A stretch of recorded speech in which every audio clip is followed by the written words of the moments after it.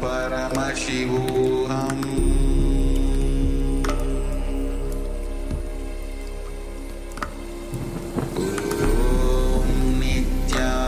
Nithyananda Paramashivoham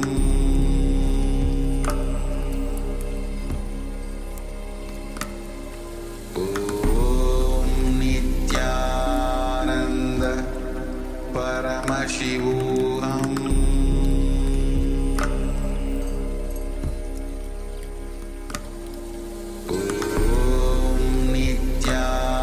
Nithyananda Paramashivoham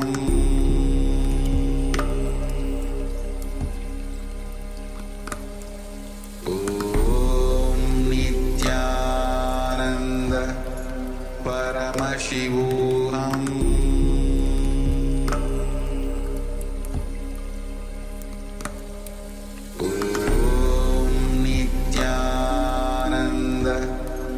Paramashivoham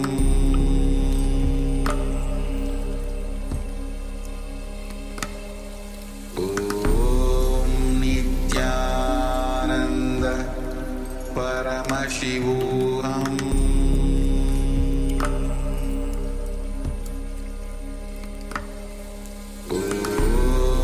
Nithyananda Paramashivoham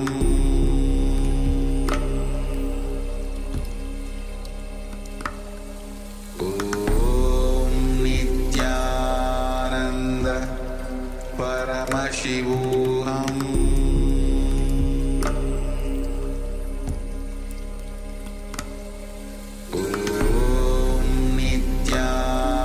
Nithyananda Paramashivoham Nithyananda Paramashivoham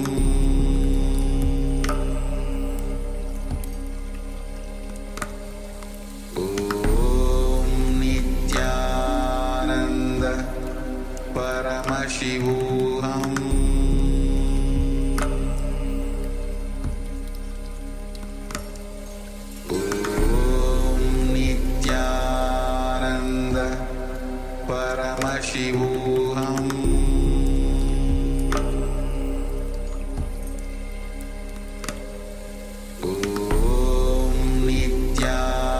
Nithyananda Paramashivoham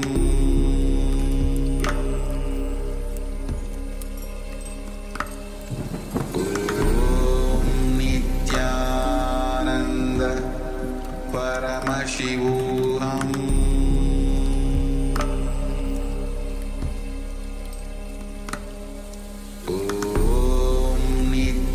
Nithyananda Paramashivoham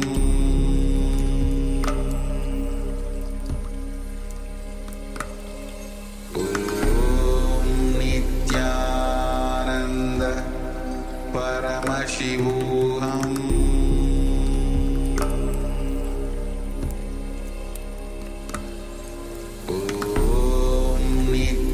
Nithyananda Paramashivoham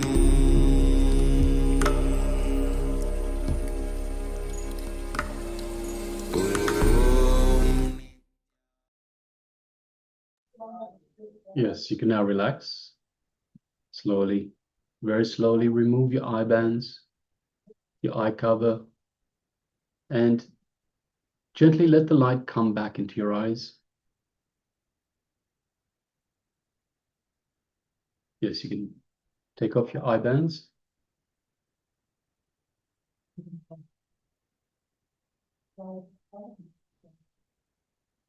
Yes, you can relax. If you're in the middle of the chanting, you can slowly relax. The Mahavakya chanting, slowly relax. And now, let us have a quick sharing moment where you share all the details that Paramashiva revealed to you during this manifestation. No matter what happened within you, let's make sure that you share immediately so you don't lose any of the details. You'll remember all the details.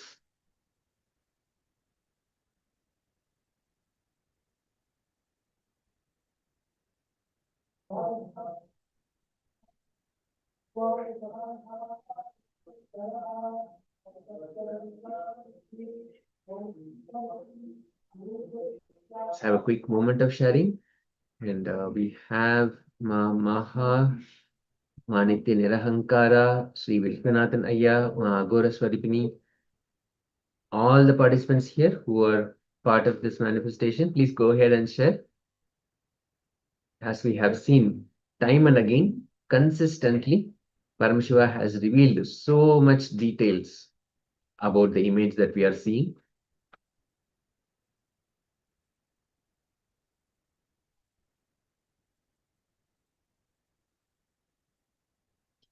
Let's have a quick sharing moment. And do not bother if it's going to be accurate or if it's going to be right, wrong. Just celebrate the fact that Paramashiva is manifesting in your inner space, manifesting through you all the powers.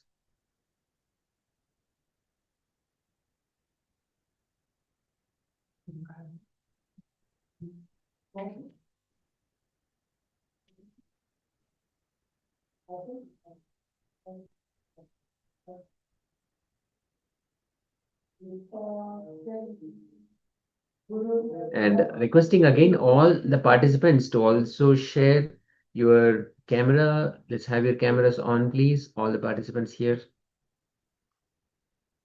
Requesting all of you to start the cameras and be available in the camera as well. Thank you.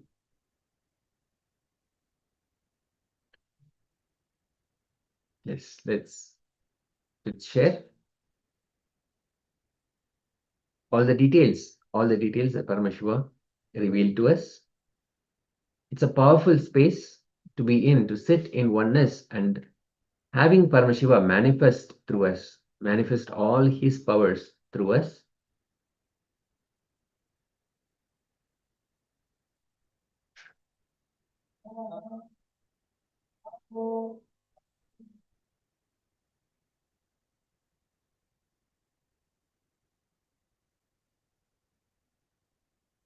The participants are typing in. So while we are waiting, let us also again remember that will persistence is the key.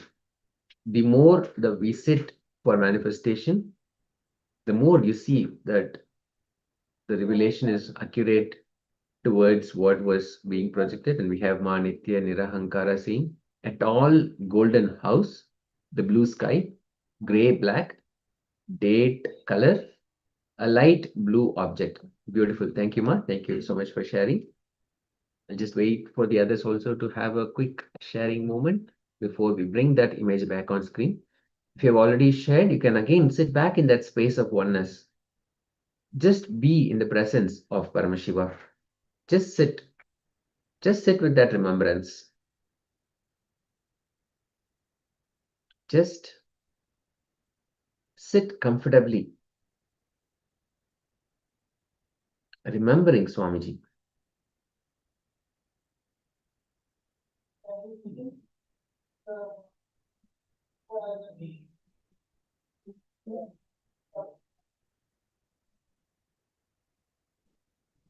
Okay, so now we'll bring that image back on screen so we can see what Paramashiva has revealed to all of us. Yes, so that is the image that was being projected. And Vishwanathan Ayya is saying, I was just practicing a meditation session on YouTube. No issues, Ayya, no problem. Now we're going to be having another session, another round of manifestation. You can participate in that. And what we always request is for you to be fully available during this time for all the sessions. So you can schedule your time accordingly. And we're coming back to this image. It's a beautiful, and Ma Maha is sharing white clouds, golden, bright, colorful. Beautiful, Ma. Thank you. Thank you so much for sharing. What looks like a Venice. We have a beautiful, first we have a beautiful sky, blue sky with white clouds here and there. And we have buildings and a beautiful water body with what looks like a rowboat, which is carrying passengers, carrying people, and the water is running through the city in the middle of the city. There is like a pathway that's beautiful, and a lot of colors. We have the blue sky, and the buildings have a lot of colors. There is red. Definitely, there is a lot of red on the rooftops and by the doors and windows. There is a light golden yellow. There is a bit of a red with the shillings on top of the roofs, on the ceilings, and there is a what looks like maybe a church towards the middle of the image. So overall, nice sunny day with a lot of golden sunlight as well. And let's just come back to Ma Nityananda Hankara, who said a tall golden house, great, the blue sky, gray, black, date color, a light blue object. Fantastic, Ma, beautiful. And all the details that Paramashiva has revealed to you, fantastic. And Ma Maha had shared white clouds, golden, bright, colorful, absolutely. Paramashiva has revealed such fine, minute details as well, and we are all able to manifest, we're all able to bring that manifestation and receive his revelations as well. So fantastic. So let us get into the second round. Let's go to round 2. Let us sit again comfortably, sitting straight with your head, neck, and spine in a straight line, sitting comfortably.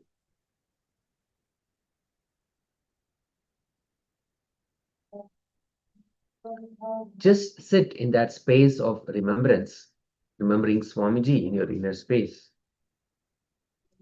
Sit with the intention that Paramashiva should manifest in your inner space, manifest his presence in all his powers through you.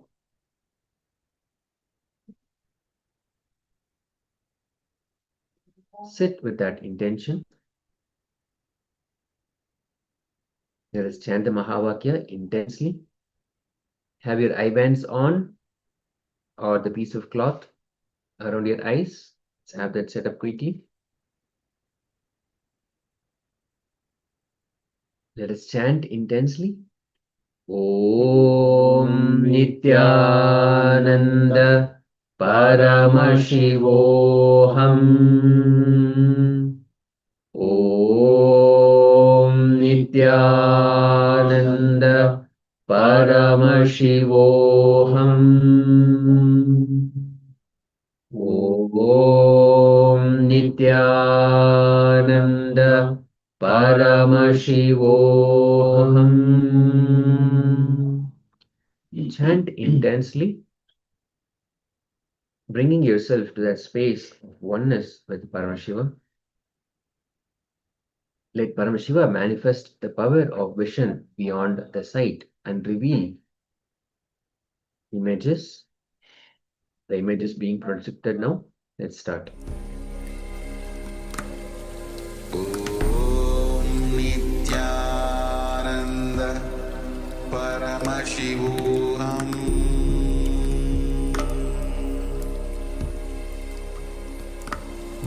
Om Nithyananda Paramashivoham.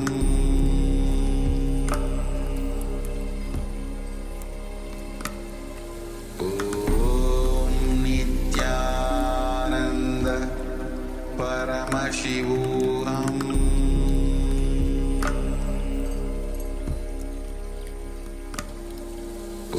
Om Nithyananda Paramashivoham.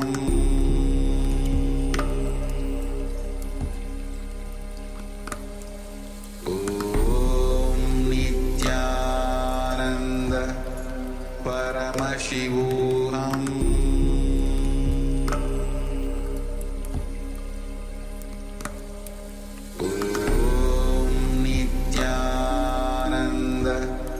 Paramashivoham.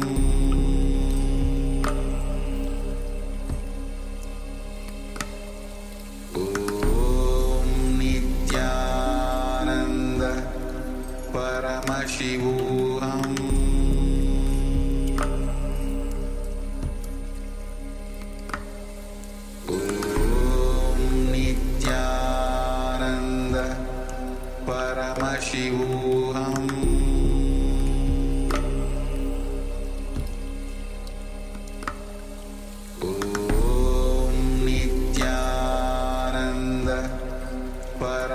Paramashivoham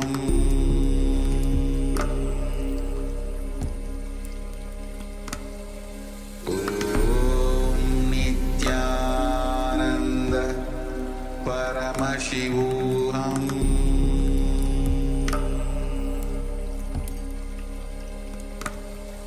Om Nithyananda Paramashivoham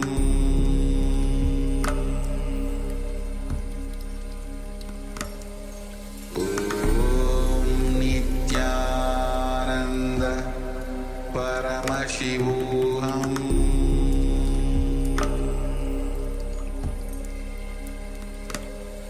Om Nithyananda Paramashivoham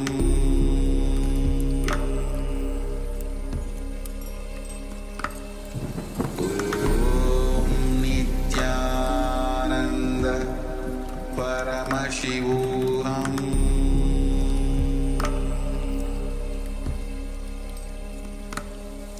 Om Nithyananda Paramashivoham Om Nithyananda Paramashivoham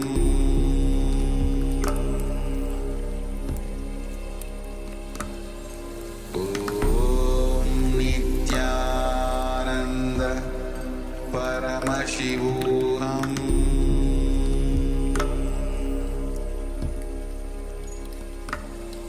Om Nithyananda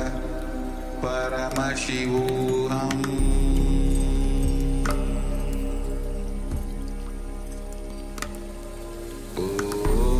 Om Nithyananda Paramashivoham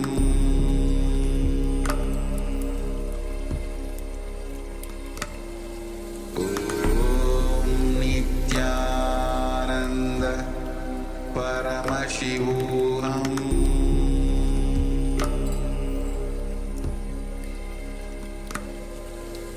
Om Nithyananda Paramashivoham Om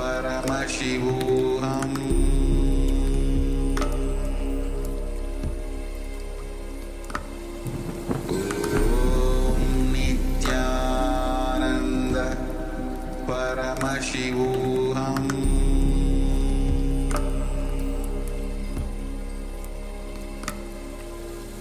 Om Nithyananda Paramashivoham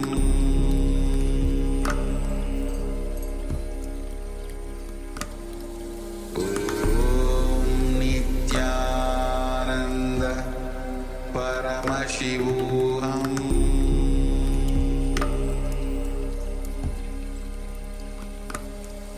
Om Nithyananda Paramashivoham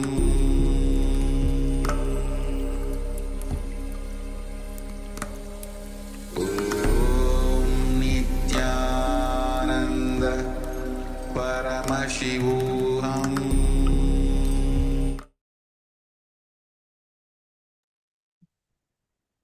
Yes, you can relax now.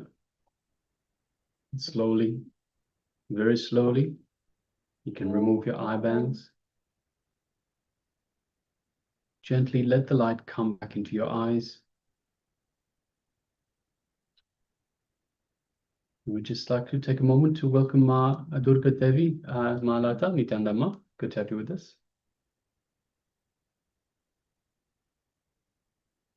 All right, so this is the second round of the power manifestation, the power of third eye vision. So requesting participants, please take a moment and now share what was revealed to you in your third eye. So what did Paramashiva reveal? What did Swamiji reveal to you in this power manifestation, the power of third eye vision? So we had projected an image for you. Take a moment and please share.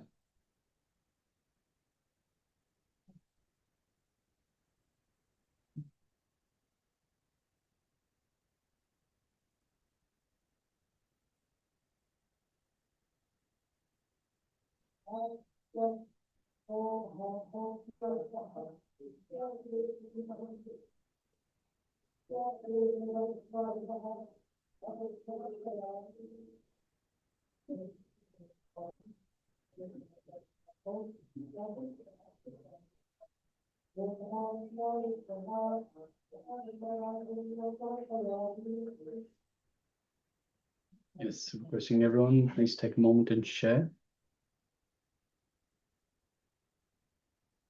Yes, we have sharing from Vishwanathanaya. It says clouds, rain, mountain, green tree, white light. Yes, thank you very much for sharing that. Thank you.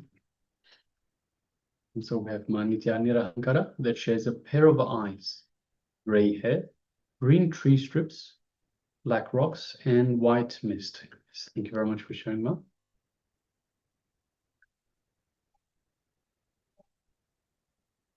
So requesting everyone else, if you have taken part in this power manifestation, please take a moment and share what was revealed to you in your third eye. And if you're following us on YouTube, you can also let us know in YouTube.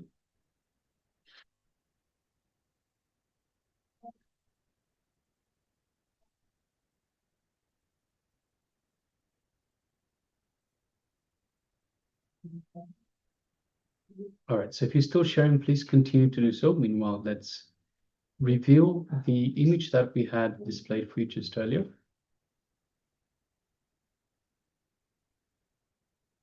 Yes, so this was the image that we have for you.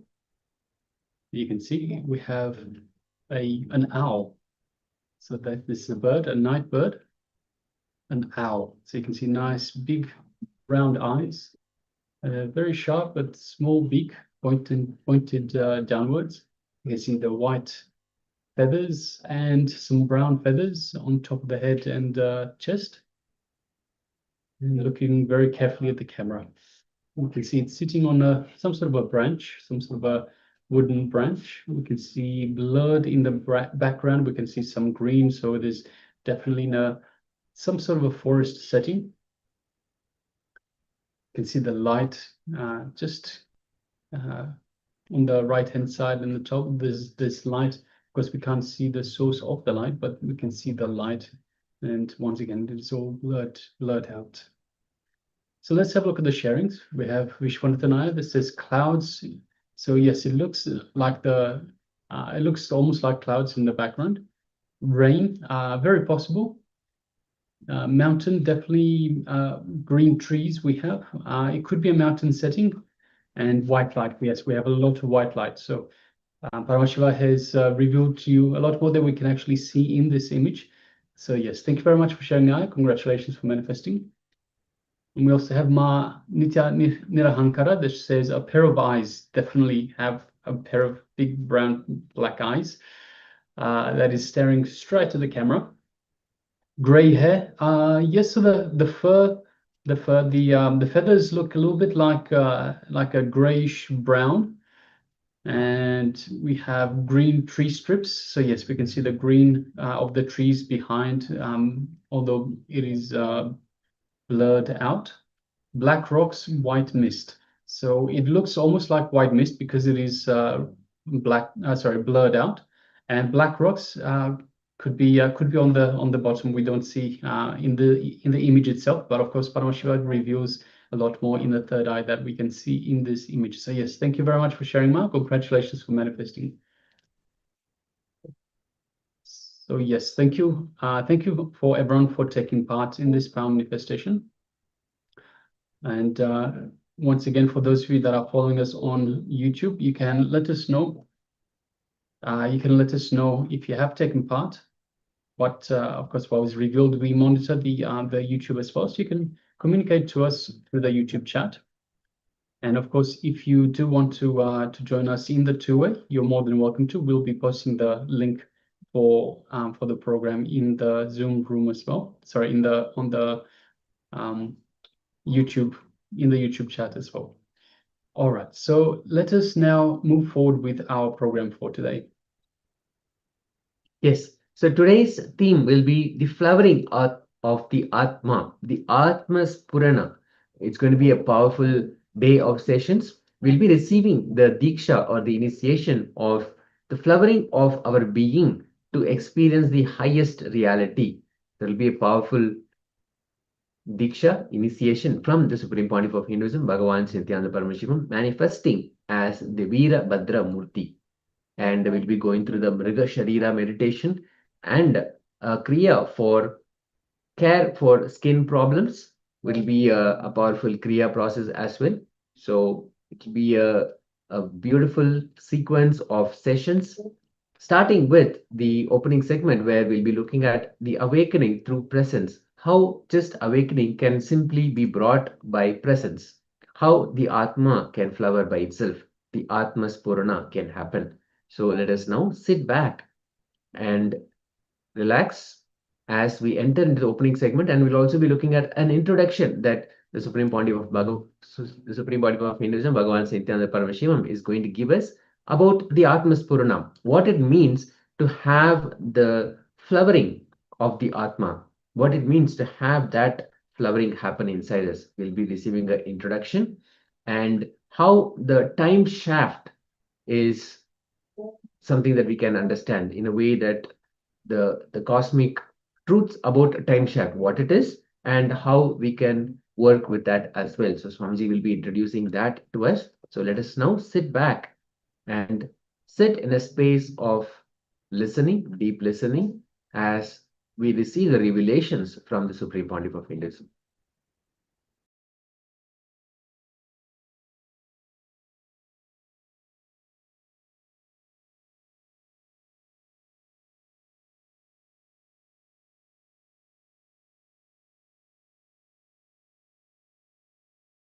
One disciple who has got a deep interest becoming enlightened, wanted to attend Atma Spurana, went to the Zen master. Atma Spurana means enlightenment intensive, the flowering of Atman, enlightenment. He went to the Zen master. Actually, master was on the third floor. He was walking the roof. This guy was approaching the master. Master, I want to become enlightened. Master just pushed him. From the third floor, he was falling. But the guy had such a deep trust over the master. Even when he was falling, he thought, if master does, it will be only good for me. The deep trust. The story says, yes, he fell on the floor like a flower after flowering. He fell on the floor like a flower after flowering. Understand this one story. For that experience to happen, two things are necessary. One is the master.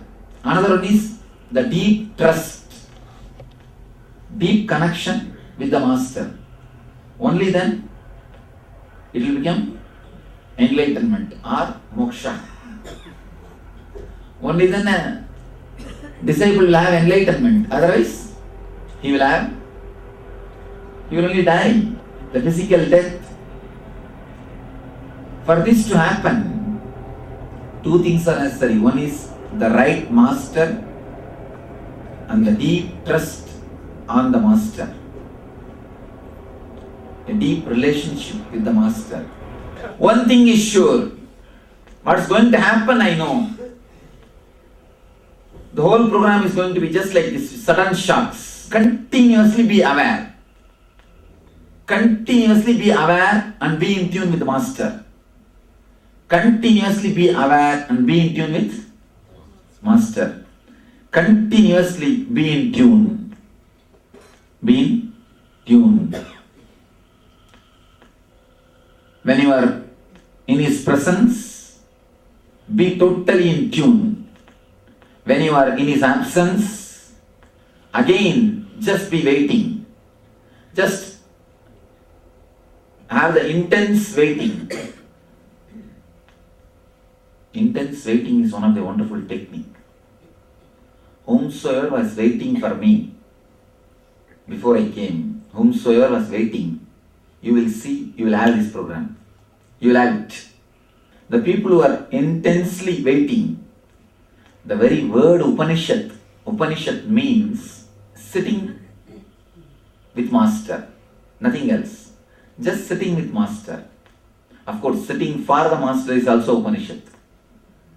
Intense waiting is a wonderful technique.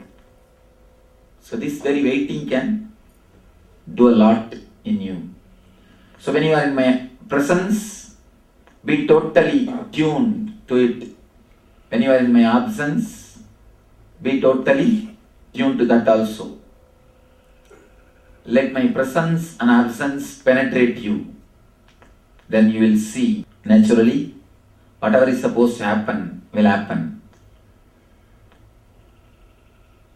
When I say tune to my presence, I say through all five senses fall in tune. By seeing, by hearing, by smelling, you will be able to smell me. When I say you will be able to smell me, literally I say you will be able to smell me. The Master's presence is very deep, penetrating. Only because of our insensitivity, we again and again miss it. When you fall in tune with Master's presence, the intense joy, when you fall in tune with Master's absence, the intense pain, both can purify you and make the miracle to happen in you. Master works in two ways, by giving his presence and by giving his absence.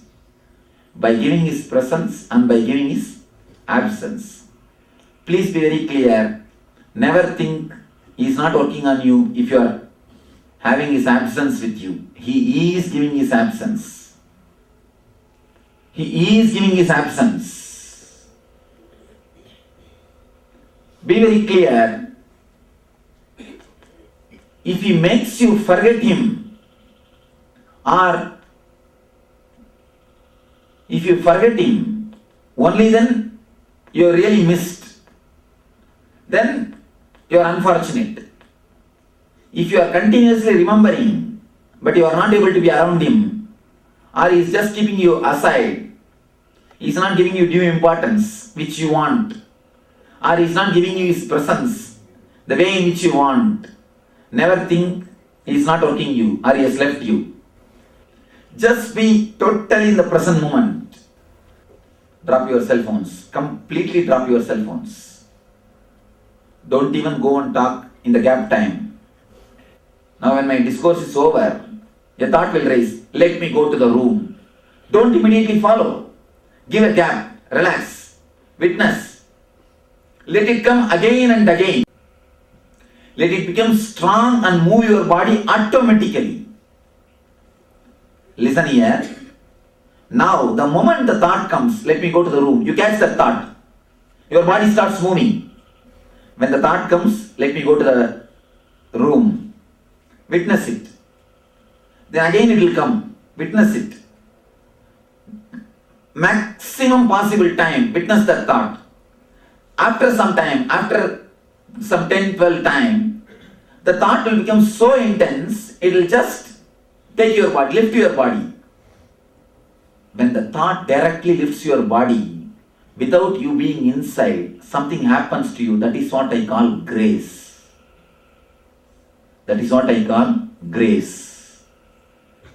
When you are there in between your thought and the body, you look so ugly. When you are missing between you and your thought, everything, whatever you do has got grace. Even your scolding, your anger will have compassion in it. Even your lust will have a pure love in it. Everything. Let us understand this first. This is the first thing which we need to understand. Designed means having the information, what the customer wants and what is supposed to be supplied and how best way the packaging can be done. What is the interest of the product, means what do you want to give and how you want to market. With all this information, with all this data, product is created and marketed. Revelation means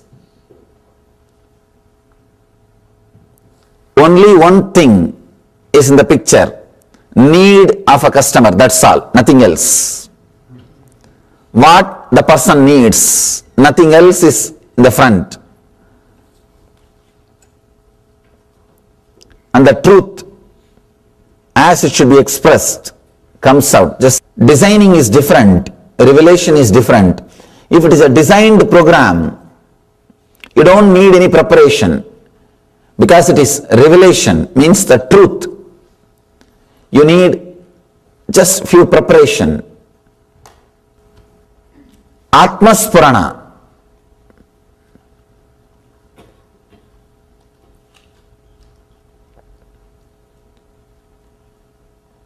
Flowering of yourself.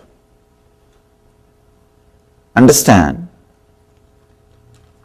The ultimate consciousness which is in you, that is always overflowing. That is an eternal flower. We don't need to work on it. But something which is between that self and us, your body, your mind, your emotions, these few things, these few sheaths we call Koshas. Only these few Koshas needs to flower, needs to open, needs to radiate, needs to fall in tune. Understand? The ultimate self itself does not need anything. But the instruments with which you experience the self needs to flower. They need to open up. They need to experience the truth. Now we are going to work on the very koshas, very layers, not just on the engrams. In NSP you worked on the painting. Now we are going to work on the canvas on which the engrams or the paintings are painted. Koshas, the 5 layer, first layer, the first body which you carry is Annamaya Kosha, the physical body with the flesh, bones. Second, Pranamaya, the breathing, the prana movement happening in you. Third, Manomaya, the inner chattering happening in you. Fourth, Vijnanamaya, the emotion, intense emotion happening in you. Fifth, ultimate, Anandamaya, the peace which you experience or the joy which you experience.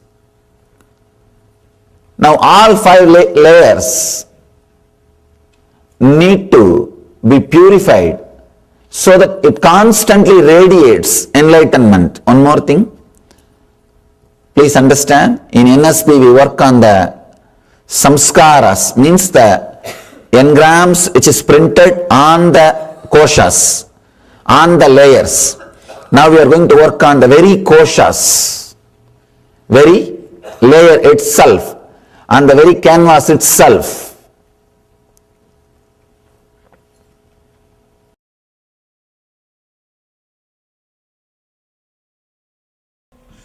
Alright, let me explain. This is what I call time shaft. Time shaft means the time. Kala chakra, continuously moving.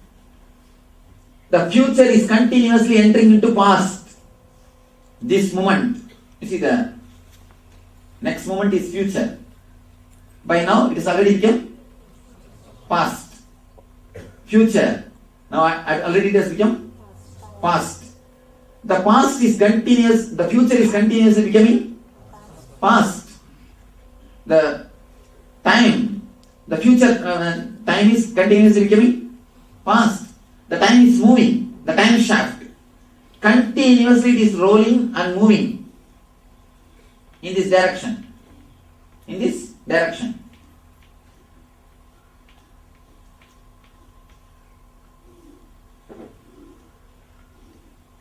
The past is moving into future. Continuously the past is moving into future. This is the time shaft.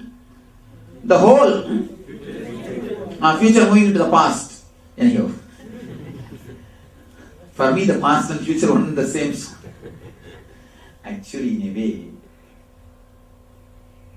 it's a complete shaft. So what your so-called future is nothing but past. Nothing but past. Your future is also nothing but past. You are seeing only one portion of the time shaft. I am seeing the eternity, Nithya. In Nithya it is a circle. It just comes and gets connected.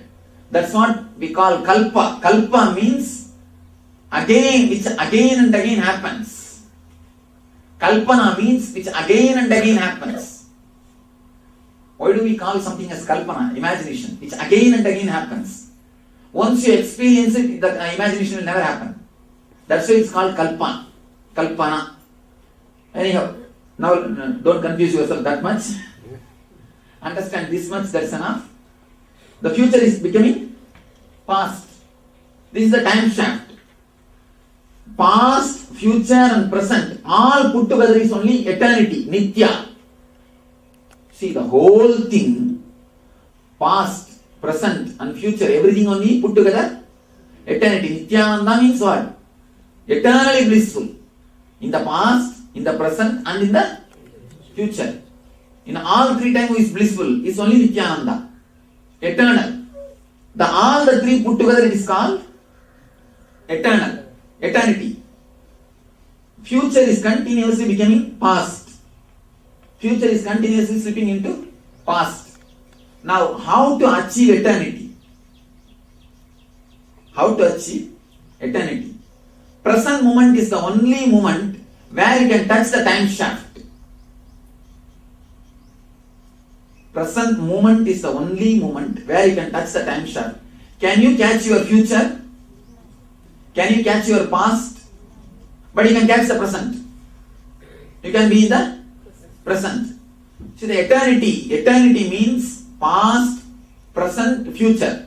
All three together only is eternity. This the whole thing is eternity. And beyond this board, on that side. Eternity.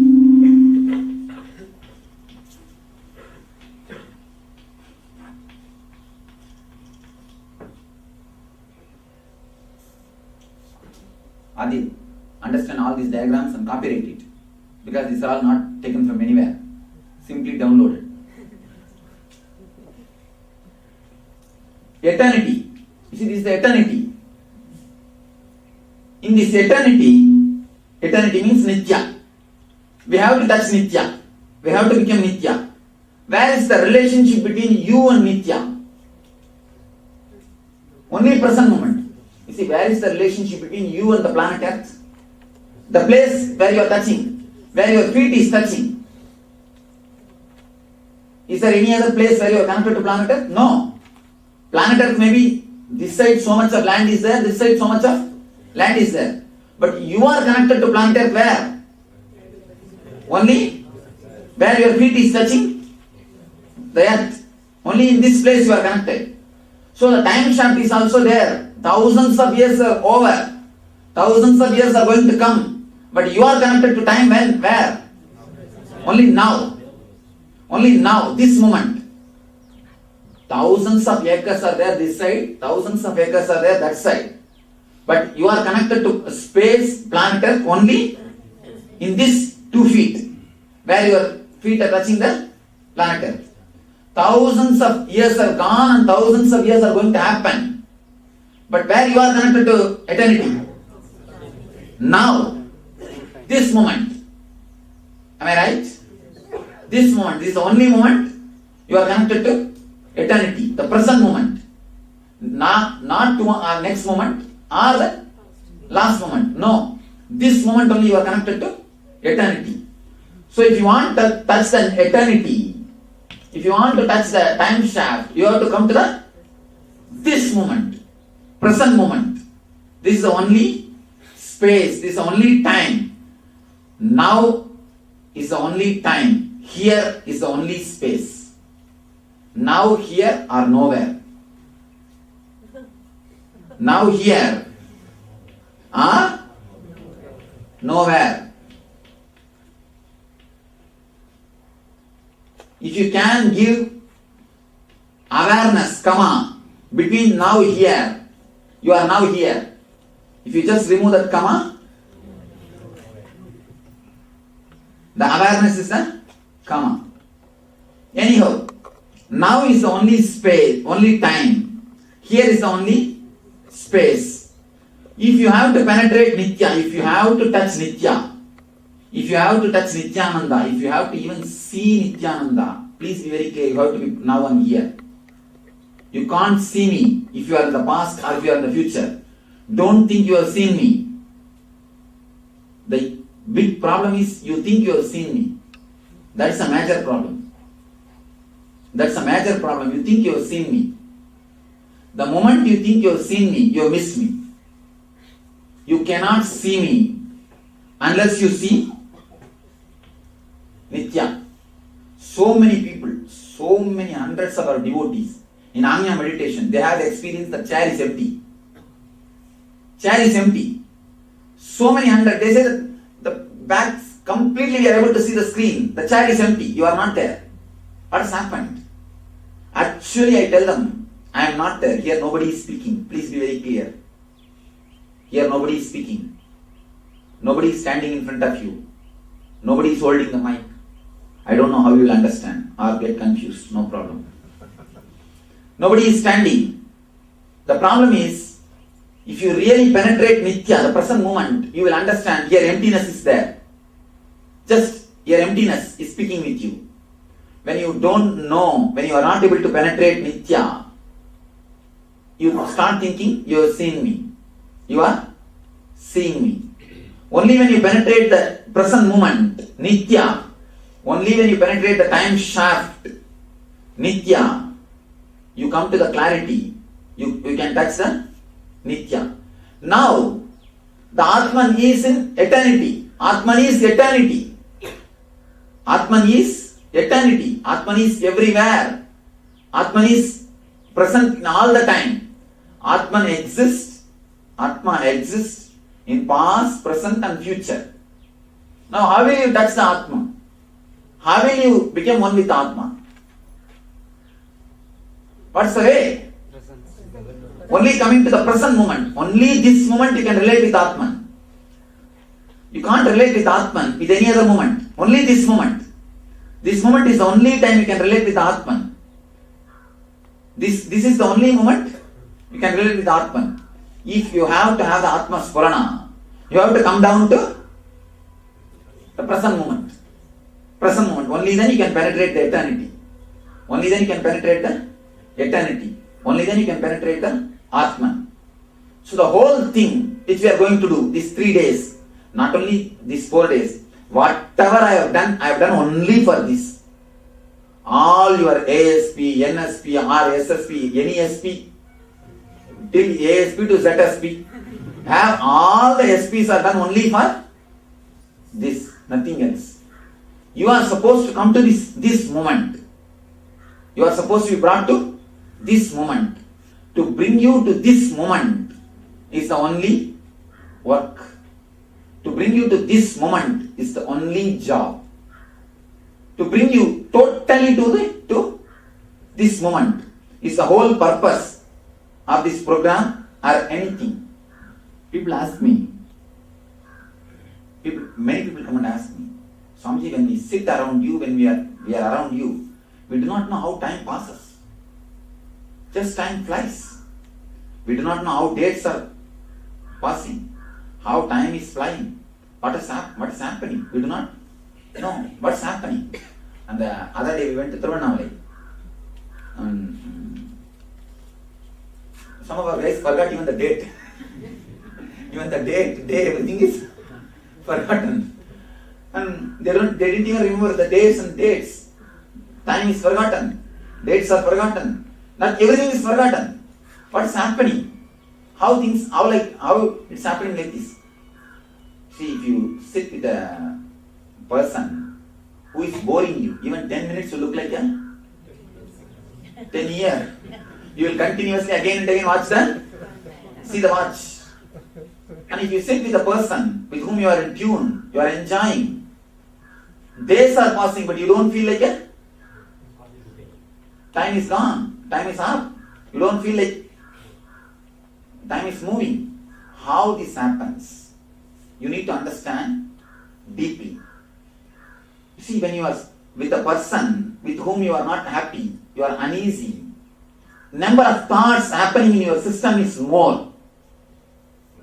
Number of thoughts happening in your system is more. Continuously so many thoughts are happening. Thoughts are nothing but your movement between future and the past. Understand? I am defining the thoughts. Thoughts are nothing but your particle or yourself. Consider yourself as a particle. Yes, particle. The particle is yourself. This particle, if it moves from past to future in high frequency, that is what is called thoughts. Your thoughts are nothing but about your past and the future. Is there anything else? About the past or about the future? Your thoughts are nothing but your illogical, irrational, idiotical movement between your past and the future. Your thoughts are nothing but your illogical, irrational and idiotical. The word is right, idiotical. R will create, that's all, whatever is after all idiot. And you know, idiotical moments of between future and the past. And one more thing I wanted you to be very clear. There is no good thought and bad thought. Please be very clear. Now I am breaking one more stone. There is no good thought and bad thought. All thoughts are bad. Over. No, really. Even your thought to become enlightened is bad. Even your thought to become enlightened will stop your enlightenment. In ultimate sense, that is what will be the final hindrance. That's what will be the final hindrance. Any thought is bad, that's all. In the garbage, there is no good garbage and bad garbage, no. No question of good and bad. Your thoughts are as such bad. Simply as such your thoughts are bad. There is no question of good thought and bad thought. Don't think that if I do some punya, it's a good thought, otherwise it's a bad thought. No. The very moment between past and the future, just running. Actually, that's what you are doing. Don't think you are sitting. It's not actually now you are doing. Actually, that is what you are doing. You do not know. And this is the same thing you are doing. Continuously you are doing. Between past and the future, past and the future, past and the future, past and the future, past and the future. Now that's what actually you are doing. Past and the future, past and the future, past and the future. Continuously, the frequency that you are vibrating. You are oscillating. This side and that side, this side and that side, this side and that side. So much of movement is happening. That is what I call thoughts. You are being, moving irrationally, illogically and idiotically between the future and the past is what I call thoughts. Now, in this, there are few categories. 100 thoughts per second means high frequency. Just like a doobie runs. Doobie is running. This is 100 thoughts per second. 100 thoughts per second. When the frequency, that's what TPS, new term, TM, SM. Service mark. TPS, thoughts per second. If it's 100 using the word just 100 thoughts for a mark. There is no such thing as 100. I think it will be a little more, I don't know. 100 thoughts per second. If that is the case, you are too much away from the time shaft. You are too much away from your center. You are too much away from the Nithya. You are too much away from your Atman. Your Atman, center, Nithya, everything is one and the same. This is your Atman. Atman, center, Nithya, everything is this only.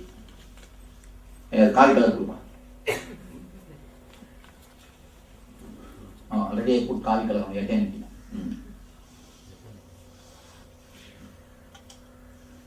Here you and me is one and the same. Here you and me are one and the same. Please be very clear. In this space, you and me are one and the same.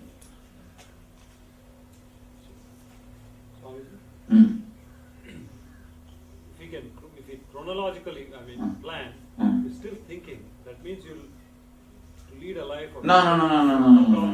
Now let me. You see, as long as you are inside your Manipura, all your thinking will be only psychological worrying. The moment you are out, all your thinking will be chronological planning. As long as you are inside your Manipura, yesterday that is what I gave you the technique. Just sit, don't move. Don't move by your thoughts. Witness.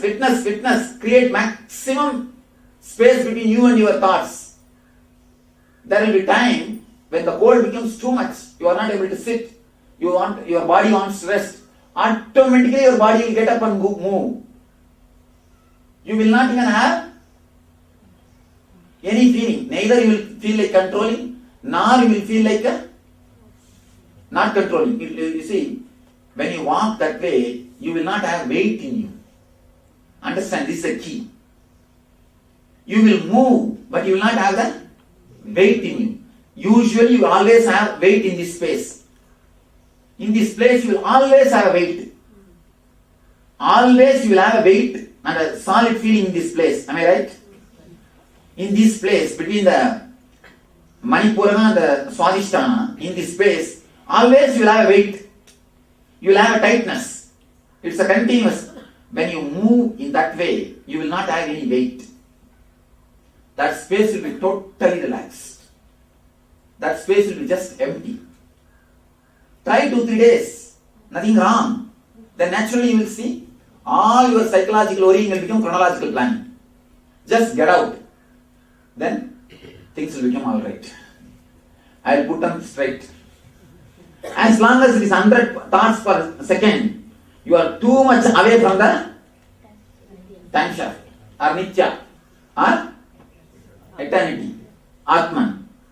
When it is 80 thoughts per second, the frequency is little less.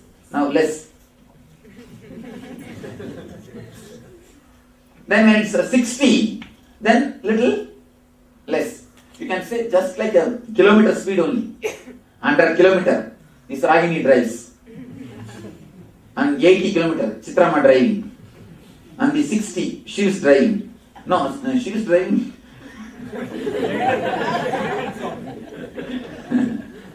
And when you come to 60, the moment is there. When you come to 40, still low. When you come to 20, you almost manage. You almost manage. The thoughts per second, if it can be brought down, that is what is meditation. Meditation is nothing but techniques to bring down the TPS. Bring down the TPS. Whatever helps you to bring down the TPS is meditation. When you carry your child, if you are just totally relaxed and TPS comes down, that is meditation. When you are playing, you are totally relaxed, TPS comes down, that is meditation. Whatever makes your TPS to come down is meditation. Please be very clear. Whatever makes your TPS to come down, anything, if it makes your TPS to come down, it's meditation. It is path to eternity, Nithya. Whatever makes the TPS up, it is Mithya. Sometimes even our meditation makes TPS up.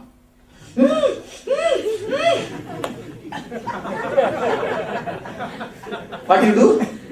Hare Rama, Hare Rama, Hare Rama, Hare Krishna, Hare Krishna, Hare Krishna, Hare Rama, Hare Rama, Hare Rama, Hare Krishna, Hare Krishna, Hare Krishna, Hare Rama, Hare Rama, Hare Rama. What happens? TPS just goes up. So whatever makes your TPS up is Mithya. Whatever makes your TPS down is Mithya. See, I am giving you the sutras to create meditation techniques. I taught enough of meditation. Now I am giving you the sutras. Let you start creating techniques. Whatever brings your TPS down is Nithya. Whatever takes your TPS up is Mithya. Easiest to measure. Straight. That's all. Straight. The more TPS, more suffering. The less TPS, less suffering. The less TPS, more ecstasy, more joy, more bliss. Because you are near Nithya. You are coming nearer and nearer to Nithya. Don't think if you are sitting here, you are near to Nithya. No. That's what we think. That's what we tend to think.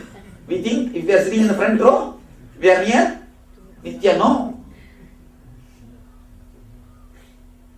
If you are sitting, don't think if you are sitting there, you are near. Again, there is one more complex basis. I am near. Where you are sitting is not the thing. If you are sitting, you are near Nithya. If you are doing, then you are. If you are sitting, you are near Nithya. Just sit, you will be with Nithya. Just sitting you will be with Nithya. Nothing else. Understand the number of thoughts, the TPS, if it comes down, naturally you are near bliss. If it is high, you are away from the bliss. Now, let me give you very clearly, that's Upanishad concept. Your Atman, your being, is covered with 5 sheaths. Annamaya. Annamaya means 100 TPS. Pranamaya means 80. Means coming down and down. Then don't ask between the 81 and the 90, which Koshas only. This is the area. So Pranamaya. Then comes Mano. Then comes Vijnana. Then comes Anandamaya. Even this Anandamaya is not enlightenment. Please be very clear. Even this Anandamaya is not enlightenment. When you cross the Anandamaya, what happens is what is? Atman. If your thoughts are continuously moving this side and that side, this side and that side, you are in Annamaya. High speed. I read a beautiful statement yesterday in the Madras.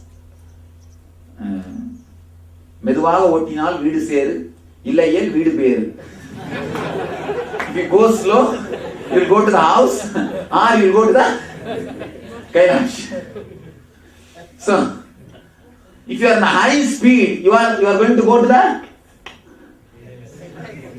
not Kailash, somewhere else. You are in Annamaya. If the frequency is too much, you are in grass level. Only the grass level things can give you the joy. Only the grass level things can give you ecstasy. You are too grass, Annamaya.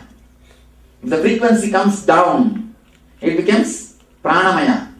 If the frequency is more low, you are penetrating the Manomaya.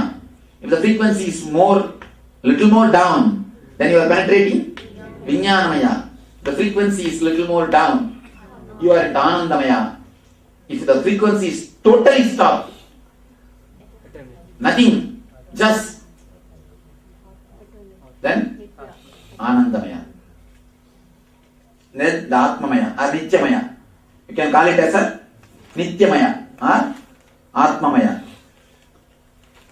These 4 days we are going to work only to penetrate this 5 layer. Penetrating this 5 layer means stopping the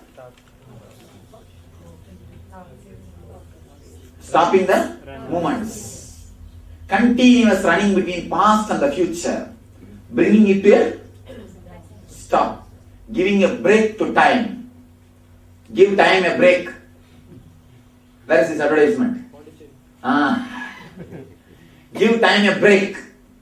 If you go to Pondicherry also, you will not give a time a break with this mind. And actually I tell you, the person who do not know how to give time a break can never have a vacation. I tell you honestly. Even if you go to beach and sit, what will you be doing? You will start thinking about when I will go to bed, next day office. What I have to do in the next day office. What else you will do? And I tell you, all your vacation is just foolishness. All your vacation, all your holiday is just changing the worries. Just changing the worries. You cannot have vacation, you cannot have a holiday, you cannot have any enjoyment unless you know the technique of bringing down the TPS. Tell me, what do you know about your enjoyment? What have you enjoyed? Tell me. All your enjoyment is nothing but changing the worries. Instead of worrying about how to clean the house and how to do things, you go and sit in the beach and start worrying, when will I go to office and what will I do? Worrying in the house is work. Worrying in the office is profession. Worrying in the beach is vacation. That's all. In your life, this is nothing else. Worrying in the house is work. Worrying in the office is profession. Worrying in the beach is vacation. Nothing else. What else you know about vacation? Nothing else. Unless you know how to give time a break, you can't have a vacation. All your vacation is just an idea about vacation. Not originally vacation. Be very, very clear. All your idea about vacation is just idea about vacation, not vacation itself. Only when you can give time a break. Give time a break. For Atma Spurana, I have a quotation. Atma Spurana, in the bracket, give time a break. Give time a break. That is the only way to have a vacation. Now really these 4 days you are going to have a vacation. That is why even with all the difficulty, I told the kitchen guys, give food whenever they come. Give food whenever they come. Here they will be making the announcement for regular timings. But you are not supposed to follow, you are not compelled to follow the regular timings. It is up to you. Continuously give time a break. Continuously give time a break. One thing, by giving this freedom, I know it's a big job for them. It's a big job for the kitchen people. But here I am trying to create a space where the TPS can be brought down. Where the TPS can be brought down. When you are with a person with whom you don't feel comfortable, happy, naturally the TPS is up. That is why what you do? You feel bored. You are in suffering. That is why all hell is called eternal hell. Why you know? You feel the time is not moving. Even if it is 10 minutes, what do you feel? 10 yuga, you don't feel time is moving. You feel time is not moving. Again and again you see the watch. Time is not moving. It looks like a eternity. Even if you spend half an hour, it looks like a eternity. And heaven always looks very short. Oh, time is up. Days are over. Heaven always looks short. Even if you enjoy your whole life in the heaven, you feel, oh, over, ended. Again, it's over. You feel it is ended. Why? Because the frequency is less. If the frequency is less, you don't feel the time passing. That's what in Sanskrit they say. In Sanskrit, time is measured psychologically, not chronologically. Kshana. Kshana means gap between one thought and the other thought. You see, in this level, Kshana is too small. In this level, Kshana is too big. In this level, Kshana is too small. In this level, Kshana is too big. That is why for Devatas, for us 1 year means for Devatas, no, for us 1 day, for us 1 full year is for Devatas 1 day. For us 1 year, what they say for Devatas? 1 day. That is why Nararaja will have only 6 Abhishekams.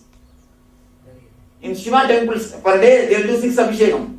For Nataraja for whole 1 year they will do only 6 Abhishekam. Because for Nataraja the Devatas time is only calculated. The cosmic dance frequency is very, only when you come down in this frequency you can tune in with that frequency. Cosmic frequency. You go near the time shaft. He is dancing in the time shaft only. That circle is time shaft. That circle is time shaft. Below you see the 2 snakes will be there. Swallowing. The past is swallowing the future. From the past, the mouth of the future, the time shaft starts and ends in the mouth of the past. He is dancing in the time shaft. Only when you go near the time shaft, you will experience the cosmic dance, the bliss, the joy, Ananda Tandava, Ananda Nardana. Only when you go near the time shaft, you can understand what is Ananda Tandava and what is Ananda Nardana. Otherwise, what will you do? That much only you will do. Nothing else can be done. You can never understand real Ananda Tandava. You can never understand real cosmic dance. You can never understand the real joy. When the frequency is silence, that is why he is called, is doing his cosmic dance in silence. Utter silence and the total dancing is one and the same. When the frequency is not there, when it is almost zero frequency, you can see the cosmic dance happening. You can see the cosmic dance happening because he is in that frequency. That is why once in a year only we do the 6 Abhishekams. 1 year is considered for as a 1 day for Nataraja, for Devatas. Only the guys who are living in that frequency can really understand who is Nataraja. All other people can only see he is dancing, that's all. Nothing else. What other guys can understand? Nothing. What people can understand when they see my dancing? Are dance some here. Dance some here. I'll explain now. It cannot be called exactly as Nithya.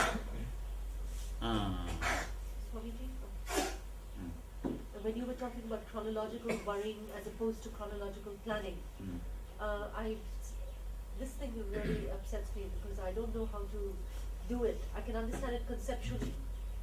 That's what I'm creating a space for you now. These 4 days don't move with the mind. Just witness the mind as much as possible. Don't give food. Don't do anything. Just witness. Let us see how much the body can pull you. How much the mind can pull you.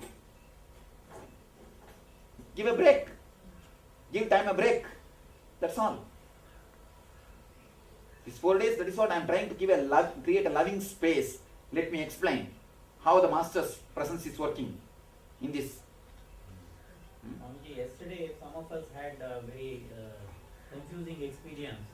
You shouldn't have discussed with others, then it will be confusing. No, after you left, we were sitting for maybe 45 minutes, 1 hour. You shouldn't even calculate it, it's 1 hour. No, maybe, that's why I said maybe. But we didn't get any thought. Then that's all, that's all. Sit for eternity, what is the wrong? We are getting sleepy after that. And then naturally, you see, if the sleep is too much, either your body will tell, let's go and sleep in the room or sleep here itself. Do that, that's all. That is what I told you. I am creating a totally loving space where you can experiment with this. You see, in the house only you have 1,000 problems. I can't sit here, I can't sit there, I can't do this, I can't do that. Here 4 days, give time a break. I am creating a space for you where you can experiment these ideas, where you can ripe, where you can become fruit. I want spiritual fruits, not religious nuts. I am trying to work on the religious nuts to make them as a spiritual fruits.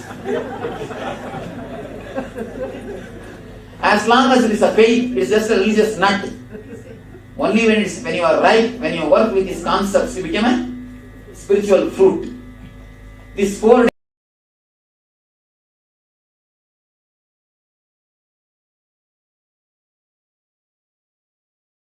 As the earth turns inward during the divine Chaturmasya, while prayers rise like incense through the heavens, and when even gods observe celestial silence, a divine anticipation stirs in the heart of creation.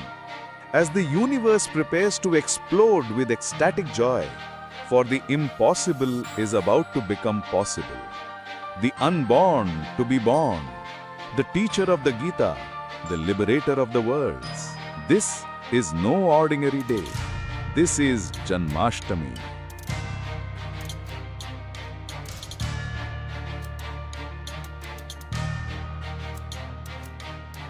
Love, sacrifice, ferociousness, knowledge, power, all these are separate words in lower middle class level. In the peak of pure consciousness, all these are Ananta Kalyana Gunas of one being, Krishna.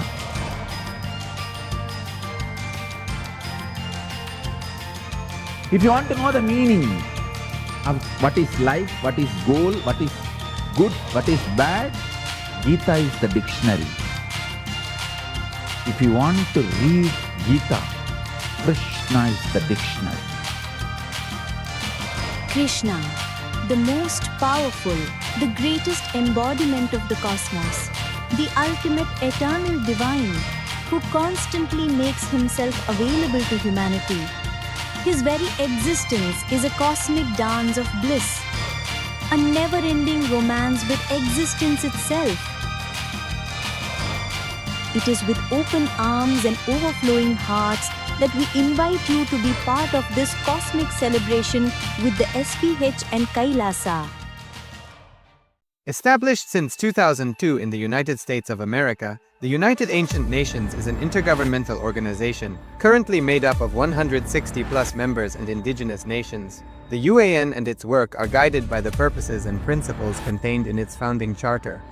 The UAN is a manifestation of the profound connection amongst indigenous peoples across the world, including African, Andean, American, European, Caribbean, Oceanic, and Asian regions, rooted in shared wisdom, sustainable practices, and deep reverence for the earth. The United Ancient Nations serves as an international cultural and diplomatic organization focused on uniting indigenous cultures globally. Our governance structure is council-based without territorial claims, led by a collective leadership through our General Secretariat. As a non-state entity with UN-style advocacy, we focus on several key areas: cultural and digital heritage preservation, indigenous diplomacy, revival of indigenous knowledge systems to solve humanity's problems, global peace, environmental preservation, health and wellness, sustained economic development, indigenous and cultural tourism. While the UAN represents numerous indigenous cultures, the United States of KAILASA serves as the first indigenous nation specifically for Hindus. KAILASA's mission is focused on the revival of the ancient enlightened Sanatana Hindu civilization with a formal governance structure including a head of state, ministers, and ambassadors. Under the leadership of SPH, Supreme Pontiff of Hinduism, Bhagavan Nithyananda Paramashivoham, KAILASA has achieved recognition as a sovereign subject of international law, possessing distinctive attributes of juridical statehood. The United States of KAILASA is the main sponsor of the proposed UAN headquarters. This initiative would bring forth an estimated $100 million in revenue for the host country through summits, conferences, tourism, and development projects. The proposed UAN headquarters would represent the world's indigenous nations and peoples through its architectural design. It would blend the best of all worlds, featuring top modern architecture, the highest green building standards, and ancient Vastu architectural principles. This headquarters would serve as a central hub for indigenous diplomacy, cultural preservation, and collaborative efforts towards sustainable development and global peace. Through this initiative, we aim to create a dignified platform for indigenous leadership rooted in ancestral wisdom, cultural legitimacy, and collaborative innovation, enhancing global dialogue and regional stability.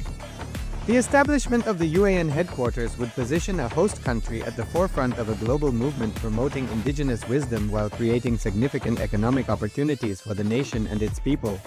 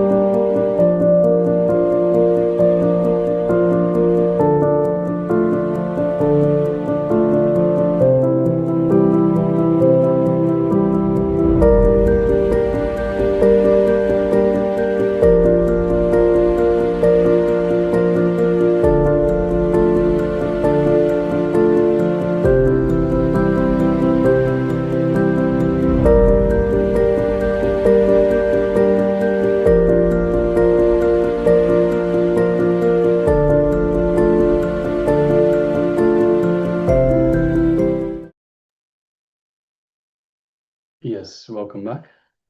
So after those wonderful revelations by the Supreme Pontiff of Hinduism, awakening through the presence of flowering of the Atman. So, and also Sanjay has given us an introduction to the Atma Spurana program and of course to the time shaft theory. So let us now move on with the next segment. And of course, if you have any questions at all, please by all means let us know. I'd just like to welcome a couple of participants that have just joined us. We have Ma Nitya Maha Chandra Sarananda. Yes, Nithyananda Ma, welcome. Good to have you with us. And we also have Ma Nistra Gunya that has joined us. Nithyananda Ma, welcome. Good to have you both with us. All right, so we have just, as I mentioned, we have just had an introduction from the Supreme Pontiff of Hinduism on the flowering of the Atman. And now we're going to move on with an activity. So we'll be joining an activity for the session. Yes, so let us now sit back and come back to that space of listening as we enter into internalizing. Now, when we get to introduce ourselves, how we do this? Introducing ourselves with our track record is like saying, all right, here is my track record. You can now trust me. We can be friends. But we don't need such big files. We don't need a credit report to create friends, to make friends, to meet people, talk to people.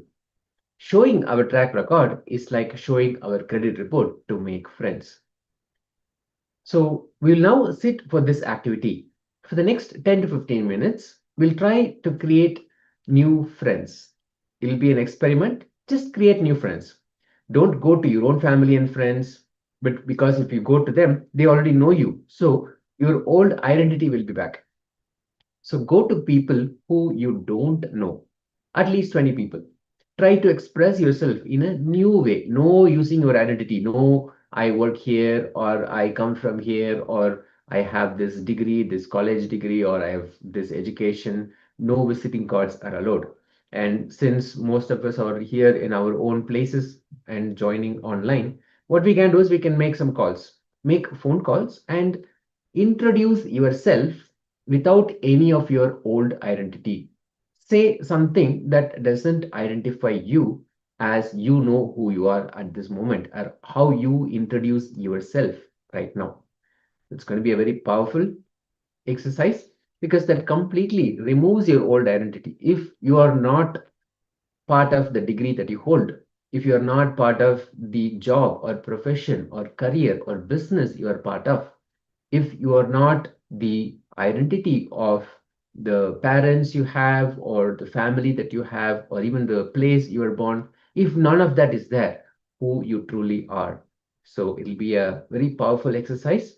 So let us sit back and let's start making those phone calls. Just call and introduce yourself. It has to be a new person. It cannot be somebody who you already know, as in like a family person or somebody who you have already introduced yourself. Let it be somebody totally new, and introduce yourself without any of the old identity, without any of the place you're from, the language you speak, even the career you have or business you have, the education that you hold, none of that.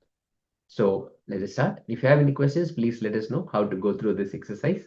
We'll be happy to assist. Let us start.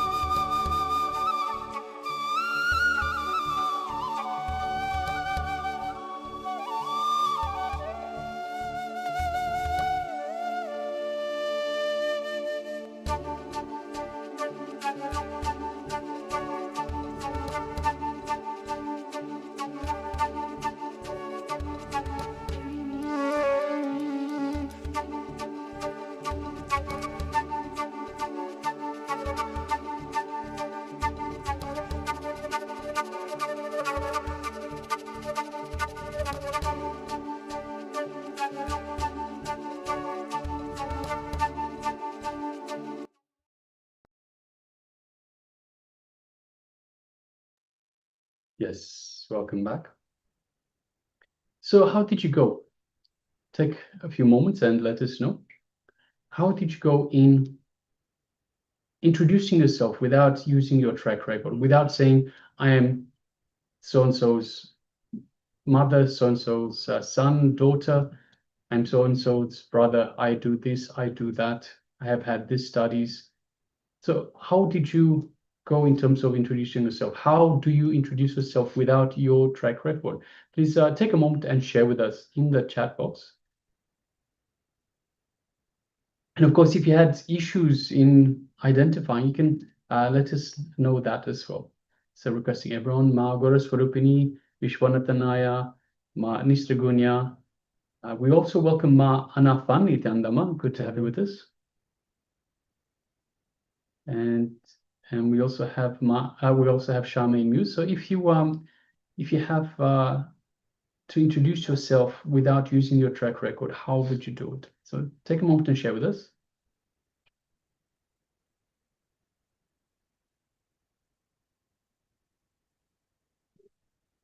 It's a powerful exercise, a powerful process to remove all the identities that we carry, remove all the credit history, the whole identity that we carry, and then start yourself fresh as a new person. If that is the case, then what we will be. If I'm saying I'm a doctor, it's just a profession that I have, a profession that I chose. If I'm saying I come from this city, it just so happens that I was born in that place. And every step of the way, if you start looking at all those introductions that you can give for yourself, your visiting cards, all of that are fleeting. They are not permanent. So then you'll come to this deeper understanding that our identity, whatever we see, whatever we think, and whatever we carry as our identity is not a solid existence. There is something beyond that which becomes part of us, which is us essentially. So please do share how it was when you introduced yourself as something fresh, something that is not associated with any of your old identities. How was it to pick up a phone and make a call to somebody totally new and introduce yourself as if you are a new person? Not only to the other person, you'll actually new to yourself as well. So let us have a quick moment of sharing how it was.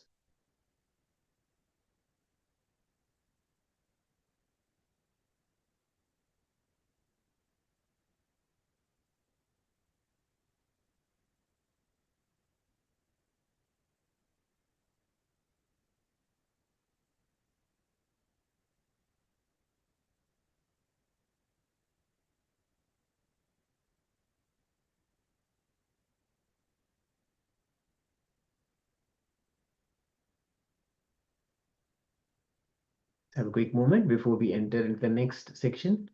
The whole day we are going to actually receive powerful cosmic truths and more revelations, more about ourselves. If we remove all those identities, if we remove all the visiting cards that we carry, then who we truly are, then we will be prepared we'll be making ourselves available for the flowering of who we truly are, our true self. And we'll be receiving that initiation from Swamiji, manifesting as the Virabhadramurti, the flowering of the Atma. So once we go through this process, this exercise, we'll be entering into that initiation. And Manistra is saying, hi, I am Nithyananda Paramahamsa devotee. I practice as a Hindu for 10 years. Still, I feel as this is new, for I, as before, was Jew and practice other religions as well. Okay, great, Ma. Thank you, Ma. Thank you so much for sharing. Even when you look at all, when you introduce yourself as somebody who practices a religion, even that is actually part of your credit card or your report card, an identity. So think further than that. Think beyond that to say, if that is also not part of your identity, then how you will introduce yourself. This powerful exercise that will make you go deeper into knowing your true self. Even the religion that we, no issues, Ma, not at all, no problem at all. This is part of the process. This is how Swamiji has defined it. This is how Swamiji wants us to think deeper and deeper and go deeper. So not at all, no issues. But then now you are ready for the second step or the next step to think, okay, even if that is not part of my identity, then what else is? Then go deeper. And Vishwanathan Ayya is sharing, recall my memory through thinking. Yes, Ayya. And Swamiji has powerfully shared that our memory is something, that's all we have. In fact, that is the only thing that we have. We are nothing but our memory. And if you see all that memory, if even that is not part of the whole equation, then what we really are, what truly defines us, what truly introduces us. So again, this process is maybe not even just to find an answer or a solution. It is for us to go deeper and deeper and form that deep understanding that anything that we carry, all those visiting cards, all those report cards, the credit reports, whatever that may be, all of that is really truly not us. So if we have a look more at ourselves in the present moment, so what really is our true self? So everything that is our track record is what we have experienced, everything that we have gone through. So if I can use my Mr. Gunya's example, practicing for 10 years, again, that is a track record. I am a Nithyananda Paramahamsa devotee. So that is present, but it is more about looking at yourself in the what is your true being, your true self. Who is your true self? The one that is experiencing, that is going through this journey, that creates the track record. So as Swami has just mentioned, it is about introspecting, about just the process of going in and understanding who you truly are. So going back to, as Swamiji says again and again, go back to the source of your first person.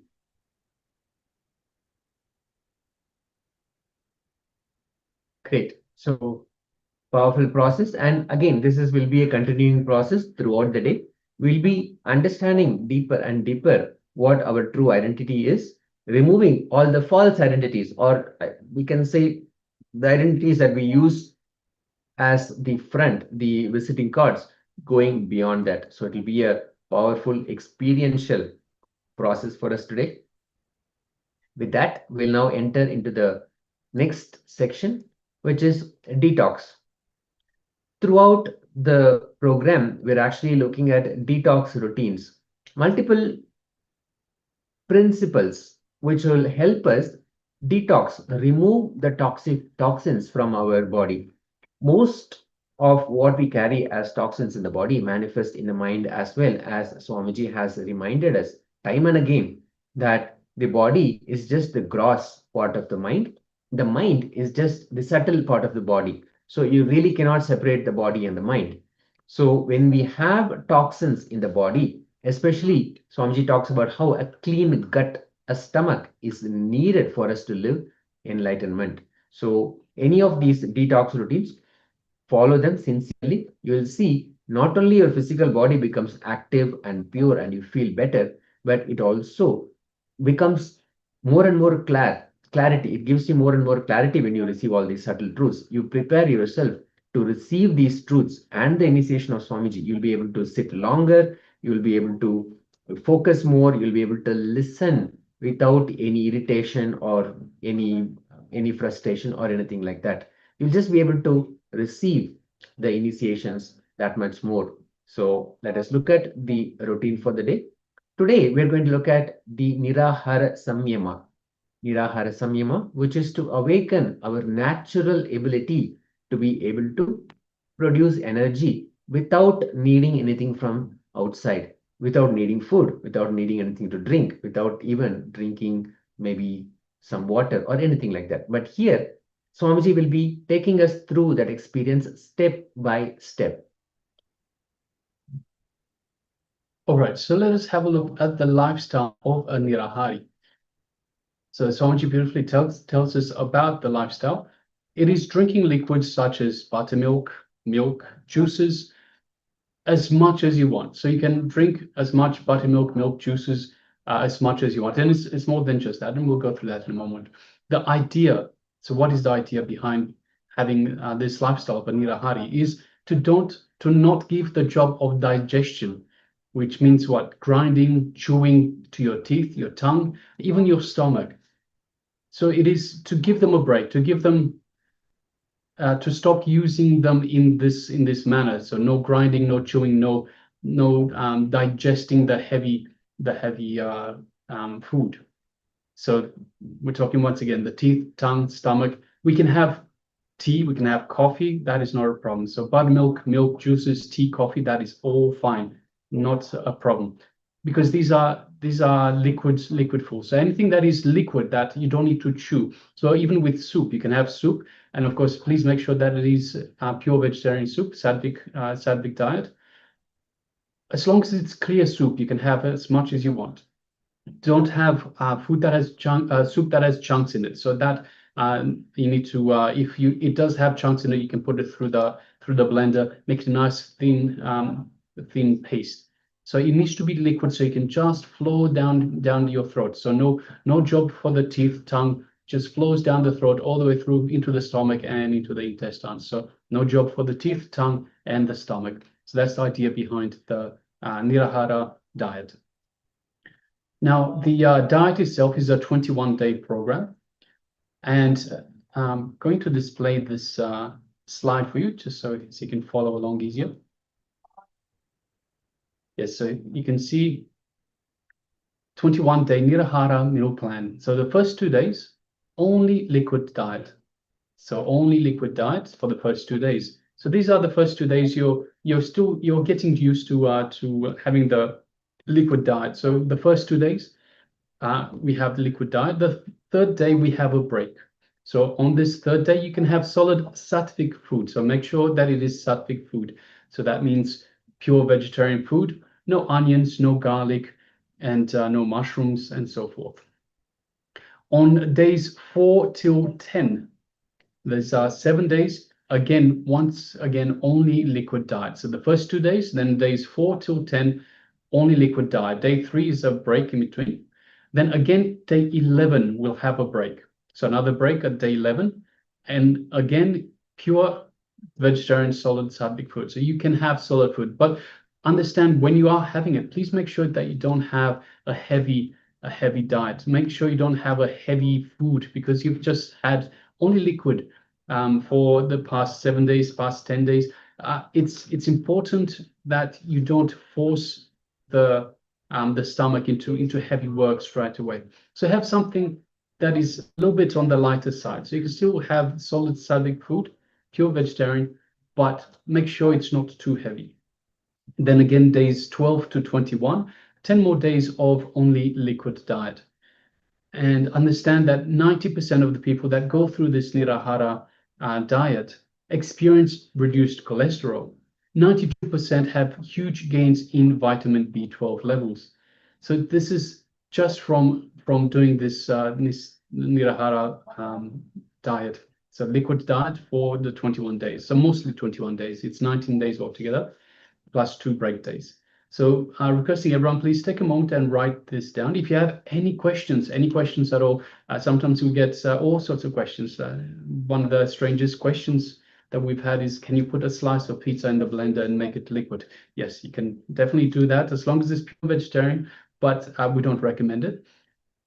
The idea, once again, is to make it a liquid that can just flow easily through, all the way through to through the stomach into the through the intestines. So once again, if you have any questions, please do let us know. Take a moment and write this down, and we'll be back in a couple of minutes.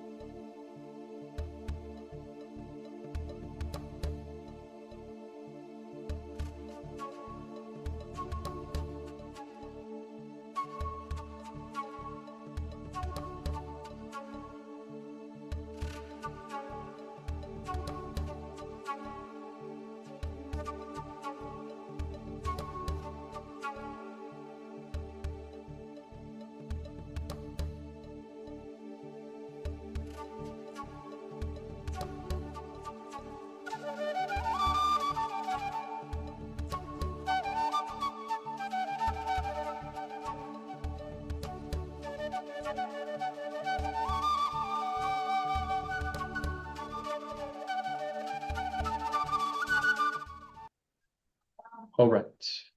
So I hope you had a chance to write all of that down. If you haven't, let us know. We can display it for some more time. If you have any questions in terms of the Nirahara, the liquid diet, please go ahead and you can ask us now. So any questions that you might have, and we have all gone through it, so we have some experience with it.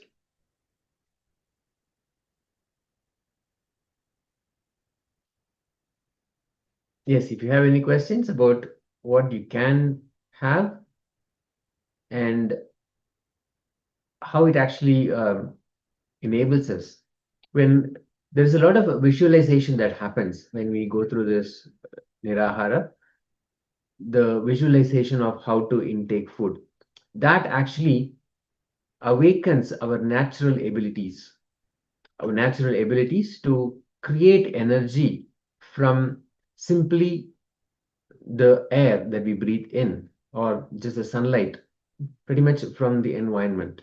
So we do not need food actually to have energy, to produce energy for ourselves. There is innate intelligence inside us that can create energy. Once that gets awakened, then we become completely rid of food. We completely become independent of food. Then food more becomes like a byproduct or something that you have when you enjoy it, but it's not really needed for you to run your life. Beautiful, Aya. Sri Vishwanathan Aya saying starting tomorrow onwards, you'll continue for 21 days. Excellent, Aya. I hope you got the schedule down. The first 2 days, you will go introduce your body to that lifestyle rather, that food options, just completely watered or liquid diet. And then the third day, you'll actually have your regular diet. Again, slowly introduce your body to it. And then the next 4 days, again, bring the liquid diet. And then after that, again, there will be a break. And then after that, another 7 days.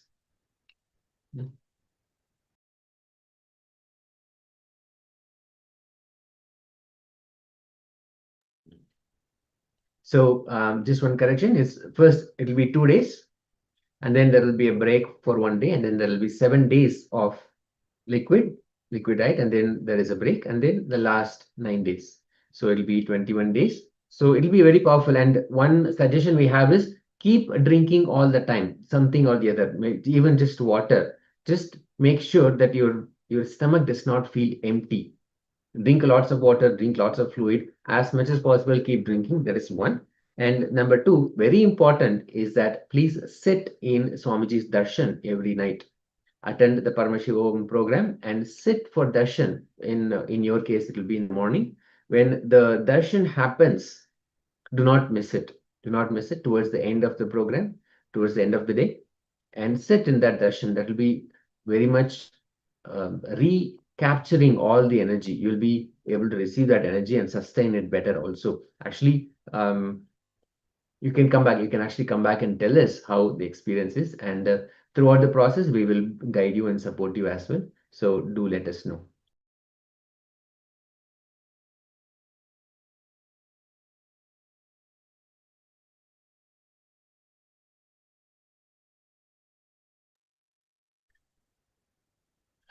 Ma Nithyananda also shares, I will start too. Today is good for Nithyananda to be on Nirahara. I'm traveling, so on Sunday I will be on the plane. If they have cookies, can I eat or not?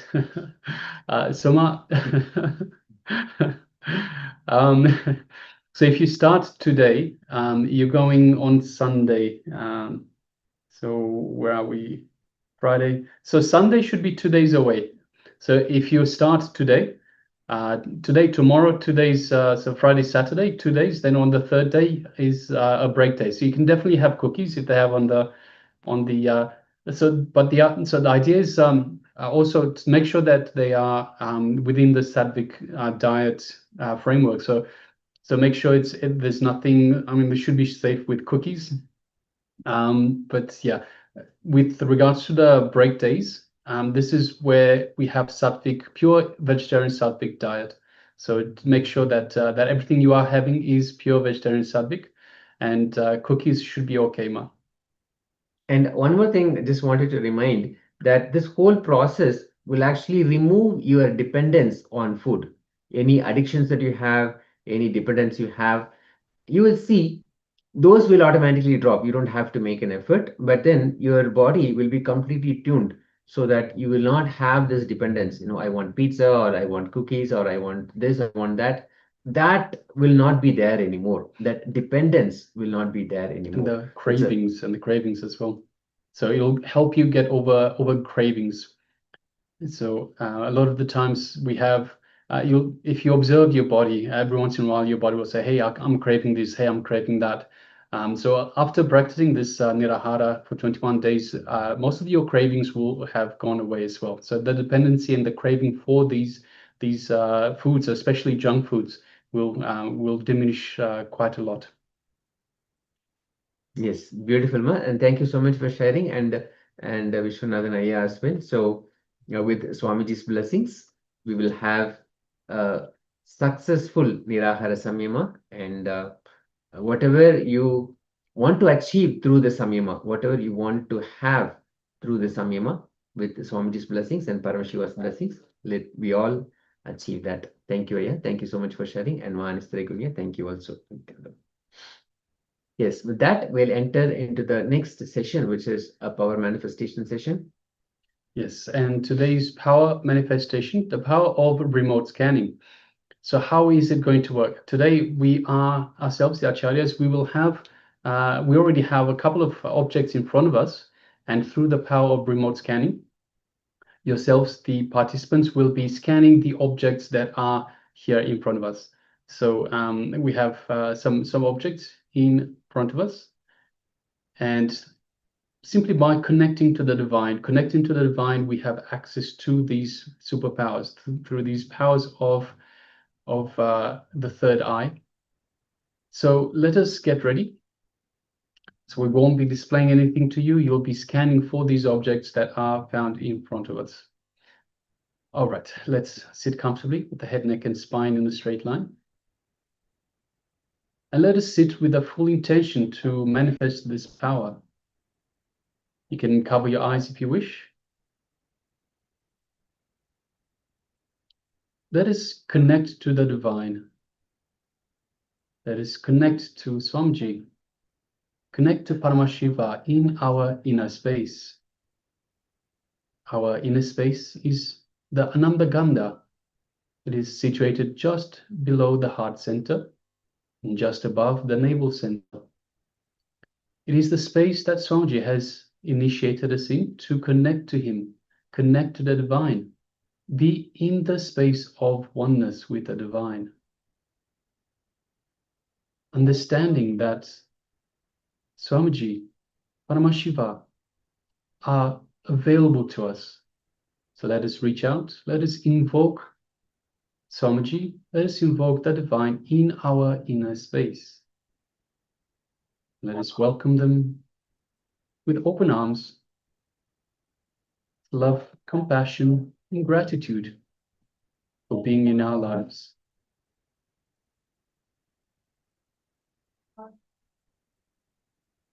And let us feel the space of oneness with Swamiji and Paramashiva in our inner space, with the powerful cognition that we are Paramashiva. All there is energy and consciousness. All there is Paramashiva. We are Paramashiva. There is no other. We are one. We are in oneness. So let's feel all of that in our inner space, our Ananda Gandha, just below the heart center. Feel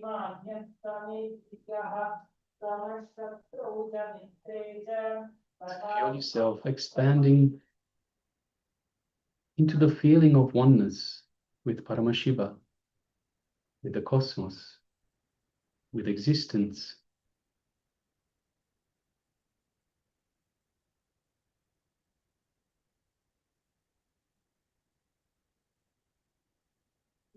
Just take a moment and feel all of that in your inner space, your Ananda Ganda.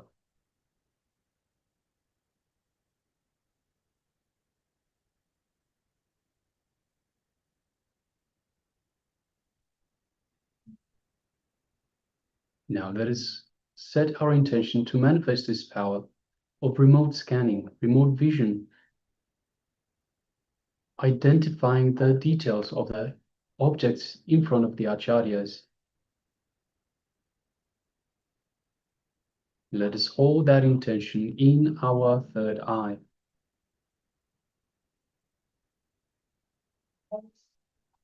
While still being in the space of oneness with the divine.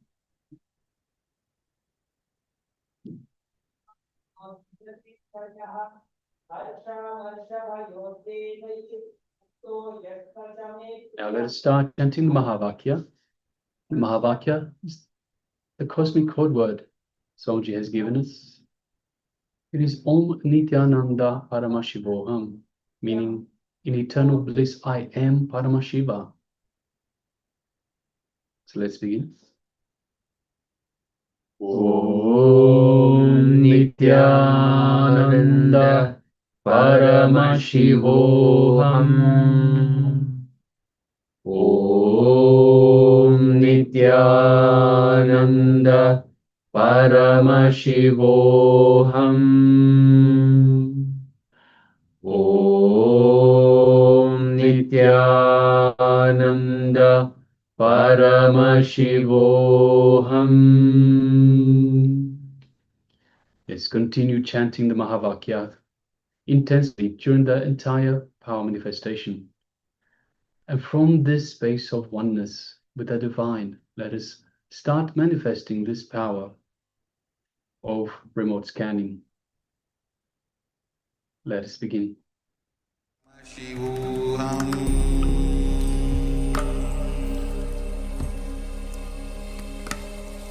Om Nithyananda Paramashivoham.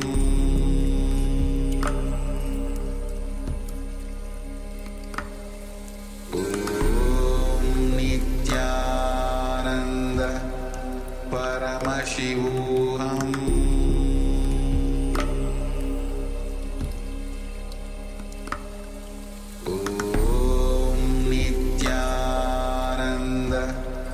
Paramashivoham.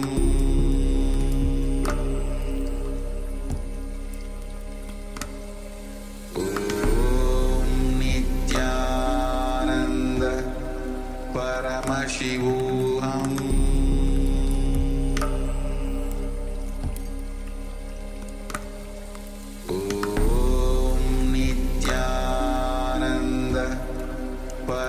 Paramashivoham.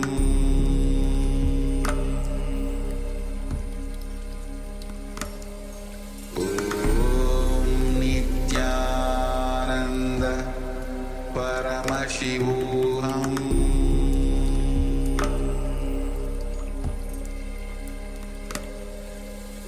Om Nithyananda Paramashivoham.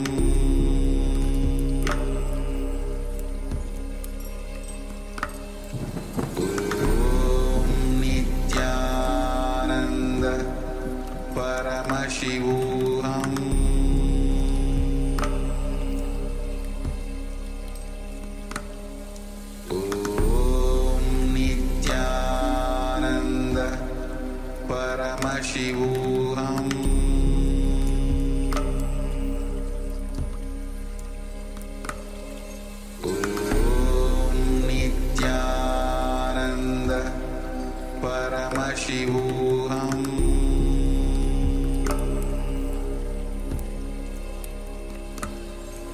Om Nithyananda Paramashivoham.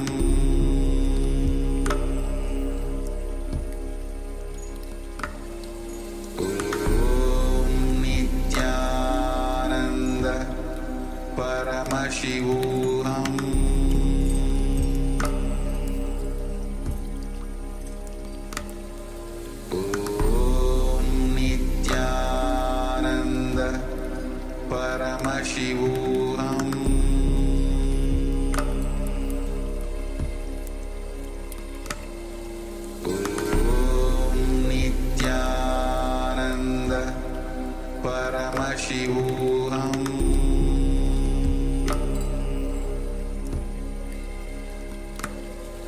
Om Nithyananda Paramashivoham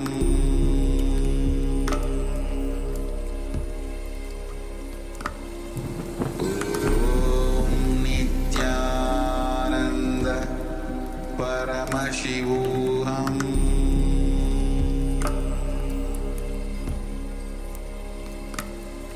Om Nithyananda Paramashivoham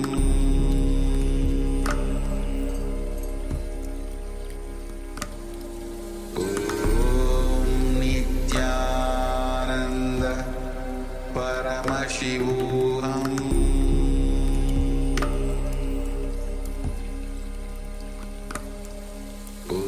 Om Nithyananda Paramashivoham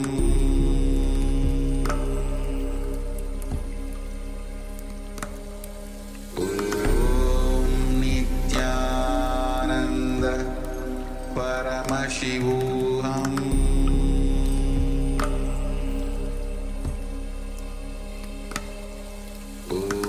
Om Nithyananda Paramashivoham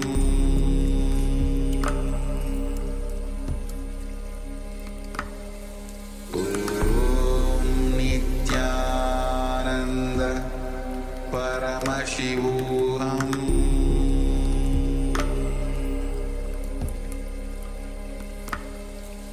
Om Nithyananda Paramashivoham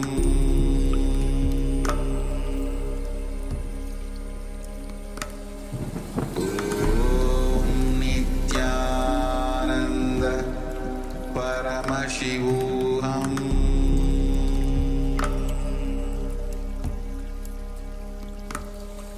Om Nithyananda Paramashivoham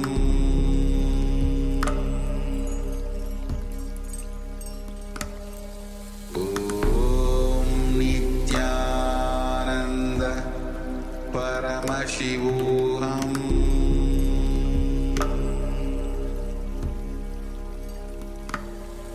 Om Nithyananda Paramashivoham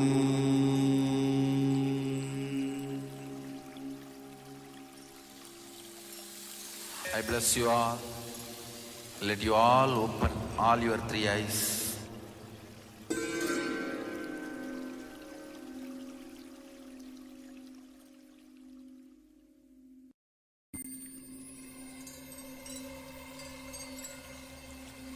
I welcome you all with my love and respect. Let you all open all your three eyes. Om Nithyananda Paramashivoham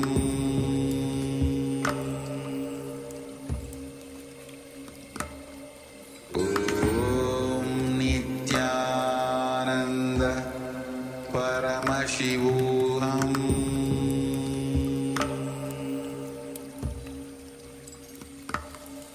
Om Nithyananda Paramashivoham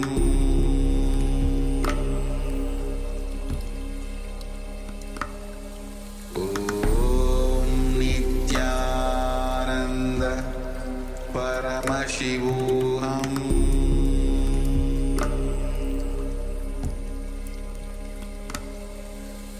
Om Nithyananda Paramashivoham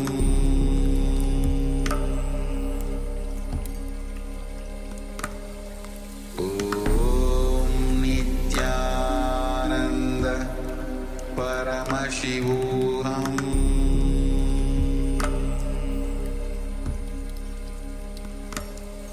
Om Nithyananda Paramashivoham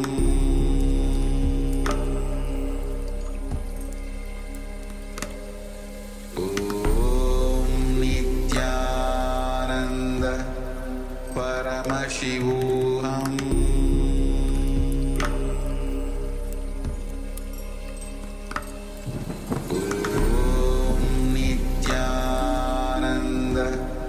Paramashivoham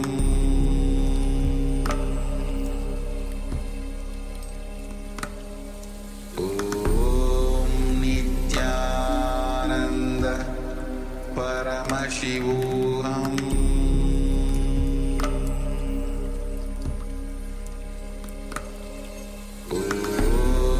Nithyananda Paramashivoham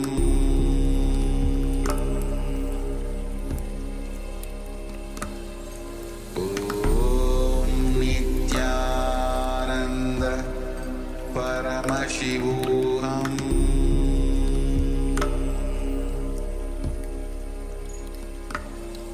Om Nithyananda Paramashivoham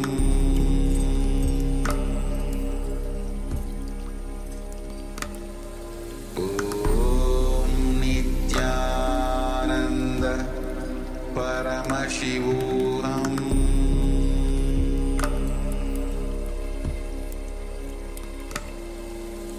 Om Nithyananda Paramashivoham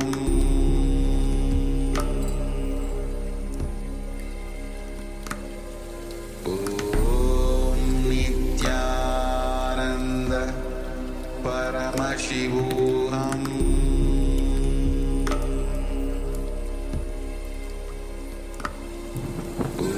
Om Nithyananda Paramashivoham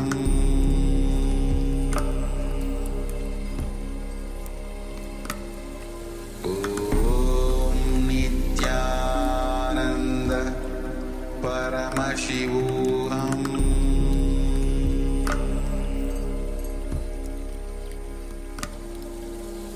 Om Nithyananda Paramashivoham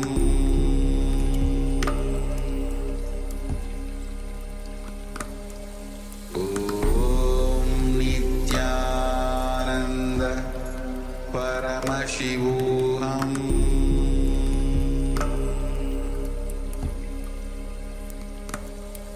Om Nithyananda Paramashivoham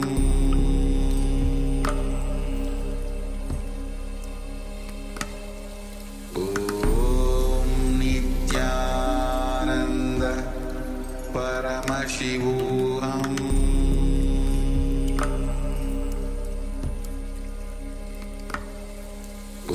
Om Nithyananda Paramashivoham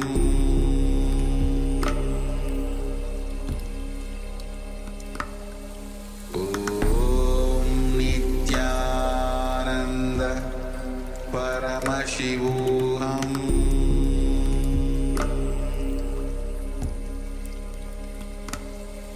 Om Nithyananda Paramashivoham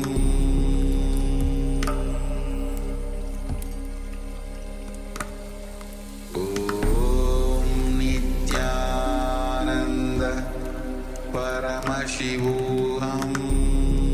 Nithyananda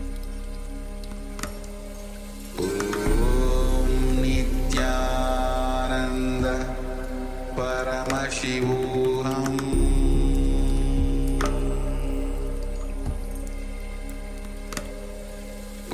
Om Nithyananda Paramashivoham Om Nithyananda Paramashivoham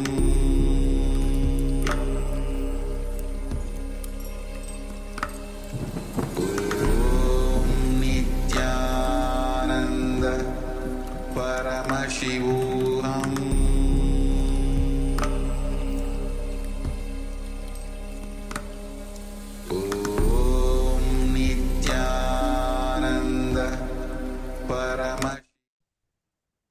Yes, you can open your eyes slowly. You can slowly remove your eye bands.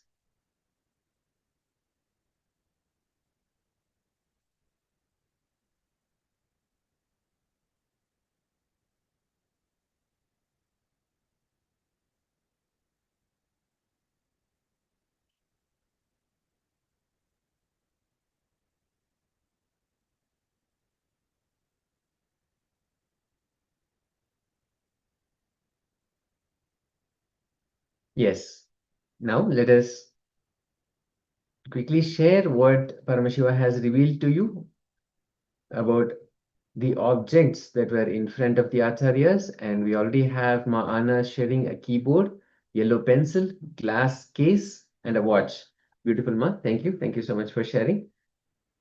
And Ma Nistri saying Swamiji shows book with Swamiji pictures, and one in blue Swamiji is with peacock on the picture. Beautiful, Ma. Thank you so much for sharing. And we have Krishna Janmashtami coming up. So Swamiji with the peacock on the picture is definitely here in the space. And we'll just wait for the others to also quickly share so we can show you the objects. And Vishwanathan Ayya is seeing gold, brown, and Swamiji picture. Thank you, Ayya. Thank you so much for sharing.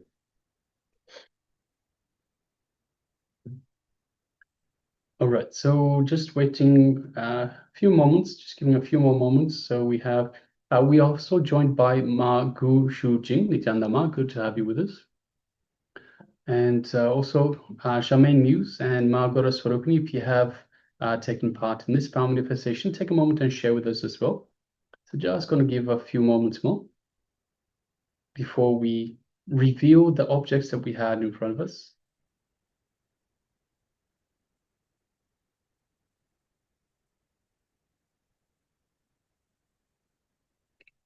All right. So let's go through the sharings. We have Ma Anna Fan that says keyboard, yellow pencil, glasses case, and a watch. Right. Okay. So we do have a keyboard in front of us. It wasn't our intention to include that into the exercise itself, but of course it is in front of us. So we definitely have the keyboard. Yellow pencil. We don't have a yellow pencil. I cannot see one that is in front of us. So there are some that are some items that are in front of us, and of course there are some that are on the table as such. So I guess they are still in front of us. So you have been revealed a lot more than that. So we do have a yellow cloth that is in front of us.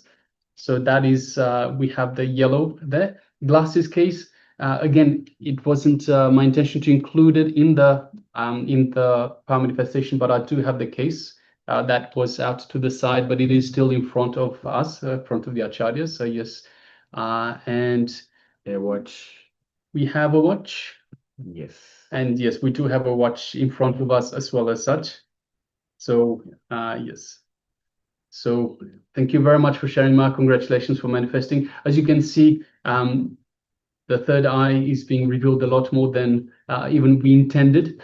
So you can see through the third eye, you can see a lot more than we have in front of us.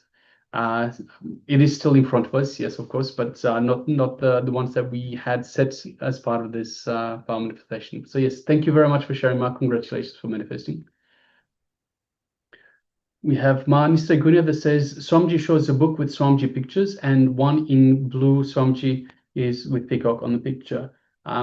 So I do have a book with Swamiji on the picture. Of course, we have lots of books with Swamiji on the picture. It isn't within reach at the moment. It is in front of us as such, not in the near vicinity, but that is very much nearby.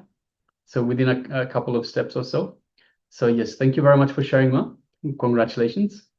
We have Vishwanathanaya that shares gold brown Swamiji picture. So again, the Swamiji picture is on the book that is in our vicinity. It is in front of us as such. So it isn't in the near vicinity where we are sitting right now, but it is within a couple of steps or so. I will also share the objects that we had in front of us. So if you can see, this is a USB drive, and you can see there's a little orange golden almost material that we hold onto it so we don't lose it, and also had a small, yes. So these are the items that we had, and yes, gold and brown, very much so. So Vishwantanaya, so we have gold and we have the brown as well. And so yes, and we also have, as mentioned, the yellow cloth that perhaps might also be considered somewhat gold. So yes, thank you very much for everyone for taking part, for manifesting these powers. Everyone has seen parts of what we have in front of us. Thank you very much once again, and congratulations. All right, so now let us move on to the next segment in our program for today. And it is, so once again, today we are going through the Atma Spurana, flowering of the Atman. And what better way to flower, for the Atman to flower than through entanglement in the presence of the Master. So Swamiji will be taking us through this sacred truth, entanglement in the presence of the Master, and how this helps your Atman to flower, to beautifully flower. And after this, we also have a kriya that is for cure for skin problems. So we'll be putting these two revelations side by side, one after the other rather. So it will be entanglement in the presence of the Master, and also a kriya for the cure for skin problems. And of course, understand, even if you don't have issues with skin problems, these kriyas are still very useful for everyone to practice, because it aligns your body to the cosmic energies. It lets your body have a nice flow of energy throughout it, and it is just a great practice. And also understand that the kriyas, Swamiji has created a set of kriyas, 108 kriyas for curing various different ailments. Swamiji has personally tested these. Swamiji has infused his superconscious energy into these kriyas. So it is having a darshan as such of Swamiji. So requesting everyone to please come on camera and be available for this darshan as such. So we'll be beginning shortly with once again the entanglement in the presence of the Master, and then we'll move on to the kriya. So let's sit back comfortably with the head, neck, and spine in a straight line. Bring your full awareness to the Supreme Pontiff of Hinduism as he reveals these great sacred truths, and then guides us through this kriya. Let's begin.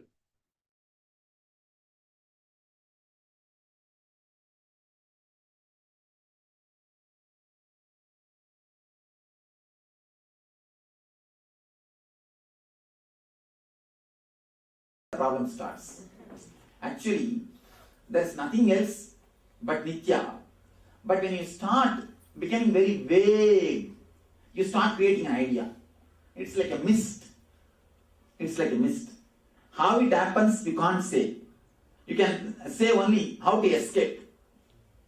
How to escape. You see, when you make a statement, there is nothing else except Nithya. That statement does not become your experience. It's only an intellectual syllabus which you read. That's where starts the problem. Because you do not know what is Nithya, the first statement you make without experience. Let the first statement be made with experience. Then the second statement will not raise. It's still coming back to chronological planning. That does, for example, I have certain things to get done. No.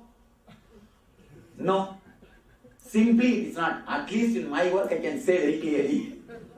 It is not. If you are having the problem, then first thing, please be very clear, you are not doing my work totally. Second thing, there is some clear-cut problem. You will not be able to do my work properly. Somewhere you are playing. Why do you play? Drop you. Get out. I will do my work. Just get out. You will see I will do my work. Everything will be done. As surrender, Swamiji. Yes. Yesterday I told you, create a gap between you and your thoughts.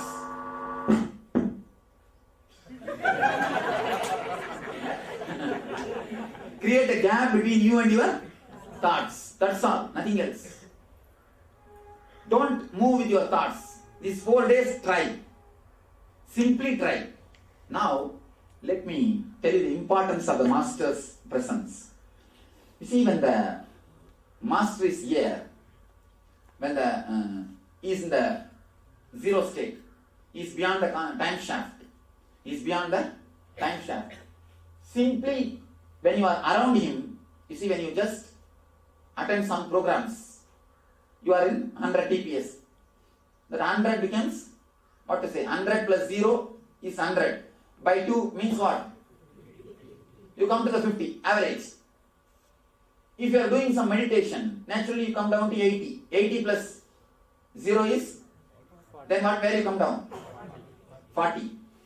Then if you are letting him work on you, means living in his presence, then you become a 60. 60 plus 0 by 2 is 30.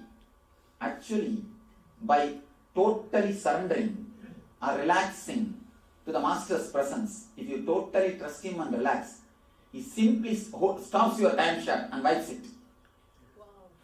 Simply he stops the time shaft. His presence can simply stop the time shaft. Simply the presence can stop the time shaft. Just if you relax, simply the time shaft can be stopped. That is what we say. Just by relaxing in the presence of the master, the whole future can be changed. Thousands of people come and tell me, this has happened, that has happened, you helped me this way, that way. How? The time shaft has stopped. The time shaft has stopped. Naturally, the past never penetrates into the future. If you are too urging, Swamiji, do it immediately, what will happen? Then what happens? How much of energy I put, what will happen? Because you become, see, if I put 100%, you become 200%. You sit on the monkey, like a monkey. Then what will happen? You will come down only 100. You will not be less than 100 TPS. So if you can cooperate and surrender and relax, simply the future can be altered or just brushed. It can be altered or just brushed. That is why there is a beautiful sloka which says, Brahma sits with all his sweating, tiredness, goes on writing on your head, your life, your future. Guru just walks and wipes it and goes.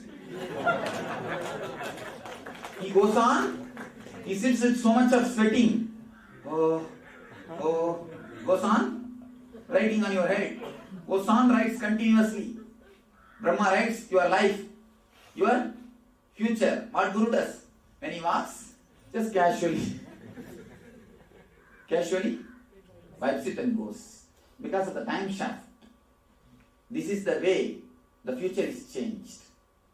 The future is changed. Otherwise the future can never be changed. The Dharmalingam. He was, according to the time shaft, he was supposed to live throughout his life only as a handicapped. Only as handicapped. When he let the eternity to work on him, when he opened up with so much of trust and surrender, naturally the future is just wiped. The future is just cleaned. Life is moving. That's all. This is the only way all miracles can happen. I think this is the ultimate diagram. This explains the science of miracle, science of meditation, science of Ananda, time shaft, everything. Even samskaras, no, Swamiji. Samskaras. There are three movements, Swamiji, actually. There is one, the circular movement, there is one vertical, and one oscillation. That's what length, breadth, depth. Length, breadth, depth over the whole cosmic theory. This whole cosmic theory. These vibrations only imprint samskaras. No, vibrations are only depth. See, length, breadth, vibrations, depth, over. They create the imprints of Samskara. See the vibration, touching this and touching that. See, when you touch past and touch the future, you exactly reproduce the past into the future because you know only that. Tick put there. That's all. That is what is samskara. That is what I call samskara. Reproducing the same things which has happened in your past into the future is what I call samskara. is what is samskara, that's all. You know only that much. You see, if you are trained to feel the saliva in your mouth, the moment you hear the gongura chutney,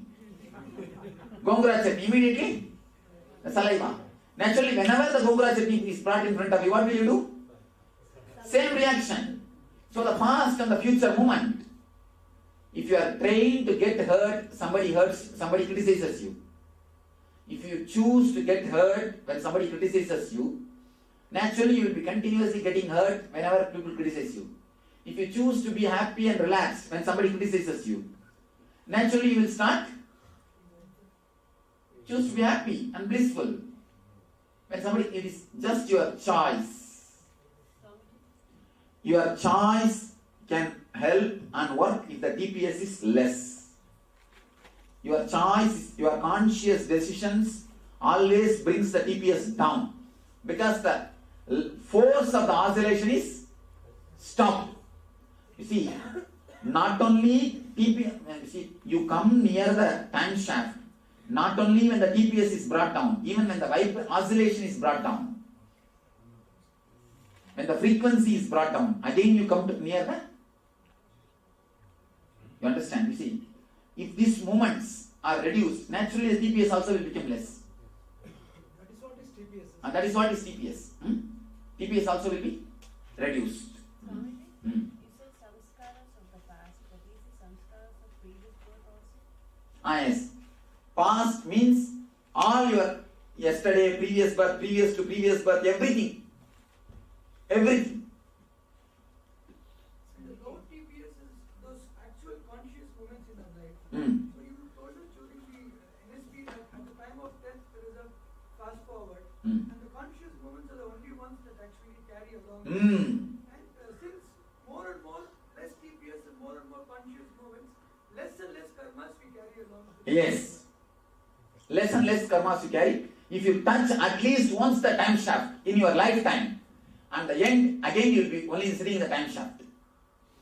You will be simply thrown. If you will be thrown to the, you will be, what to say that? English. Thrown. You will be thrown to the time shaft. So this is the tunnel where everyone talks in near-death experience. Yes. NDE. NDE tunnel. This NDE tunnel. What is NDE? Near-death experience. There are thousands of people who had near-death experience. There is a doctor who runs a website called NDE. Just NDE. He has recorded thousands of people's experience. The beauty is, whether they are Hindu, Christian, Muslim, whomsoever they may be, but NDE is one and the same. NDE is what I speak in NSP. Same NDE only everybody had. This shows very clearly. Ultimately, God doesn't know who is Hindu, who is Christian, who is Muslim and all. He knows only consciousness. Somebody came and reported me because they attended our program that they are religious people. They refused that they will not be given the burial ground. They will not be given the place their burial ground. I said, don't bother. They can only refuse the burial ground, but heaven is in my in charge. I will give seat there. Don't bother. There I am going to give the seat, not these guys. These guys can refuse only here. There they can't refuse. There I am going to give. Come there, we'll take care. There we'll take care of those guys. I will make you as in charge. You stand there and take care of them. When they come, oh, is it so? All right, wait in the list. ಸ್ವಲ್ಪ ನೇರ wait ಮಾಡಿ. ಸ್ವಲ್ಪ ಕೂತ್ಕೊಳ್ಳ್ರಿ, ಸ್ವಾಮಿ ಬರ್ತಾರೆ. That's all. So the NDE website clearly proves. If you guys have a time, take a chance to see the NDE website. You will see very clearly whether they are Hindu, Christian, Buddhist, Judaism, whomsoever you may be. NDE is one and the same. Means what? NSP is the ultimate religion. NSP is the final religion. NSP is the ultimate religion. NSP experience came to. Yes.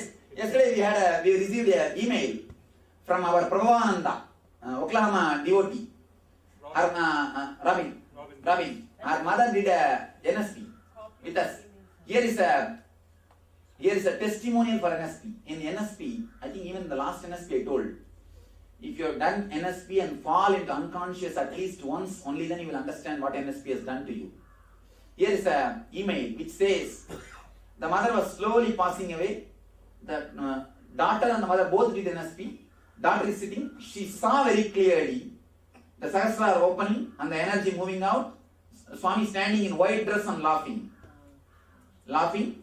And the energy slowly moving out and disappearing into the existence. Just becoming one with the cosmic energy.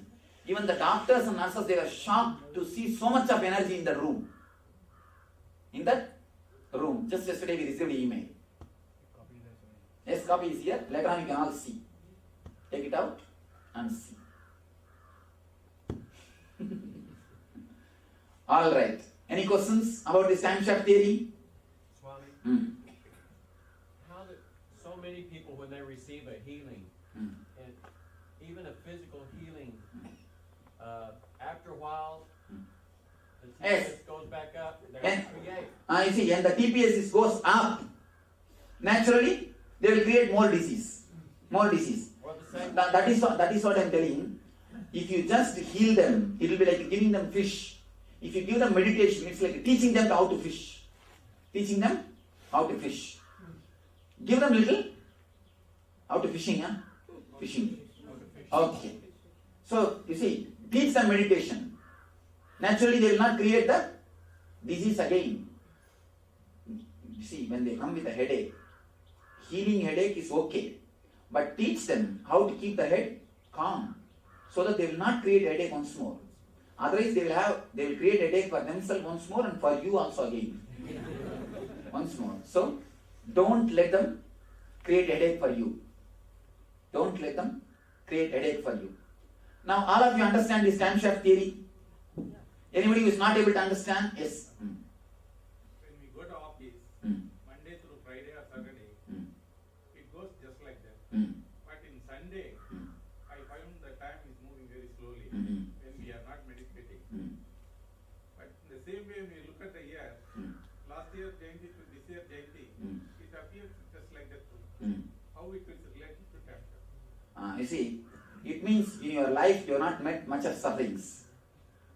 Your TPS is, by naturally, your TPS is less. Something, what you are doing, you are enjoying. Some way. That is the reason you feel the time is flying. If you are feeling the time is flying, it means you can pat yourself. You are doing something nice. You are enjoying what you are doing. Then go ahead with your life, nothing wrong. Perfectly alright. But if you feel time is not moving, horrible, then naturally you have too much of TPS. Swami, I want to ask you a question. It is more TPS. What will happen? What will happen? Nothing. Simply you will become mad, that's all. But for you there is no problem. Second time you will not become.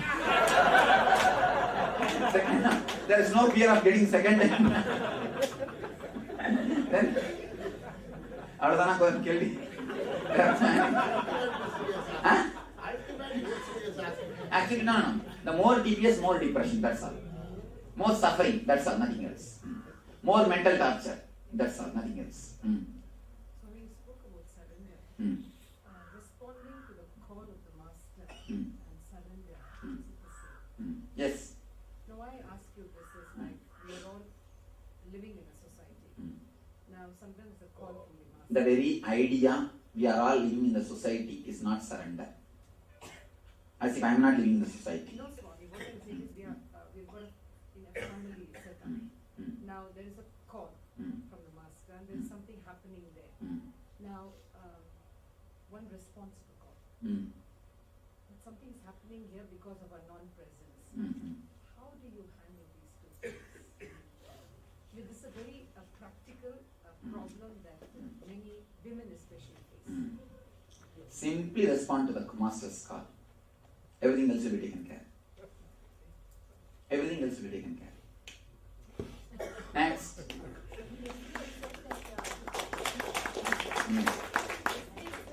Grace happens when you don't bring yourself in. But witnessing is the opposite procedure.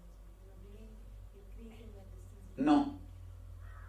When you witness, actually, the small I disappears. You become capital I. You see, when I say get out, I say small I. When I say witness, bring the capital I. When you witness, you bring the capital I in. Small I and capital I confusion, that's all. Next. If you want to create some future and they say like you have to imagine about that, and if you are imagining and living on that, you are going to your future. All you are imagining about the future, will be nothing but the expression of the past. If you have enjoyed something deeply in the past, or if you thought you enjoyed something in the past, that is the same way you will create about the future. Don't create anything called your so-called future. Just penetrate the time shaft. Future will be art. You see, if you create the future, you will be creating.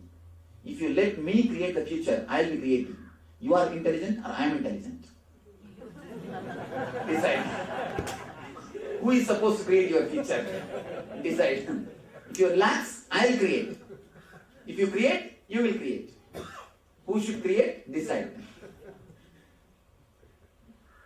Next. Those who surrender to you totally, will you be there at the time of death? Yes. Sure, I will be. Next. Yes. Even after the NSP, whatever way you live, you will see that at the last moment I will be there. Yes. Who has done complete NSP. It's a pure gift. When you are totally surrendered, even physically, even your life will be there with me. You see, when you, at the moment of dying, just to have a physical master's presence or spiritual presence is not a big job, not a big deal. Having that presence when you are living also, that is the real beauty. That is the great beauty. Enjoying now, see, that's a big treasure. Will you say, let it be there, after 50 years you will enjoy? No. If you really understand it's a treasure, you want now. Let us enjoy. Why tomorrow morning? Tonight? Now. Naturally, you will say now. If you don't understand, only then you will say, oh, anyhow, we have done NSP. Swami will be there at the end. That's enough, we will take care. Now let us live. Gala Kode. Now, you will start. Next. Just because you live in, just because somebody lives in the ashram, it is not that they are surrendered. Surrendered. Please be very clear. It is intensity of the individual. There are so many idiots who are taking my life, staying here. And if they get out, actually it will be a big surrender. They will do a big job for me. That will be a big, it will be a big service for me. And neither they are going out, nor are they are coming in. They are just standing in the gate and stopping the traffic, blocking the traffic, and traffic jam is happening. If they come in, okay. If they get out, then okay. They stand in the traffic and block the traffic, and traffic jam is happening. So for that idiots, what to do? All right. TPS and all this is only for human beings or for what about the other animals? All other animals, too much of TPS. The more TPS, totally unconscious. The more TPS, you become more instinct. Around the human level TPS, you become intellect. The less TPS, you become intelligent. Instinct, intellect, intelligence. And then finally intel. Intuition, when does it come in? Intuition, when you touch the time shaft. When you just touch the time shaft, where the whole future and the whole past is seen, that's intuition. When you penetrate the time shaft, you become individual or enlightened. Swami, I read in the newspaper when the tsunami waves attacked, the animals came to know about 10 minutes earlier and they all ran from the shore. That's what instinct. Instinct. And actually, instinct is also a little bit okay. Intelligence also a little bit okay. This intellect is the greatest trouble. That's what. Human beings are the only guys who are in trouble. If you become enlightened, you have no trouble. If you are just animal, If you are a monkey, then also no trouble. Neither monkey suffers nor enlightened master suffers. Neither Rama suffers nor Hanuman suffers. Only Lakshmana and Sita suffers. No, really. Neither Rama nor Hanuman suffers. Only this Lakshmana and Sita has got suffering. And that's what. Ravana and all these guys, they suffer.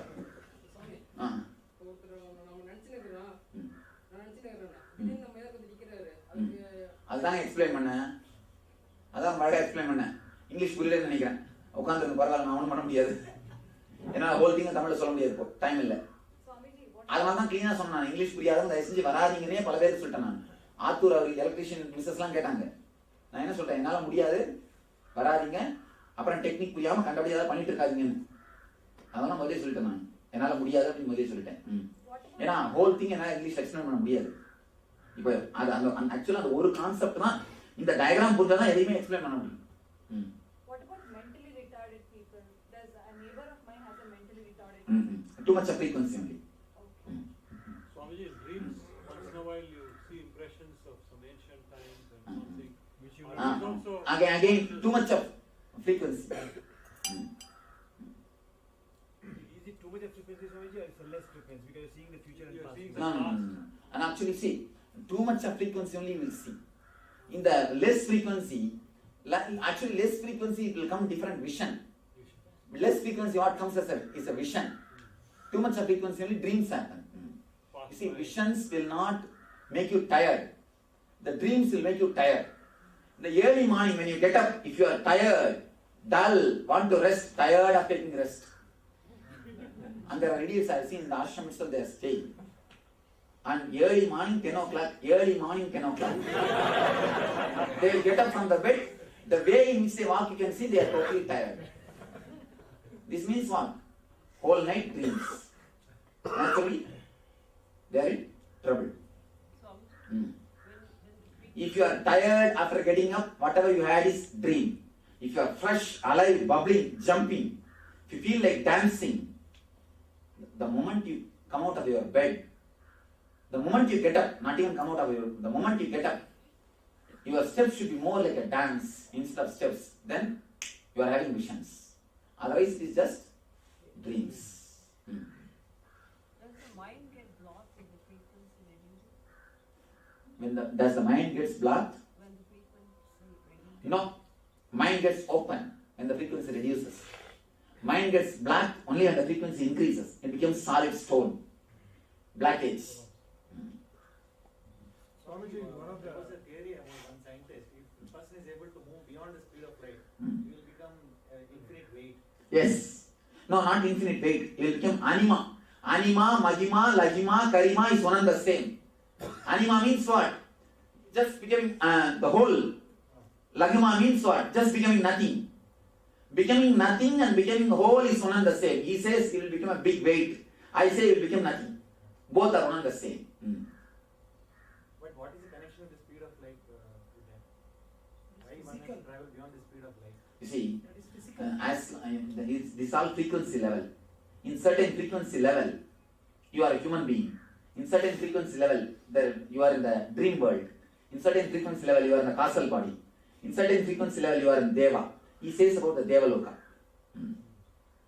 it is thought that the More speed. physical, whereas this is all of the thought. Physical thought level is one and the same. Nothing is two different things. The more, if 100 TPS means you are physical. If the TPS is less, you are mental. That's all. Your thought and you are not two different things. Please be very clear. Your thought and you are not two different things. You are totality of all your thoughts. All your thoughts put together is what is you. Swamiji, when we are working against some time targets, though we enjoy the job and still do it, we always feel we are running short of time. Again, the TPS is too much. Because of worry. We are really Yes. the job which we are enjoying. Again, then pressure. Pressure brings the TPS. You may enjoy the job, but not the fear. Again, pressure brings the TPS. Swami, is a body structure related to our thoughts? Yes, directly. So we can change it. Yes, simply you can program your body. Now I'm coming up with a book called Designing Your Body. Designing Your Body. Nitya Yoga. Swamiji, in one of the lectures, you talked about energy going up, the 7 energy centers. And you said once it comes to the naval center, then people have the ability to predict the future. That is what? You touch the time shaft. Okay, so they are linked. Linked. No TPS is operating from the state of the being. No, I am operating. Well, TPS is what is operating from the state of the being. And also one doubt is that you said when we come close to you, we feel the presence. People who got Anandagandha initiated in universe. Why does the Anya also? If you are centered on the particular chakra will start working. Music and And one more thing, all my music is having my presence through ears. I am giving a big rubber stamp, understand? All my music is having my presence through your ears. All my pictures are having my presence through your eyes. Doesn't it go straight into the chakra if you focus on the chakra? Doesn't need the ears. If someone were deaf, could they actually still receive it directly?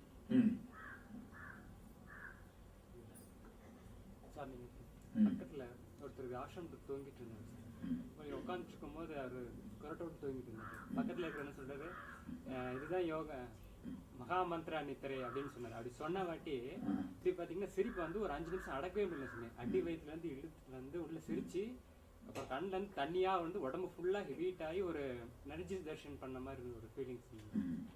The loud laughter also can make the energy happen in you. Next, any other questions about this time shaft and this Annamaya, Pranamaya, Manomaya, Vijnanamaya, Anandamaya Koshas? Swami, this explains something that's been taught to me in movement, in the Tai Chi. Teachers say, slow is fast, fast is slow. This is perfect explanation. I never understood it before. Actually, when you meet a master, living master, everything falls zigzag. Now all the zigzag puzzles just fall in line. Everything falls in tune. As long as you see a living master, whatever you learn is just puzzle. Just there, here and there. Once you meet a master, living master, everything falls in line. Tuck, as if something is pulled up. Suck. Up. Over. You see, I have seen so many of our devotees who read Ramakrishna literature, understood nothing. Who read Ramana Maharshi's literature, understood nothing. Who read Koshas books, understood nothing. Who read Paramashivoham books. I have seen this Shiva and Ragini, they have bought two copies. Because when you read, I should not be missing. When I read, you should not be missing. All the books, two copies. And not even the page was torn. It was there. Anyhow, all this, so much of reading, nothing is understood. The moment when you see a living master, everything falls in place. You understand Autobiography Yogi more clearly. You understand Ramakrishna's life more clearly. You understand the teachings of Osho more clearly. You understand teachings of Ramana Maharshi straight. Everything falls in one line. It eliminates your presence, Swamiji. That's what. When you are in the master's presence, the TPS comes down, intelligence starts working, everything falls in line, falls in tune. The less TPS, more intelligence, more bliss, more energy. Bliss, intelligence, energy, compassion, everything is one and the same. Master. Over. After meeting you, just the urge to read a book also has gone. Don't you feel like touching a book? I think so many of our guys have stopped reading. No reading. And stopped doing puja. There are so many who stopped going to the puja room, who stopped going to the temples, who stopped. I never say don't go to temples or don't go to puja room or don't read. Simply everything drops.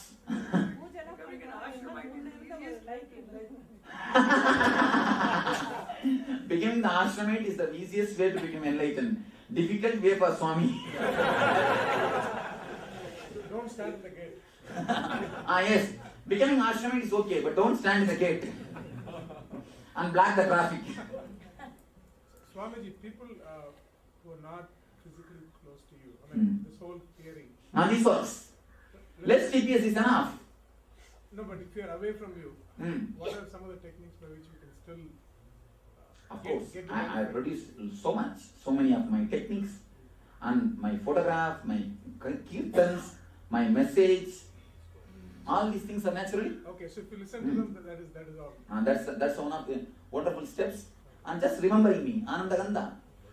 Anandaganda is straight.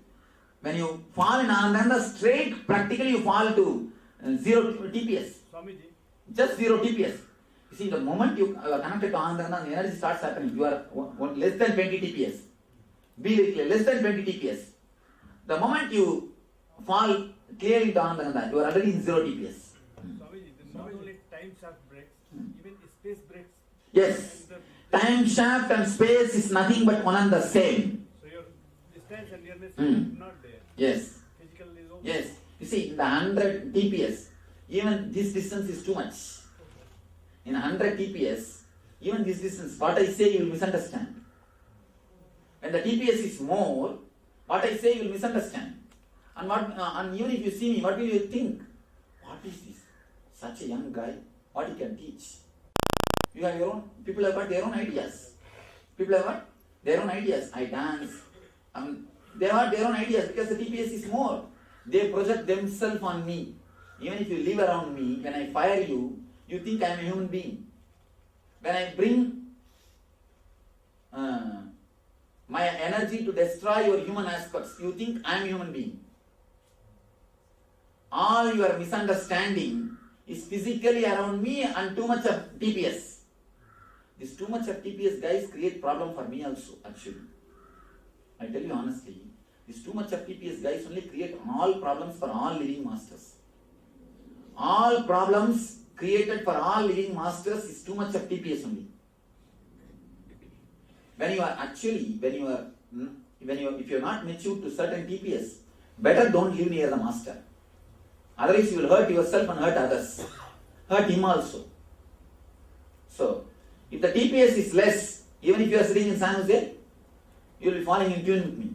No problem. If the TPS is more, even if you are sitting here, see there are so many idiots sitting here continuously around me, but nothing is happening.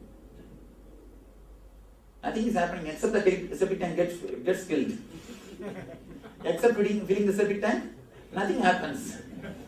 Nothing. Simply, they think that it's not for them. So that then naturally, you hurt yourself and you hurt others. Swamiji, I got a question. When Anandaganda opens, we have full of joy and ecstasy. So you are coming on physical body on us and feel like, I'm imitating you. What does that mean? Nothing wrong. In the beginning it will start happening. The presence of the master is so strong. I have always seen. Everybody has started speaking my language. Everybody has started picking up my language. Everybody has started moving the hands and everything automatically. And so much has started happening. So in the beginning it will start happening. Don't bother. Let it happen. Even your face, hair, drinking, everything is something like, I'm imitating you. So naturally it starts happening. If it starts happening, don't bother. Relax. And automatically when it is necessary, it will disappear. Only thing, don't make a throne and start sitting. That starts a little trouble. Not for you, for the people who sit in front of you. That's the only thing. Otherwise, nothing wrong. Start imitating. And imitating master is a sort of a wonderful way to enlightenment. Continuously you remember him.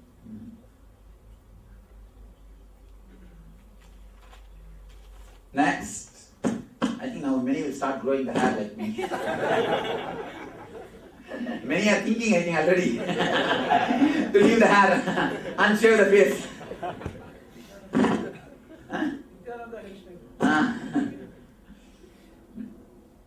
We'll make this as a fashion. This dress and this hairstyle, and now I'm already working. The Mysore turban they brought and gave me. See, just like Mysore turban, we'll make the same thing in Kavi and have this and start selling our turbans. Let all our guys come and take one like a monkey cap. Everybody. That's all. Nithya cap.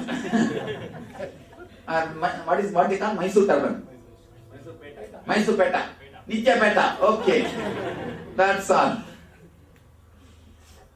Actually, the master moves in the 0 TPS. So there is a special grace. It is not even a beauty. Be very clear. Grace. It's a grace. Nothing is arranged. Everything is so spontaneous. It's such a grace. Automatically your heart gets attracted. You see, every one of you want to go to the 0 TPS. Every one of you have a deep yearning for the 0 TPS because the 0 TPS is bliss.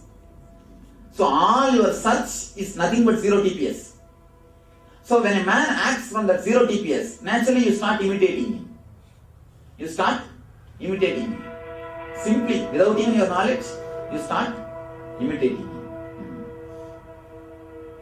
So naturally you fall into 0 TPS. There are guys who act from the 100 TPS. All actors, I think 1000 TPS. So when you imitate them, where will you end up? You will end up only in the 1000 TPS. You will try to have same like a bike, same everything, all the things. And you will try to do the same thing. You will end up only in the 1000 TPS. When you imitate a guy who is acting from the 0 TPS, naturally you fall into the 0 TPS. Your hero decides your path and your goal and your end. Your hero decides your path, your goal and your end. Swamiji, shall we say that scientists, great scientists, their TPS was low? For that one moment, without their knowledge, they fell into the low TPS, again they are thrown out. They didn't stay there. That's what I call Satori. Like Einstein. One glimpse. And they saw something. Newton, one glimpse. They saw something and they noted it down. Noted it down. Not even that is not even a 0 TPS. They fall only to 40 TPS level. That's all. 0 TPS, you will know the whole science of the universe. 0 TPS means you would have produced your master philosophy. You wouldn't have produced such an idiotic theory which can kill the whole humanity. It's not complete, Swamiji. And moreover, when he has reproduced the formula also, he would have reproduced the formula which will have only help the society, humanity. You see, Buddha reproduced the formula, Vipassana. It can never hurt anybody. It can never hurt anybody. But Einstein's formula can hurt. The possibility of hurting itself shows the formula is not 100%. It's only the intellect, not intelligence. Swamiji, when he invented, he didn't implement for a negative. No. Even the possibility. Even that gate, if it is kept open, it's not complete intelligence. Buddha closed all the possible negative gates. You understand? Even the future possible negative gates will be locked by intelligence. When a great master was there, then why he can't prevent those negative things to be happening? See, one thing, preventing negative things are different. When you produce formula, that time itself is doing is different. Just see. Now, for example, the negative formula is created and the process is also done. Now the product is ready to be launched. Then stopping is very difficult because already it is ripe. It has become a fruit. You see, when it has become a fruit, it's naturally difficult. But in the seed, the small thorny bush can be destroyed. But can it be destroyed if it becomes a big tree? It can't be destroyed if it becomes a big tree. So these formulas also, if it is in a very seed level, the producing time itself it would have been destroyed. But when it becomes a seed and when it becomes a big tree, now so much of energy is necessary to destroy it.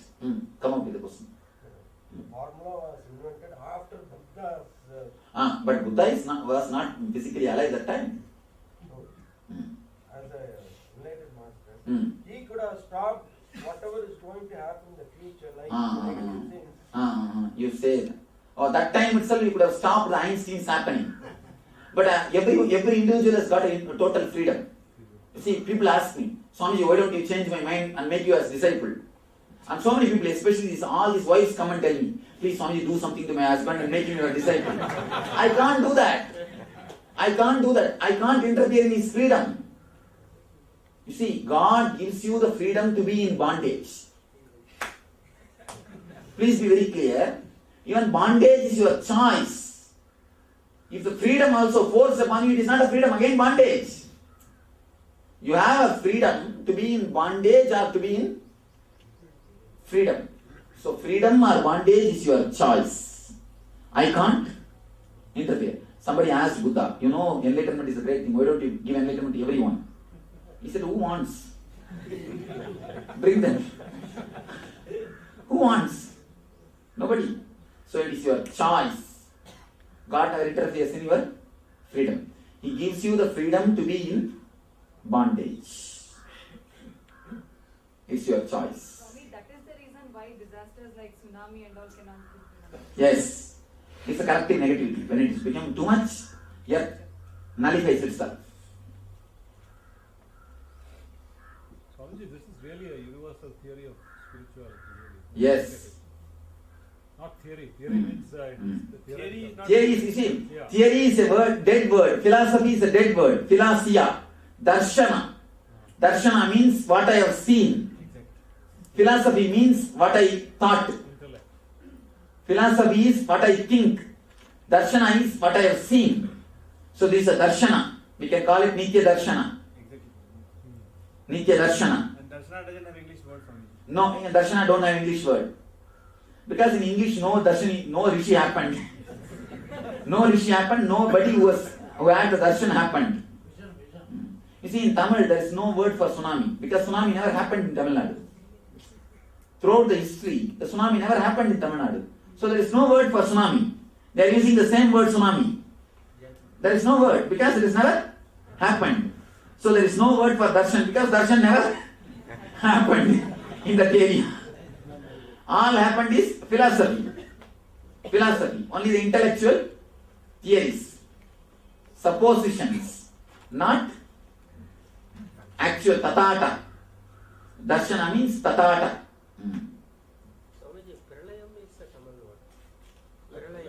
But this is not pralayam. Pralayam means whole thing done.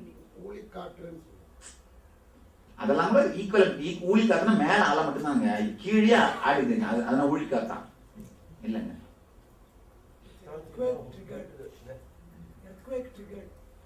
Tamil வார்த்தை.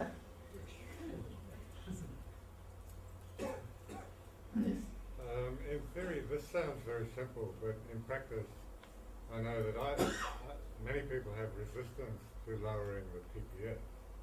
To lowering the TPS. Yeah. Then leave it the high TPS itself and enjoy, that's all.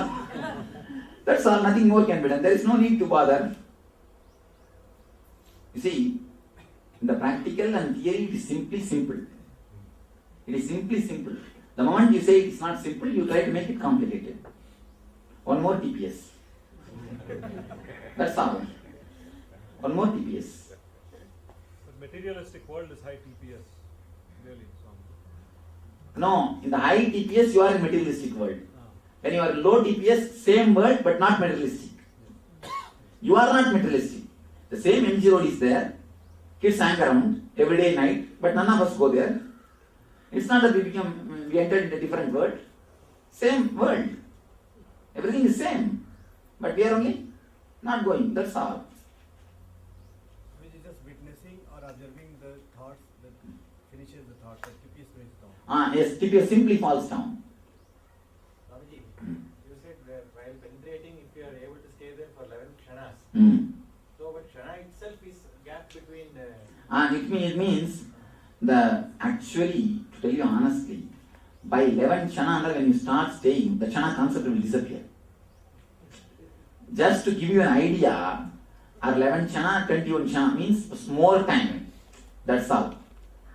Actually, when you come to 0 DPS, there cannot be any chana. How can there be gap between one thought and another thought? That's all. In practical terms, Swamiji, staying there means remaining aware. Relax. Aware of the thought. Yes, aware.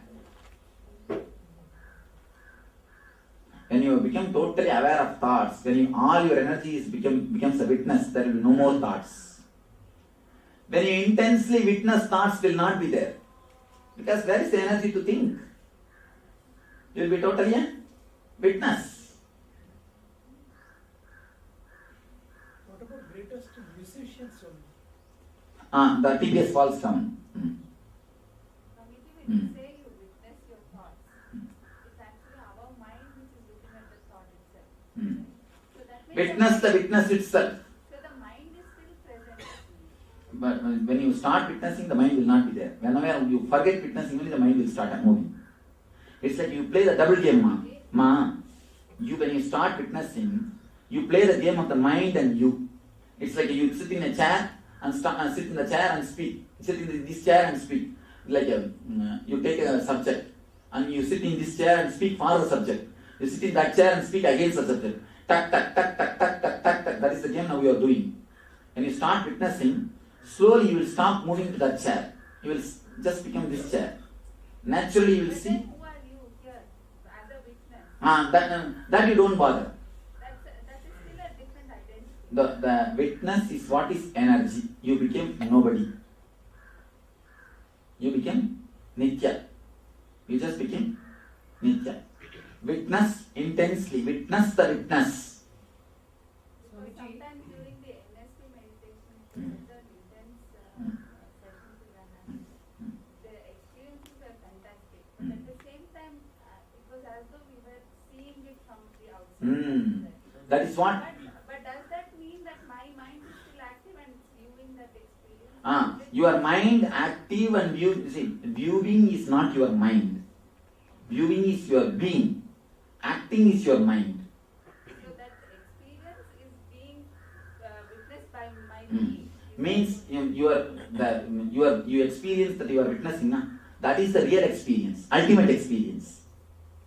So it's not as though you forget everything. No. What is called the Zen Master's one hand clapping? Yes, one hand clapping, frog jump in the pond, flop. Everything is this only. Basho Saiku and sound of the sound of a bamboo. Not bamboo, sound of a bamboo. And cones are basically supposed to reduce your. Cones are nothing but just breaking you, pushing you straight from 100 to 0. This NSP breaks what you give us are similar to cones. What you ask us to make plays and say now you're going to play act this. Because No, it's not more exactly like a cone. It's a different. You can call it Nithya cones. That's all. but if that thought reduces. Yes, thoughts come down. Nithya cones. Even though you're supposed to think, you're supposed to increase, but it comes down. Nithya cones. Swamiji, when you think of your being, it comes from the Anandagandha. Is that where your Yes. Atman? Is that the Anandagandha is where you and me are straight away connected. In the initial stages, there is so much of yearning to see you, to talk to you, and to get the answers, to be like, when the music is on, they're dancing with you, and we get emotionally carried away, the tears roll down and all that. Later, the urge subsides. And then I started realizing that that's when you appear and give the answers. You see.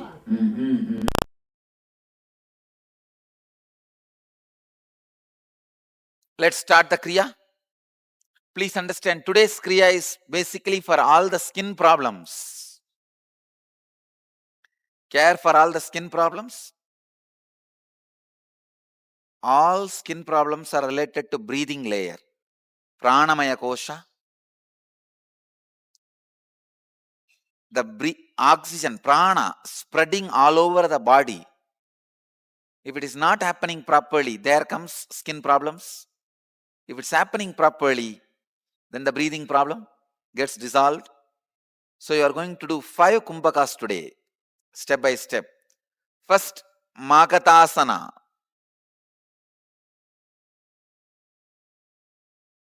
Magatasana.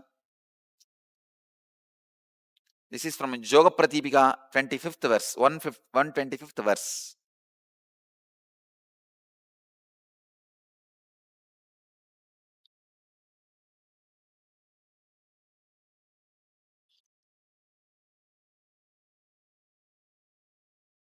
Magatasana.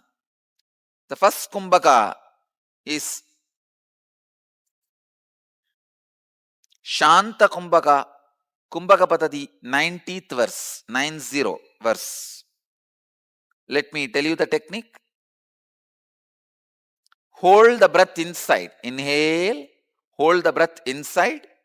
Visualize you are just a skeleton. Your whole body is hollow, your skin, everything is porous. The prana is coming in and going out freely.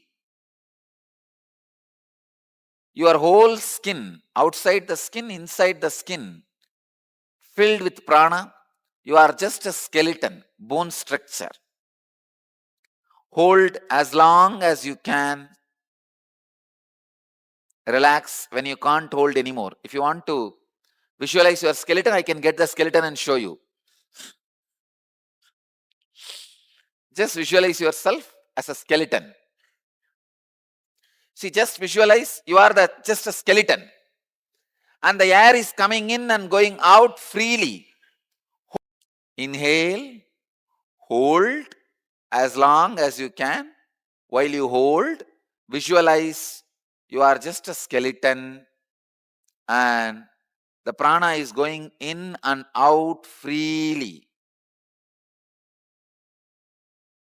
Your skin is not stopping the air moving into your body. Your air is moving into all your organs, parts of body, everywhere freely, till your backbone, till your bone structure. Do this 21 times.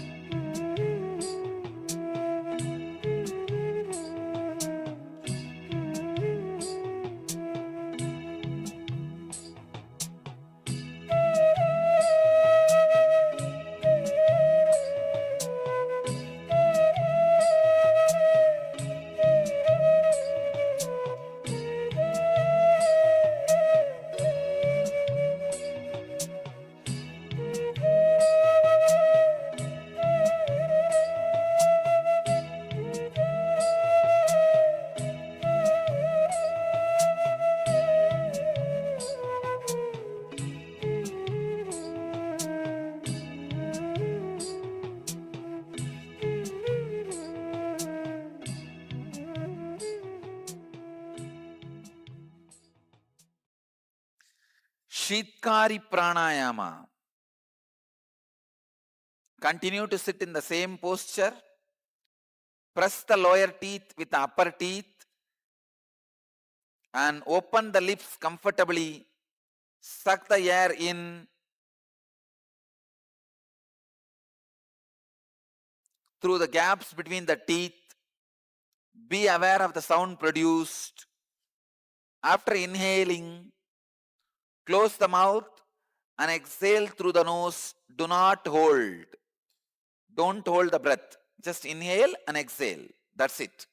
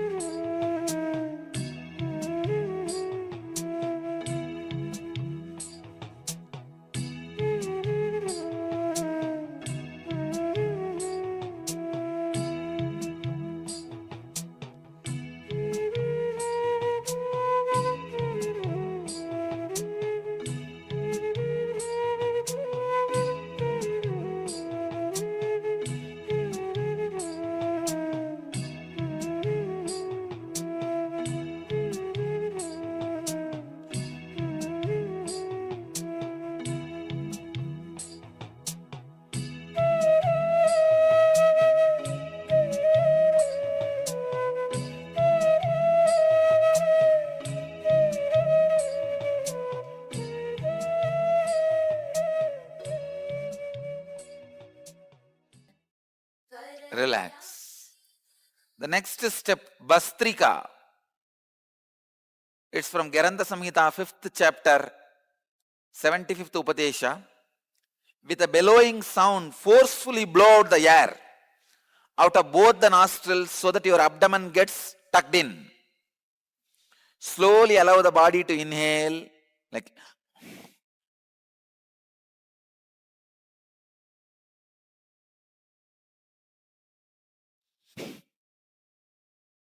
do this 52 times. Skin will be completely not only cleansed of toxins, it will shine. Your skin will glow. Do it.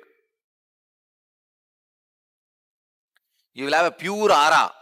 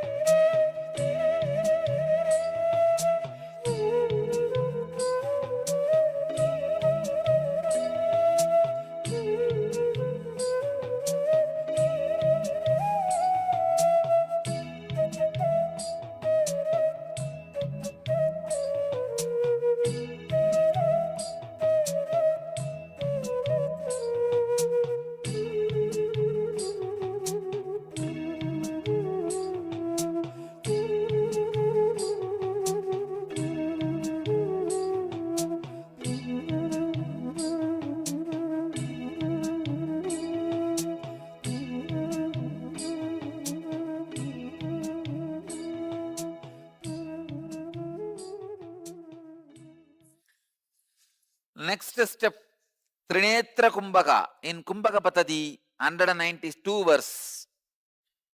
Let me give the instruction. Inhale through the left nostril. Hold the breath without exhaling.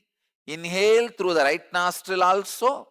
Hold the breath without exhaling. Inhale through both the nostrils and hold the breath as long as you can. Then slowly exhale and relax. Let me show you.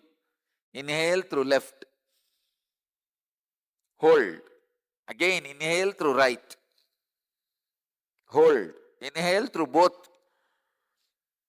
Hold as long as you can. Now exhale, slowly relax.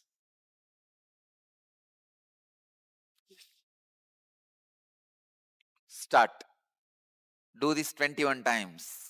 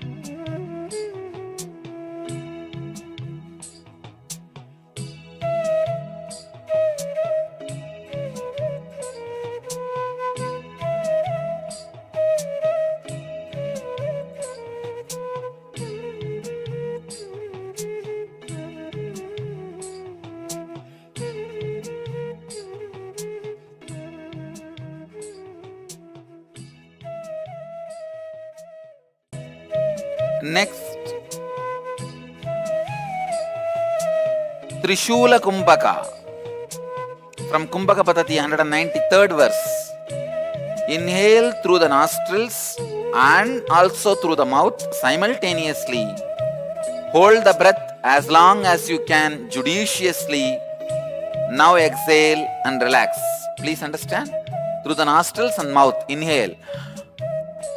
Hold judiciously as long as you can.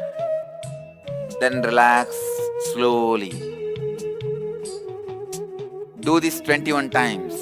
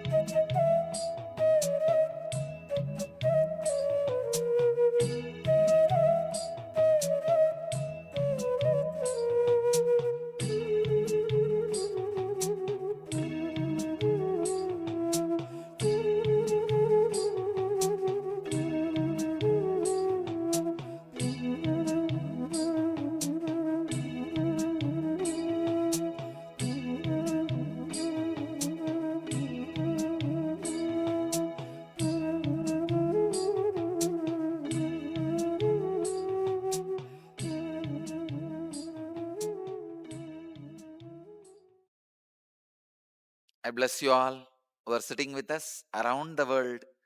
Let you all achieve, experience, live, express, radiate, and share the eternal bliss.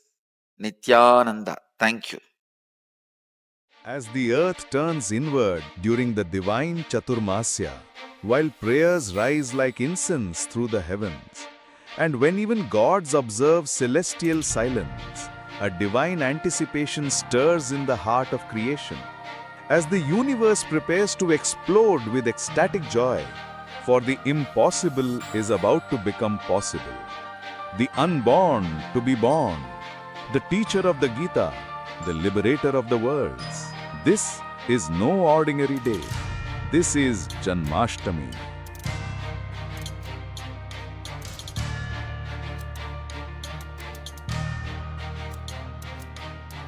Love, sacrifice, ferociousness, knowledge, power, all these are separate words in lower middle class level.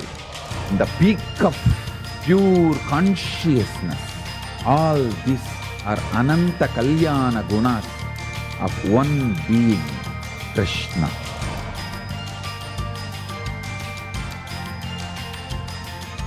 If you want to know the meaning of what is life, what is goal, what is good, what is bad, Gita is the dictionary. If you want to read Gita, Krishna is the dictionary. Krishna, the most powerful, the greatest embodiment of the cosmos, the ultimate eternal divine, who constantly makes himself available to humanity. His very existence is a cosmic dance of bliss, a never-ending romance with existence itself. It is with open arms and overflowing hearts that we invite you to be part of this cosmic celebration with the Yes, so as most of us, we know that tomorrow is going to be the celebration of Krishna Janmashtami, a beautiful celebration. Still, you have that opportunity to offer your gratitude to the Supreme Pontiff of Hinduism, Bhagavan Sri Nithyananda Parameshwaram, on this auspicious occasion. We'll be giving the link shortly. Now, we just had the Kriya for the skincare. Now, we'll be moving on with the power manifestation. Yes, and once again, the power for today is the power of remote vision. Remote vision of the items that ourselves, the acharyas, have in front of us. So once again, we request everyone to sit comfortably with the head, neck, and spine in a straight line. Please also requesting everyone to please come on camera. So we have Ma Gora Swarupini, Ma Gui Shujin, and Vishwanathanaya. Yes, Vishwanathanaya, thank you. Yes. And let us get ready for this power manifestation. So once again, we'll be scanning for the items that the acharyas ourselves have in front of us. If you wish, you can put on your eye bands. Also, would like to welcome Ma Yang Hui Lan, who has joined us as well. Nithyananda, good to have you with us. Could also come on camera, please, Ma.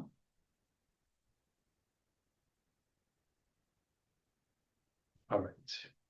So let's sit comfortably with the head, neck, and spine in a straight line. You may close your eyes if you wish. But let us sit with the intention, full intention, to manifest this power of remote vision. Let us connect to the divine, connect to Swamiji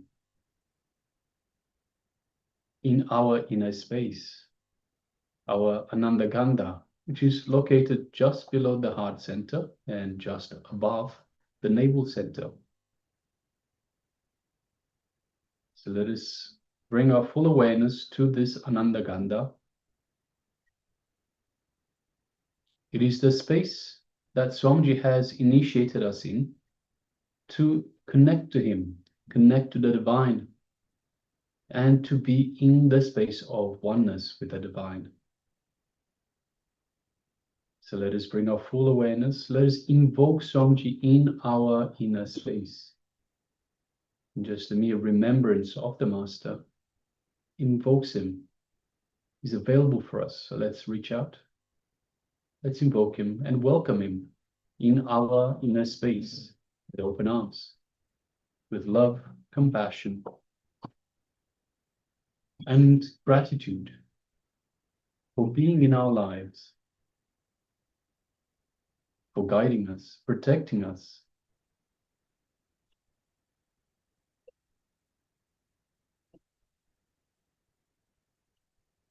Let us bring our full awareness to our inner space. And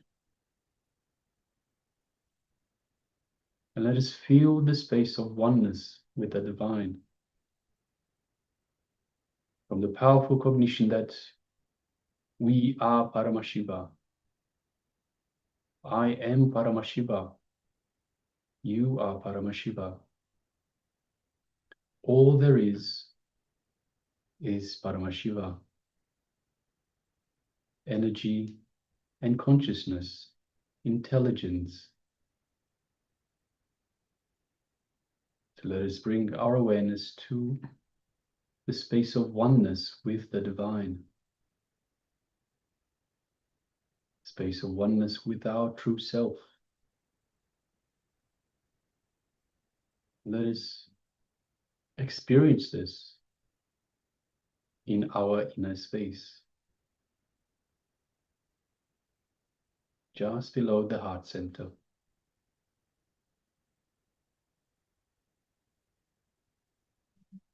Just take a moment and feel that space of oneness in your inner space. Your Ananda Gandha. Feel the oneness with Swamiji. Oneness with Paramashiva. Oneness with existence. Oneness with the cosmos. Let us fully expand and reach out and feel ourselves being one.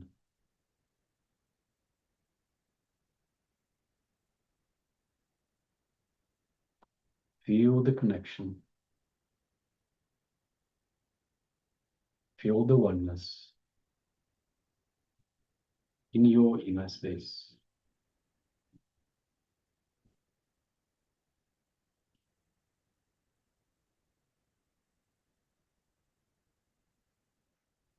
Now let us have our full intention to manifest this power of remote vision. And let us hold this intention in our third eye, while still being in this space of oneness.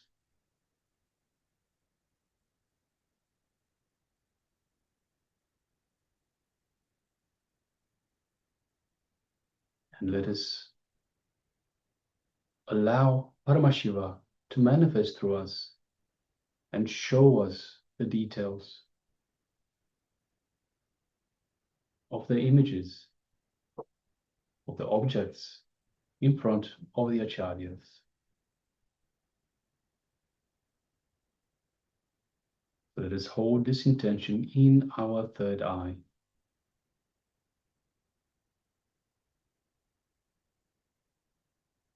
While keeping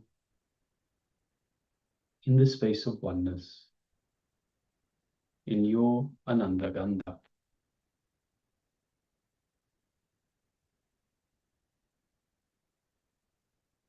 Now let us start chanting the Mahavakya. Om Nithyananda Paramashivoham. In eternal bliss I am Paramashiva. Let's begin. Om Nithyananda Paramashivoham. Om Nithyananda Paramashivoham. Om Nithyananda Paramashivoham. Continue chanting intensely the Mahavakya throughout this power manifestation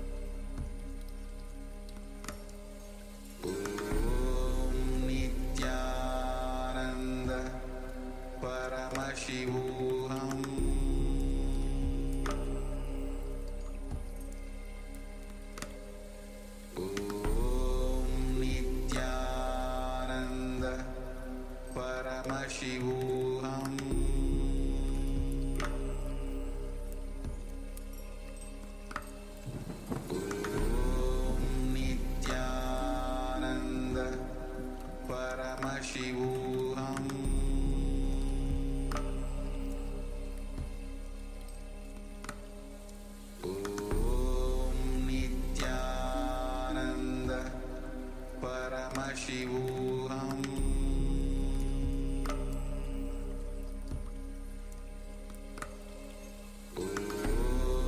Nithyananda Paramashivoham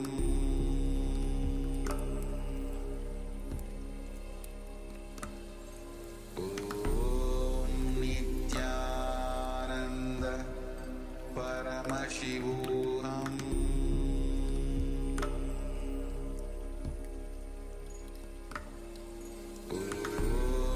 Nithyananda Paramashivoham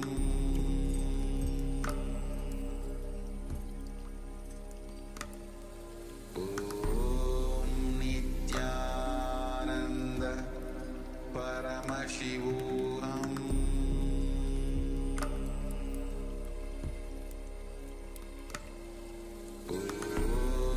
Nithyananda Paramashivoham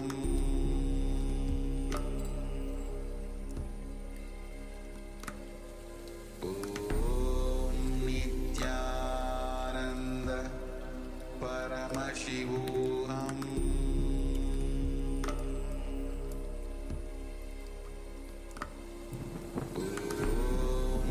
Nithyananda Paramashivoham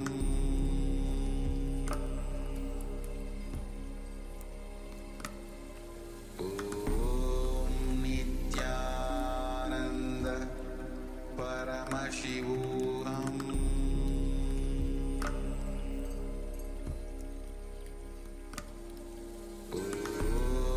Nithyananda Paramashivoham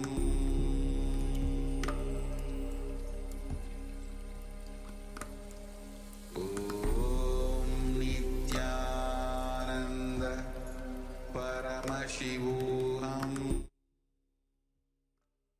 All right, you can relax now. If you've covered your eyes, you can slowly remove the eye band.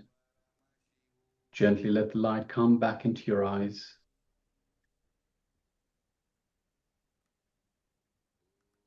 And then just take a moment and share with us what was revealed to you, what Paramashiva has revealed to you in this round of power manifestation, the power of remote vision.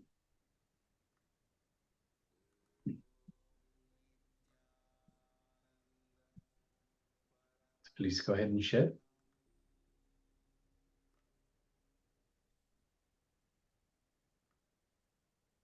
Don't have any hesitations, don't have any self-doubt. From the moment that you sit with the intention to connect to the divine, to manifest, the divine simply manifests through you. So everything you experienced, pay close attention. Don't discount anything. Don't judge anything. Don't have any self-doubt. Just trust. Trust in your connection to the divine.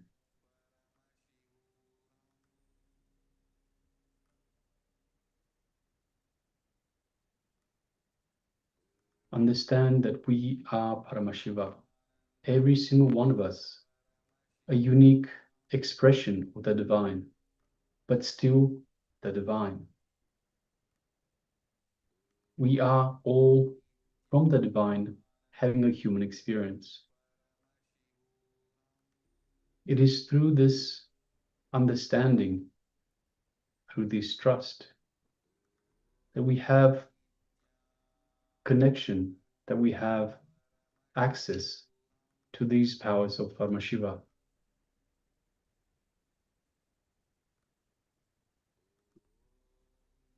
So take a moment and share. Yes, Vishwanath shares green, gold, blue, notebook, cloth, mobile device. Thank you for sharing. Thank you. Atma Spurana shares, Swamiji revealed some of Rudraksha jewelry, like earring and bracelet, also glass or tumble with some liquid. And bracelet has Swamiji picture like yellow, orange one. Yes, thank you very much for sharing, Ma. I'm just requesting everyone else to please take a moment. And if you're following us on YouTube, you can also let us know.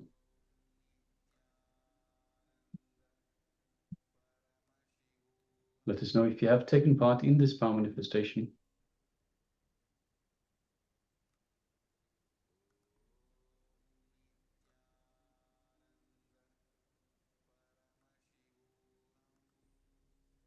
All right.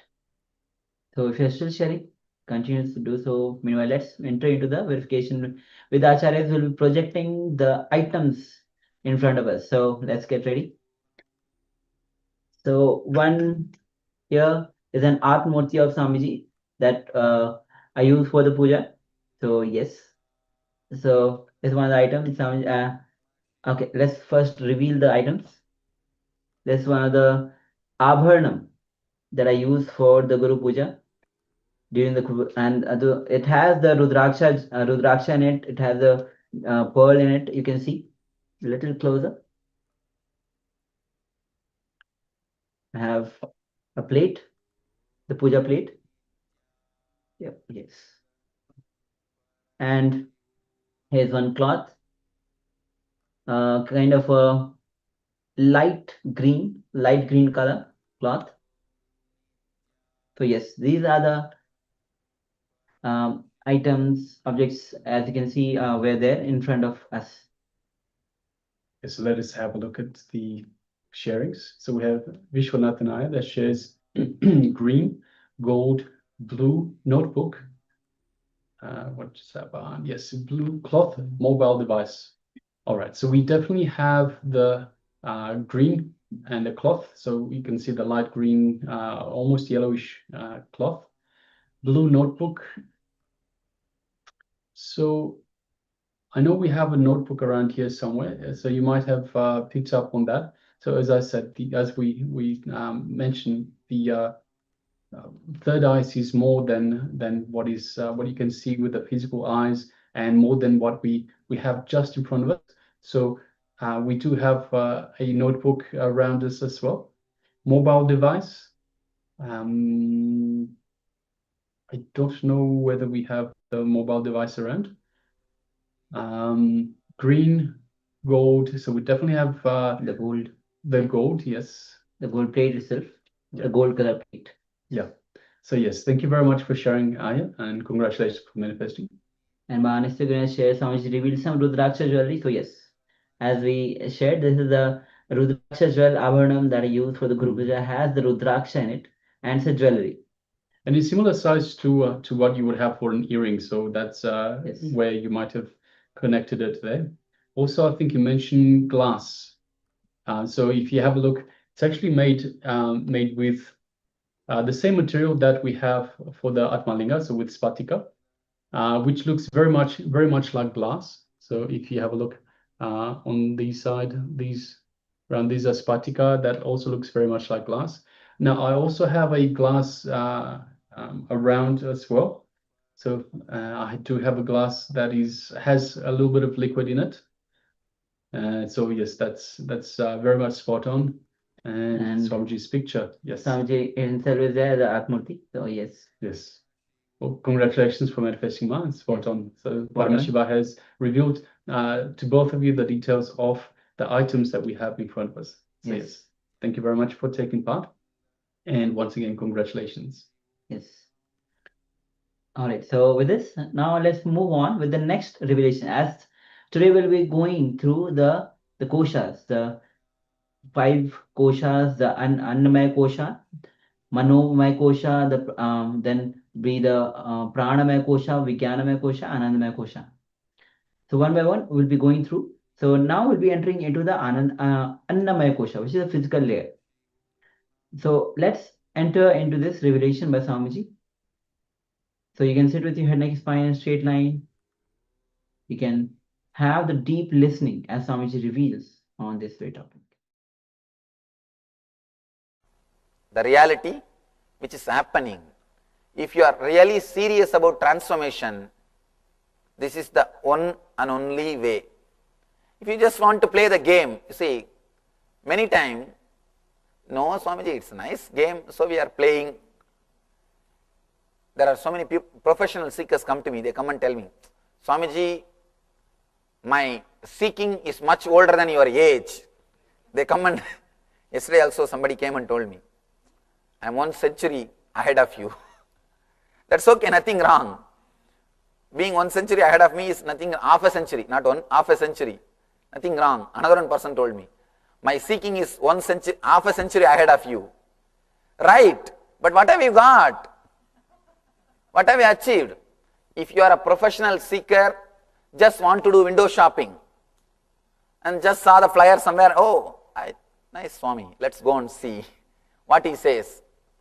If you have come to check out, then okay, you don't need any meditation or anything or any of these great teachings. You can just sit and listen. If you are really sincere, serious about the business of transformation, if you are really serious, then this is the only way. Let you understand. Now we will work step by step to take this understanding into your deeper layer and show you exactly how what I am saying is truth. How this is truth in your inner space. Now I presented this truth in front of you. We will work in every step, in the level of guilt, in the level of fear, in the level of desire. We will just see how there are so many thousands of thoughts and you pick up some thoughts and connect with each other and create your desire and run behind that and make your life hell, thinking that it will give you joy and finally it gives only pain, and even then you are not ready to give up your belief, and again just because you started believing, you are afraid to give up. If you give up, then you have nothing else to do. The fear of not doing anything else or fear of being alone, that drives you crazy. How you create step by step your hell beautifully or in an ugly way. Not beautifully, ugly way. We will see how you are creating your hell. The moment you understand how you create your hell, naturally you will stop creating. That's enough. You don't need to start creating your heaven, because heaven is existing. All you need to do is just stop creating hell for yourself and for others. You are not only creating for you, you create for others also. Because you feel lonely in your hell. You call your neighbors also, please come, please come. Why don't you share a little bit? Why not? Let's share our space. You are not feeling comfortable when you are alone. That is why I say, all your relationship is nothing but creating more and more intimate enemies. You create more and more intimate enemies. Let it be very clear. By your very nature, you are unclutched, unconnected, illogical, independent, and completely unclutched thoughts. We will take this truth layer by layer and experience it. If you experience this moment, if you understand this moment, nothing else is necessary. Actually, this is enough. We are done. If you understand this moment, and if you are feeling, yes, nothing more to do, then this is done. This is enough. Nothing else is necessary. But sometime we need to throw the light at every corner. To every corner. There are so many dark corners in your being. We will throw light to every corner so that your being can become completely enlightened. Completely enlightened. Now, first few things to be understood in the physical level, in the Annamaya Kosha.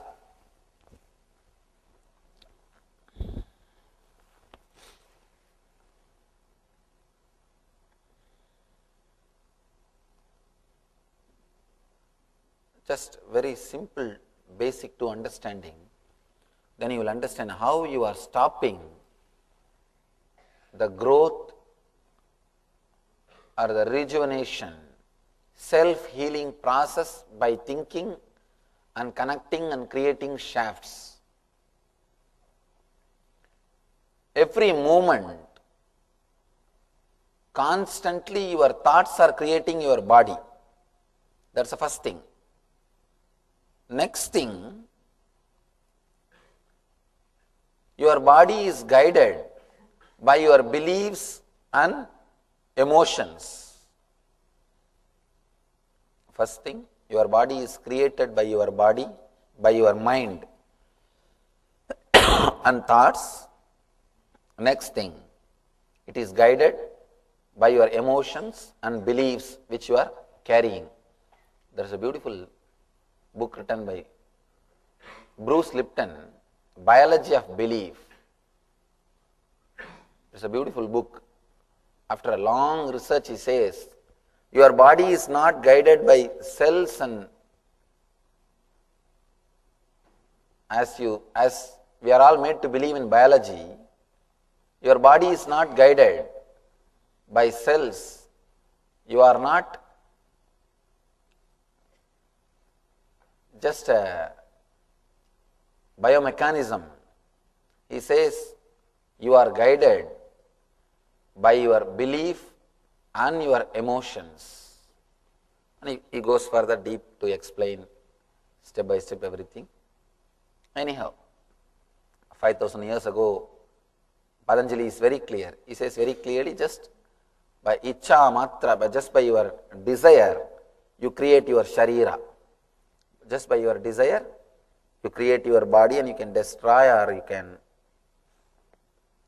do whatever you want with your body. Now, understand with this truth of you being unclutched.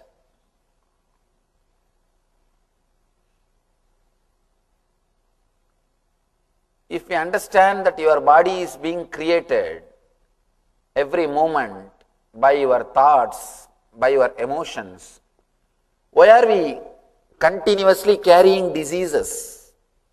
Why are we again and again bring our diseases back? And one more thing, even according to biology, you are creating your body, you are rejuvenating your body continuously. Your liver is replaced once in 6 months. Your complete intestine system is replaced once in 21 days. Constantly you are replacing yourself. You are rejuvenating yourself. Then why are we holding on to our diseases? Because of your old mental setup. When you believe in something, when you create an identity, when you start believing the identity which you are carrying about yourself, the continuity of identity creates the same kind of body. So the problem which is in your identity happens in your body. If you don't drop that identity, the body also continuously suffers. Even the new body which you create will be the same old problem. Constantly you are creating body with diseases. If you can understand and relax with this truth, if you can understand and relax with this one truth, you are unclutched. You will rejuvenate your body and you will create a new body. That's what Shiva says, be born anew. By understanding this truth, be born anew. Whether you have pain or any suffering, just completely unclutch yourself and see the pain which you experienced 10 days ago, the pain which you experienced 9 days ago, the pain which you experienced yesterday. Do not connect them and give a label. Just be very clear, something is happening in that area. Something is happening in my body. Do not label. Do not start believing I have continuous pain. The moment you start believing you have continuous pain, you have created problem. Even if you get rid of that pain, you will be waiting for that pain. Oh, that pain has gone.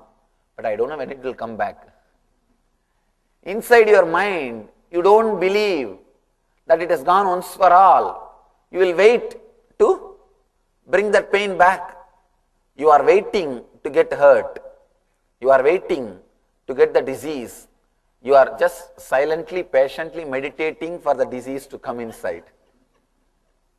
That is what you are doing. Waiting for the disease, particular disease to come in means you are meditating. You are just waiting for it to come inside. You are just asking, oh, when it will come, I don't know. When it will come, I don't know. It's almost like meditating for God. You are meditating for pains. You are meditating for diseases. When you create even one shaft, one idea, you have this problem, you have that problem. Constantly you will be bringing it back. Even when you don't have, you will not be able to believe that you are not having. You will not be able to believe you are not having. You can see in your life, in the young age, if your mother teaches you, if you are taught by your mother, if you go in the rain, you will have wheezing. After you grow, even after you become old, you don't even have to go in the rain. Just see the rain through the window, you will sneeze.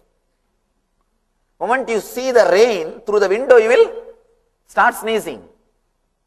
And sometimes by mistake you may not observe and you may not sneeze. You may not sneeze.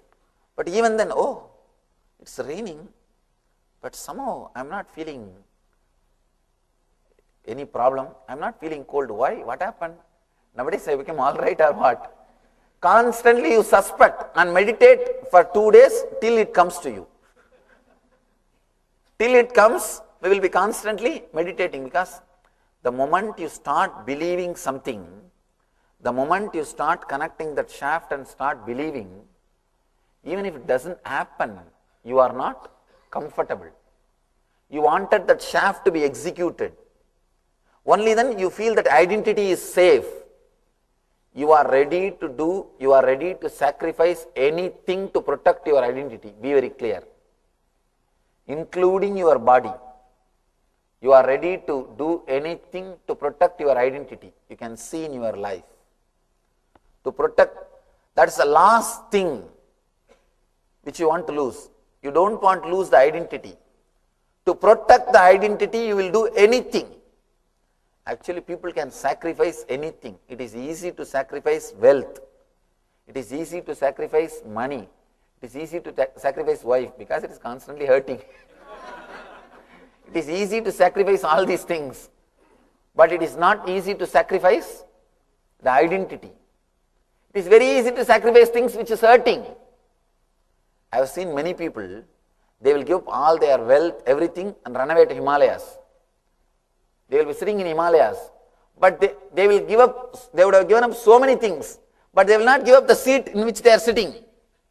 In the Himalayas, in the temples I have seen, they will fight for the place where they sit. They would have given up so many things, but they won't be able to give up that chair or the seat where they are sitting, or that kamandalu. Every day they will be wiping and washing that kamandalu. 10 times they will be cleaning, and it will be shining, but they will be cleaning. They would have given up so many things, but they can't give up that kamandalu. And even if they are, somehow if they manage to give up this kamandalu also, they can't give up that identity. I am this, I am that. It is very difficult to give up the identity. You will sacrifice anything for identity. All your diseases are nothing but sacrificing your body for the sake of your identity. When you start believing you have an identity, when you start believing you are somebody, according to that belief, you alter your body. According to that belief, you force yourself to act. Your body creates or maintains particular disease according to the identity which you create. According to the beliefs which you create about your body. Tiredness, chronic fatigue, all these things are directly related to this shaft. If you start believing, see, yesterday's tiredness and day before yesterday's tiredness or tiredness which you experienced 1 month ago, they are complete independent experiences. But when you start connecting all of them and seeing, by 8 o'clock I will become tired. If you create a shaft, by 6 o'clock itself you will start preparing your mind. Hey, it is becoming 8 o'clock. I have to fulfill my belief. I have to fulfill my faith. I have to fulfill my identity. You have to fulfill your identity. You start creating the dullness or lethargic feeling by 6 o'clock itself. You have to prove your identity because you created it. Sometimes you may forget to prove your identity to the outer world, but you will never miss to prove the identity to yourself. Because if the outer world doesn't believe your identity is also, is okay. But you yourself start suspecting your identity is too dangerous. You will never let that happen. Be very clear. I am exposing all the cunning games you are playing with yourself. All the games which you are playing with yourself, you will never let down your identity with yourself. Because without that identity, you will be afraid what to do, how to be. You need to be. You can't be without anything. So you have to be somebody. So create some identity. All your identity is a pure myth. You see, I can generalize and tell you these are the usual problems which you suffer in the Annamaya Kosha, in the first layer, because of your identity and because of the belief or because you connect and see the shaft. If you can come up with your questions, now we will have a few minutes. Either you can share some of your understanding, how you are creating shaft and suffering related to this Annamaya Kosha, and how you understand about that now. You can share your understanding, or you can put some question. You can ask some question. Anything related to this Annamaya Kosha, we will analyze now. Layer by layer we will analyze. Otherwise, all the questions at a time, we will forget the truth which we are supposed to understand. Layer by layer, we will understand, we will throw light and we will apply the same truth and try to liberate ourselves from the shaft which we are creating or which we are thinking we are creating. Again, whether that shaft exists or not, we don't know. But we constantly think we have created that shaft. So now we will take few minutes to share. You can share some of your understanding now, or you can put any question. To share some of your understanding, you need the courage to laugh at the drama or the game which you are playing. If you don't have the courage, you can't open up. Because again you will be protecting the identity which you are carrying. Only if you feel courageous enough to laugh at the foolish drama which we are constantly doing, only if you understand it is really a foolish drama. Otherwise, you can carry on, no problem.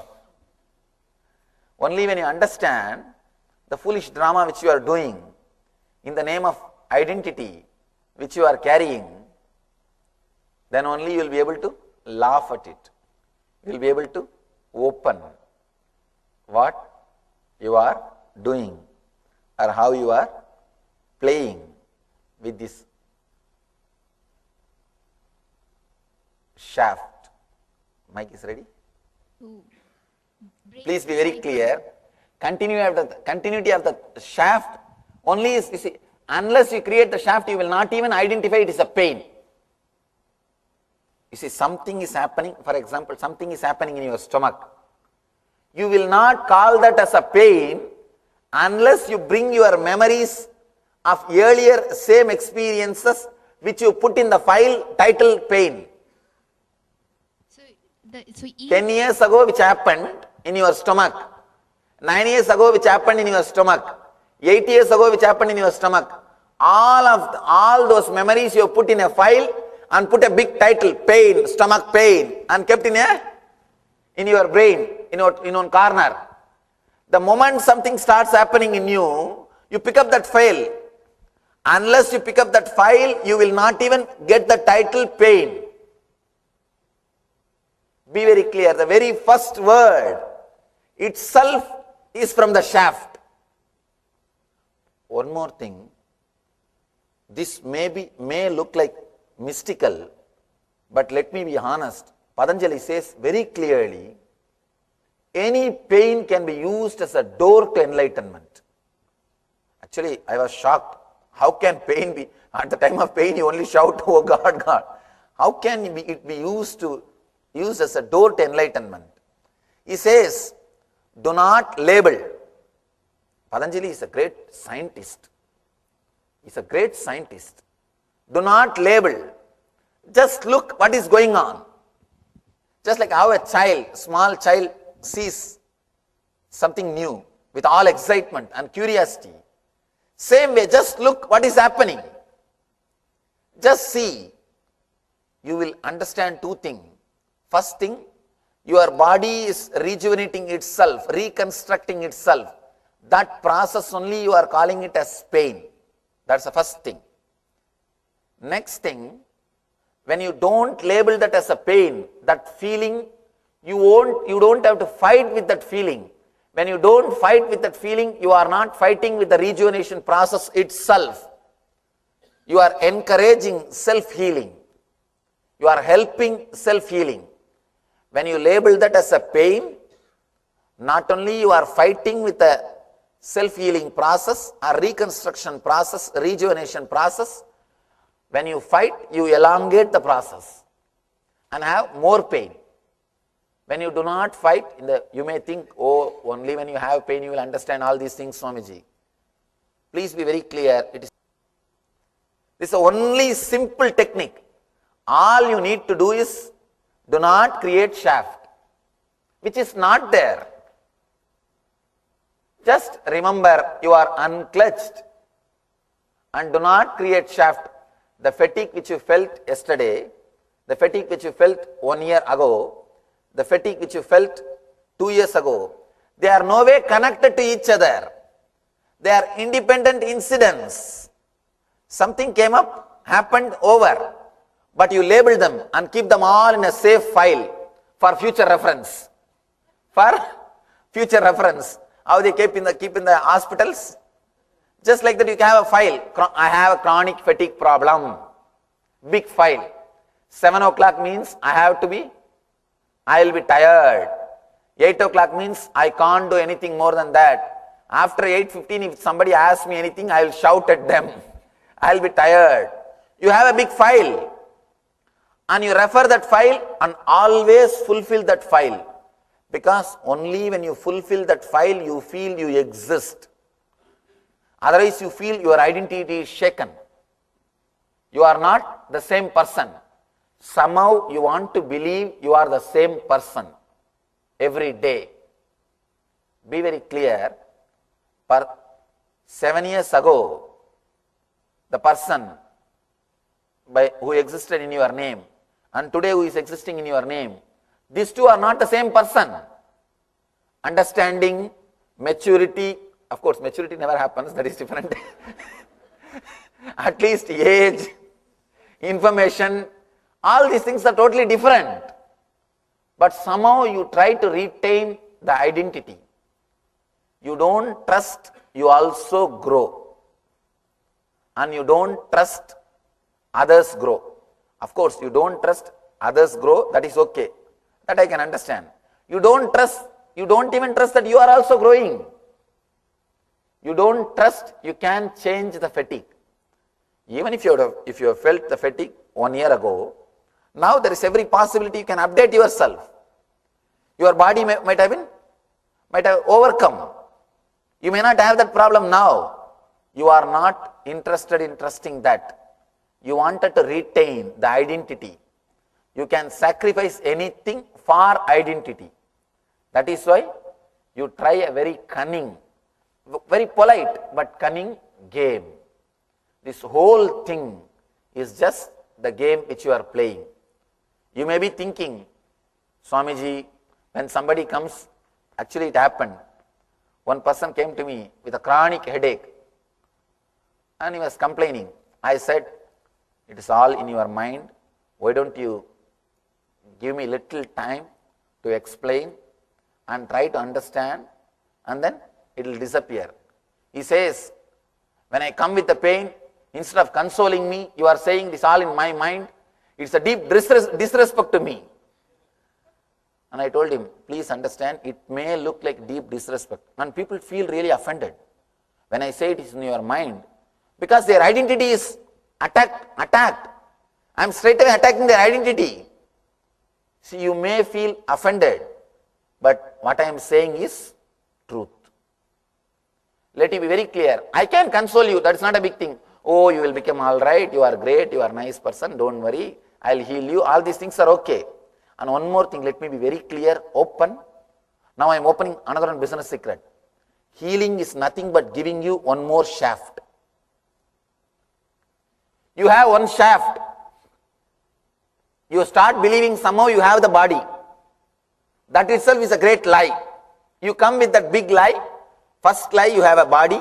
Second lie, you have a disease in that body. Now somehow I manage to take that one lie and replace another one lie. You have the healed body, that's all. And you heal yourself.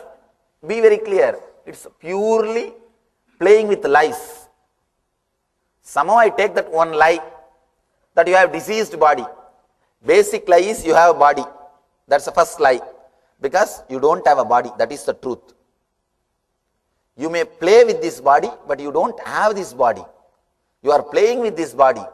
Or you decided to play with this body.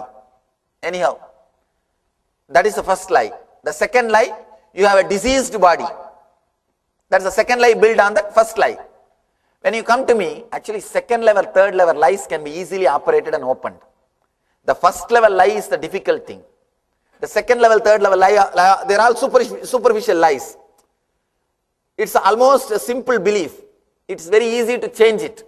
I just take that lie and replace this lie. You have a healed body, over. And you feel, oh, Swami has done a great help for me. Let it be very clear, this whole thing is myth. You are playing with some lies, so I play with some more lies, over. And let us ask another one question. All right, you come with a knee pain, I heal. You think that once for all you are healed? I made your whole knee with the steel.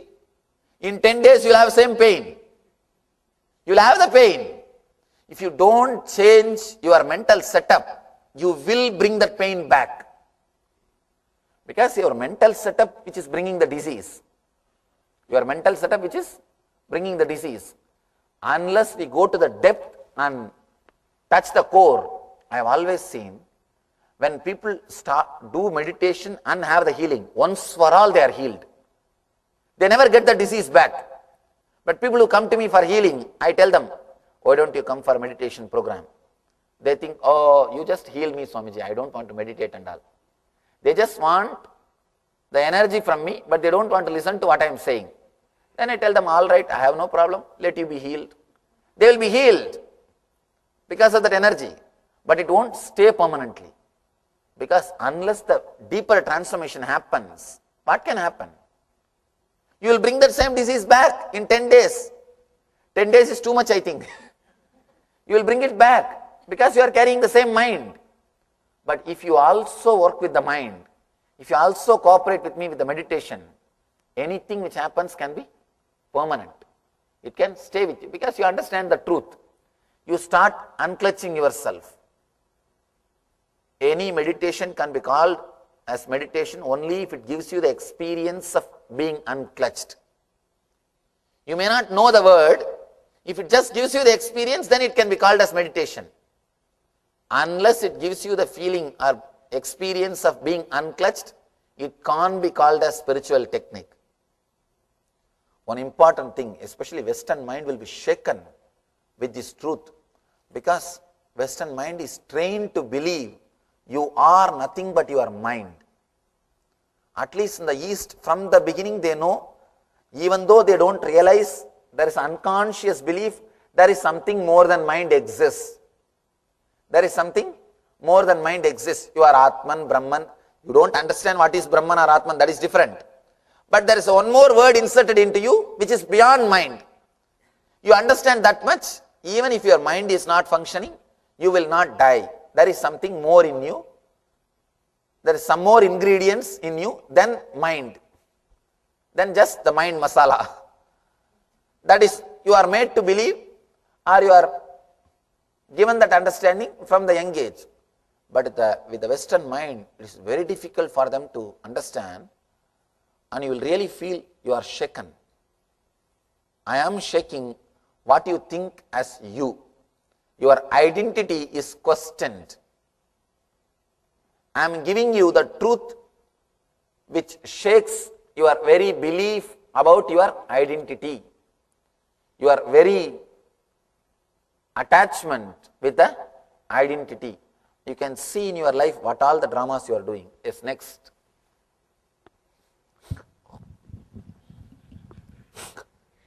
All right, I will do one thing. All of you finish talking, then I will give the final. Because if I start talking, somehow by my nature I don't stop. orating. Yes. All of you finish, then I will start. Yes. The inner identity that you qualify, is it a function of a social environment? Yes. That is the conscience. That is what I call conscience. Which you are carrying and struggling with which you are struggling is conscience. Is social environment, education, conditioning, is this all those elements that form? These are all masala, ingredients which creates the conscience. Next. Conscience is given to you by the people who don't follow their conscience. Because conscience as such cannot be followed. Even if you try to perfect it, there will be some impossible ideal. It will keep. It's like you run behind the ideal and the ideal is running behind something else. And both of you are chasing something which nobody knows. All of you know that Yamadharma story? Anybody who doesn't know that story? Or there are a few people, just for them I will tell the story. 3 women died and reached the Yama's court.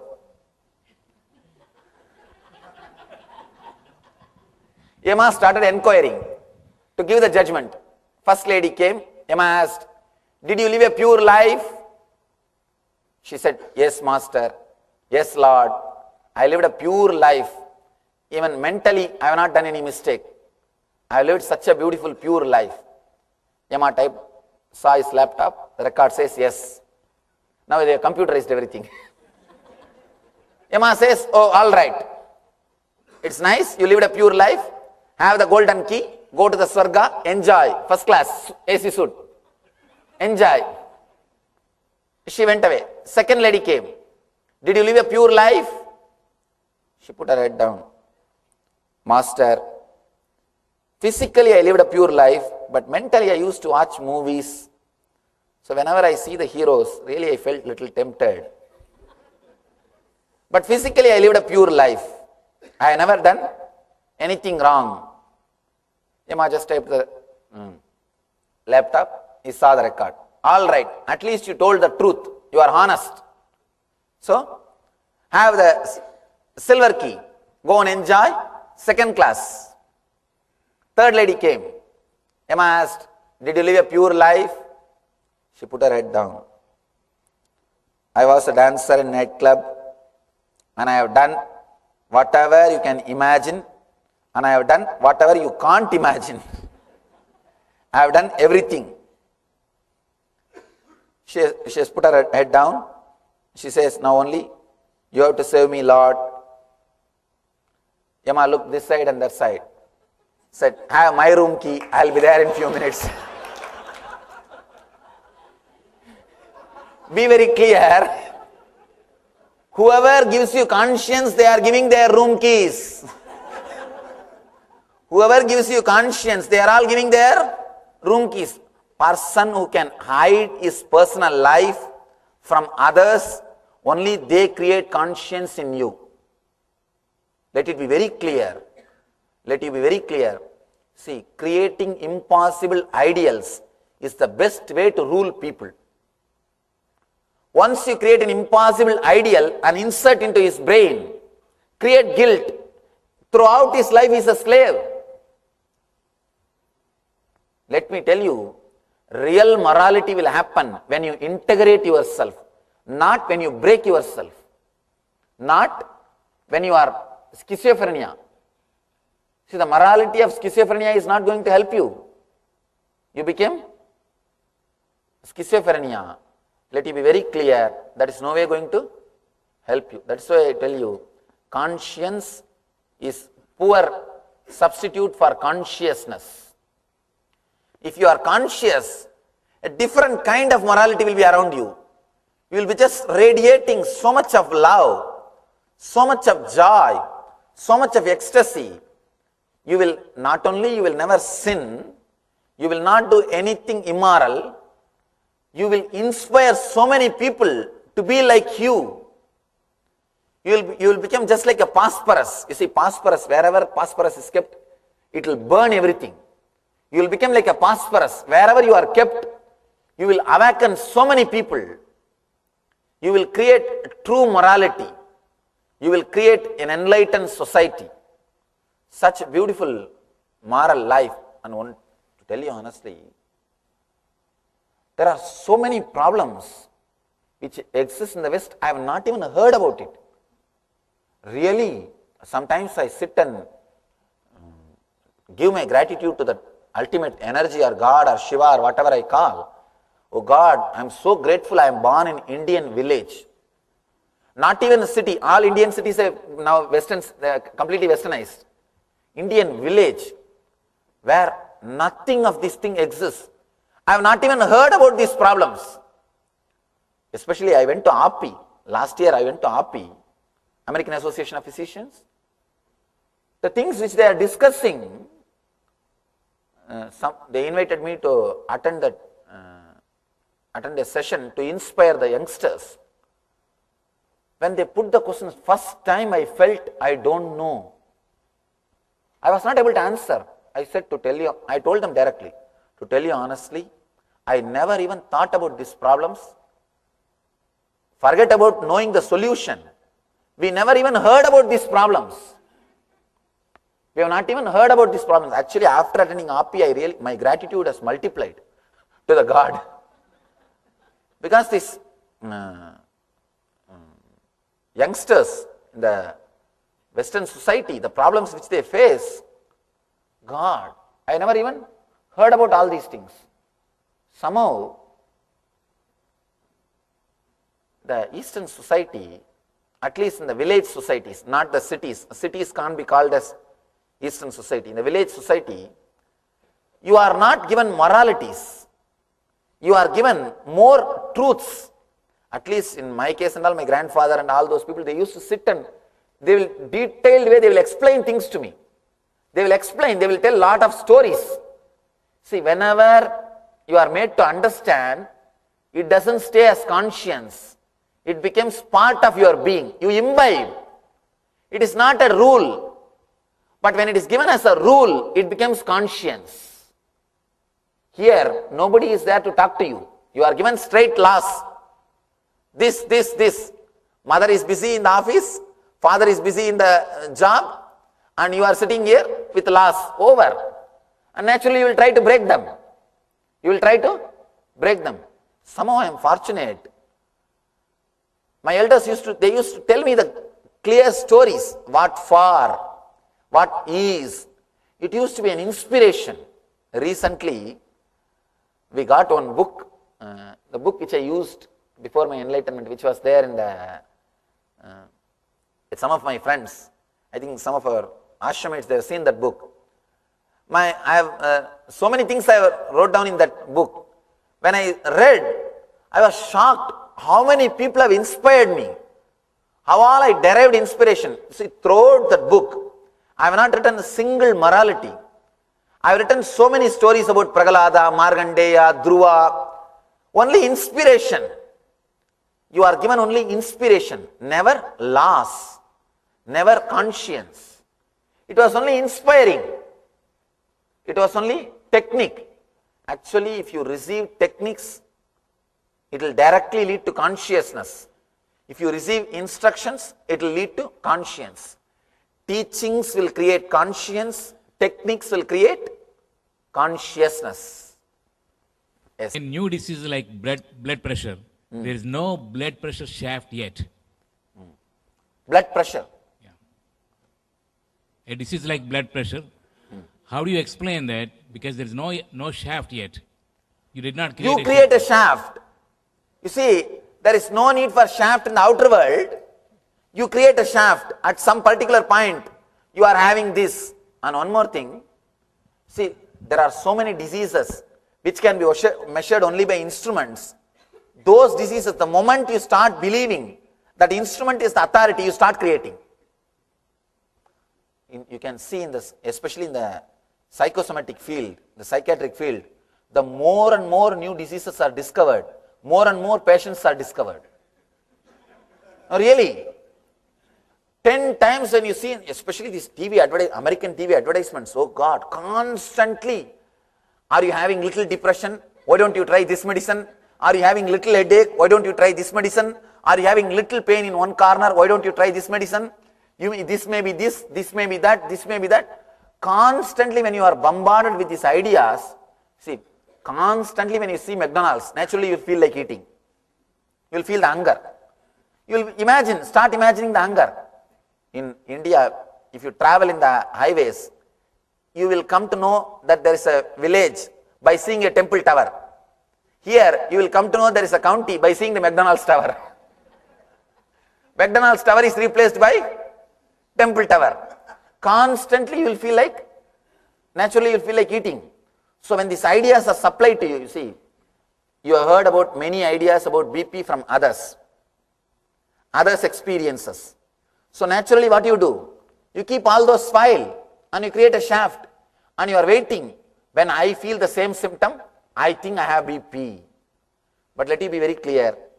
The pressure which you had 10 years ago, the pressure which you had 9 years ago, the pressure which you had 8 years ago, they are effects of independent incidents. When you start connecting them and believing I have BP, you will simply start creating constant pressure. Because anything which you believe, your body follows. If you believe you will have pain, your body will follow. I have seen some of our ashramites, somehow from the beginning I managed to make them believe that they don't have to sleep. Still now, I can say at least 10-15 people in the ashram, they hardly sleep for 2 hours. Somehow I made them believe. Hardly they sleep 2 hours and no eye wrinkles, whatever you say in the West, all that nonsense, nothing is there. And here people believe that if you don't sleep, you will have that, what do you call? Anyhow, better not knowing all these words. Better let me not know all these words. No, less you know about all these things, you won't create much. And you can come and see. Of course, people who have come and stayed in the ashram, they know. Inside ashram, nobody walks. They only run. Somehow, I am successful in making them believe that they don't have to sleep that much. They are not only, they are alive, they are active, they are energetic. They don't feel. See, your body follows what you believe. Your body follows what you believe. I personally feel we had the power of flying. We lost by social conditioning. Of course, I don't have solid proof to show to you all. That's why I can't emphasize on this. But if you trust, I have little intelligence, or I tell something which works, which helps in your life, let you be very clear. I have seen one yogi flying with my eyes. With my eyes, I have seen. We had the power. By nature, human beings had the power. Maybe in course of social conditioning, when you are made to believe you can't, or when you are made to believe this is your boundary. Your body started following that boundary. See, I myself have seen one Lama who is 136 years old. Let me tell you the story how I met him. I went to Nepal. From Nepal, actually before the Tibet, before the border, there's a place called Potala Monastery. Any of you have been there, you would have seen that. Beautiful place. If you walk into the jungle some 100 kilometers, you will see a village where lamas live together. I went there because they told me that very elderly lamas live there. Very old people live there. So I went there to see. I asked one villager, can I see some old lama? They said, go to that field. One lama is working. He is also an elderly person. Go and meet him. I went there. He was working in the field with that yak and all those things. I asked, Babaji, Swamiji, I heard that you are, and they told me you will speak little English. You will understand little English. So I thought I can manage a few words. I asked him, Babaji, I heard that you are a very elderly person. Can you say some of your experiences, something about your life? He started laughing and said, what? Elderly? I am only middle-aged man. I am just 136. There are so many people who are 180, 190. Go and talk to them. Be very clear. It is not myth. Medically, doctors are certifying. From Wisconsin University, the group of scientists have gone to experiment on them. They went and did some experiments on them. And biologically, they are more than 190 years. There are so many people who are living 190 years. I asked him, Swami, Babaji, how you people are living so long? He said, what is there? From the beginning we know human life of the human being is 300 years. No, from the beginning they are made to believe. And they took me to the graveyards. It's every graveyard 280 years, 290 years. In one graveyard it is written, this person had untimely death at the age of 180. Untimely death in 180. No, really, you all should visit that village. You will understand. What I am saying is not, please don't think what I am saying is a lie. There are so many Western newspapers covered. The Wisconsin University went and did research on them. They say that the energy produced by their body is 6 times more with the same quantity of food. Simply faith, simply belief. Your body is just like a child. Whatever you believe, simply the body will follow. All you need to do is create a strong right belief, or just be unclutched. Even if you are unclutched, things will take its own turn, and you will constantly rejuvenate yourself. But when you start having the wrong beliefs, wrong understanding, you will abuse your body. You will disrespect your body. Actually, I was shocked when I saw that Lama, when I saw that Baba, and another one Swami, who has attended 12 Kumbamelas. I have seen him in Allahabad. He has attended 12 Kumbamelas. 12 Kumbamela means 12 into 12. What is that? 144. 12 Kumbamelas. And he is healthy. He is going around. So be very clear. It is your faith. Whatever you believe, your body simply follows. You are made to believe human being's age means 70 to 90 years. And by the time you become 70, you prepare your body. Oh, I have become too old. You constantly talk. I become old, I become old, I become old. And prepare the body and die. Constantly you start talking. You start believing. You become old. Especially in the West, elderly people are not respected. It is very pathetic. Elderly people have to compete with the youngsters. That's in the East, elderly people are respected. In village culture, I can't say complete East. East has gone to dogs. No, really, all the so-called cities have gone to dogs. Completely confused. At least in villages, once you become 60 or 70, the kids will take care of you. In those days, kids used to take care of the parents. And the age is respected. They will come to you for counseling. They will come to you for some ideas. They will come to you for any things related to spirituality or rituals or some customs and traditions and all those things. You feel you are wanted. You don't feel that people are waiting to give you send off. Here, just people are waiting to say, quick, quick, it's too late. What are you doing here? And here you feel like people are ready to give you the send off.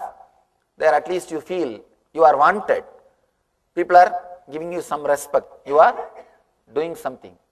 Actually, if you live in that type of community where you are wanted, your life will be prolonged. You will live an energetic, active, happy life because your mind is directly related to body. Yes, next.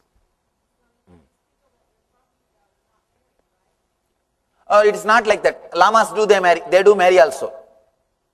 You see, in Buddhism, anybody who takes birth, they have to go to monastery. It's a compulsory.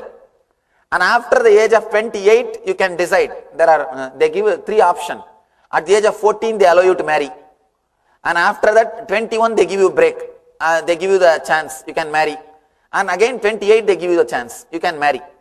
Even if you marry, they give you a different kind of life, but there are lamas who are married. And especially the yogi about whom I am talking, who used to fly, he is married and he had 14 kids. I don't know what else he was doing. Maybe the only entertainment.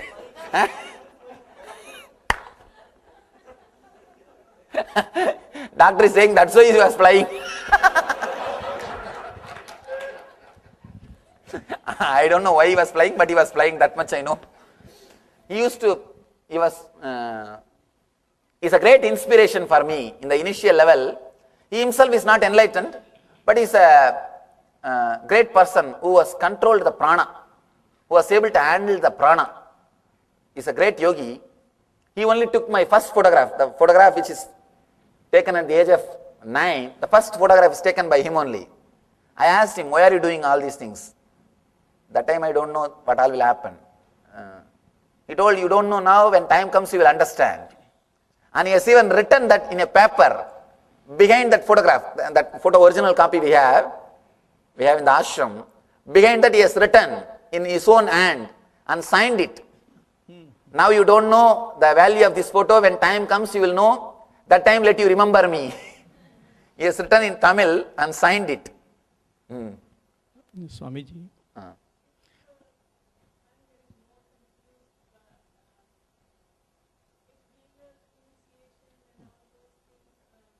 There again, I am giving you the energy to play with that superficial lies. See, if you think that you having body is a truth, then healer's initiation is truth. You understand? Do you have body?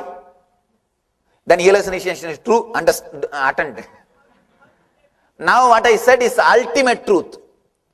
Before that, what I was saying is ultimate truth. Even you having body is a lie.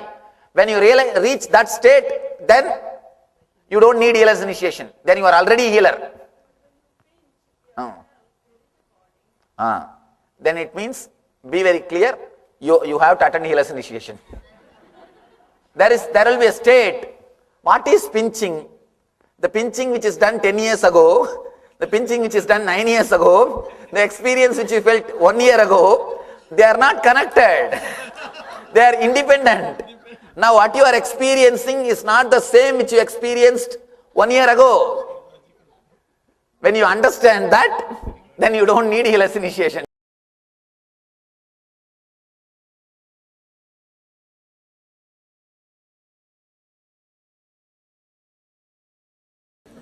Now let us start the process.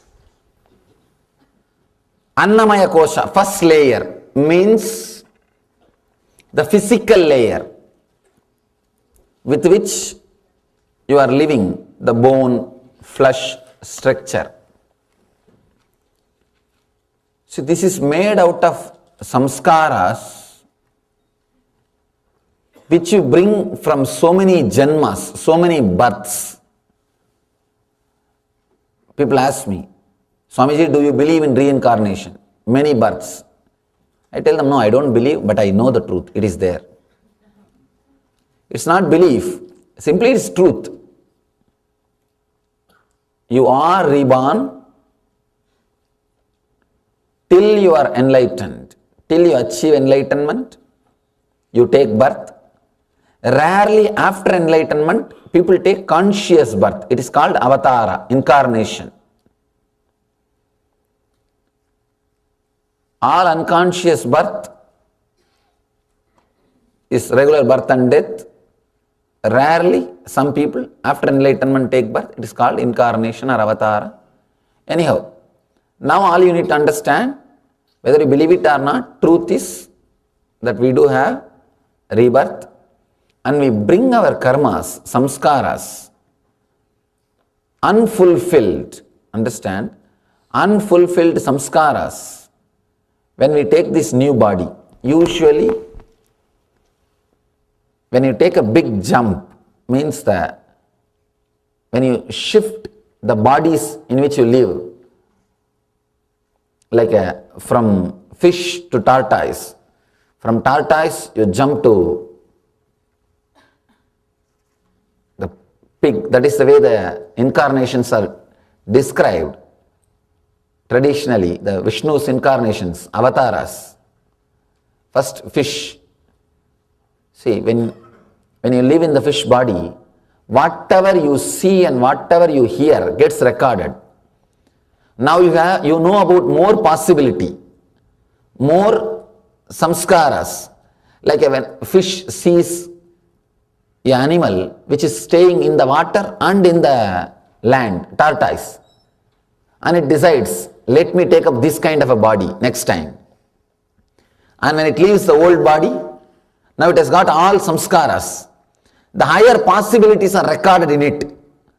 So it decides to create a tortoise body for itself. Now it sees a much better animal on the land. Of course, even though it may see human beings, it can't take such big jump. Whatever samskaras it collected during the tortoise body, it gathers the whole thing, and when it wants to have a next body, it decides much better choice. That is why we always tell, even seeing an enlightened master is a blessing. Because next time when you design your body, you will decide to be that kind of a being. The possibility is already known to you. In 6 billion people, how many you think knows the possibility of enlightenment?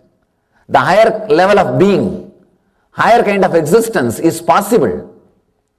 That is why we say in Vedic tradition, darshana, seeing itself is a great thing.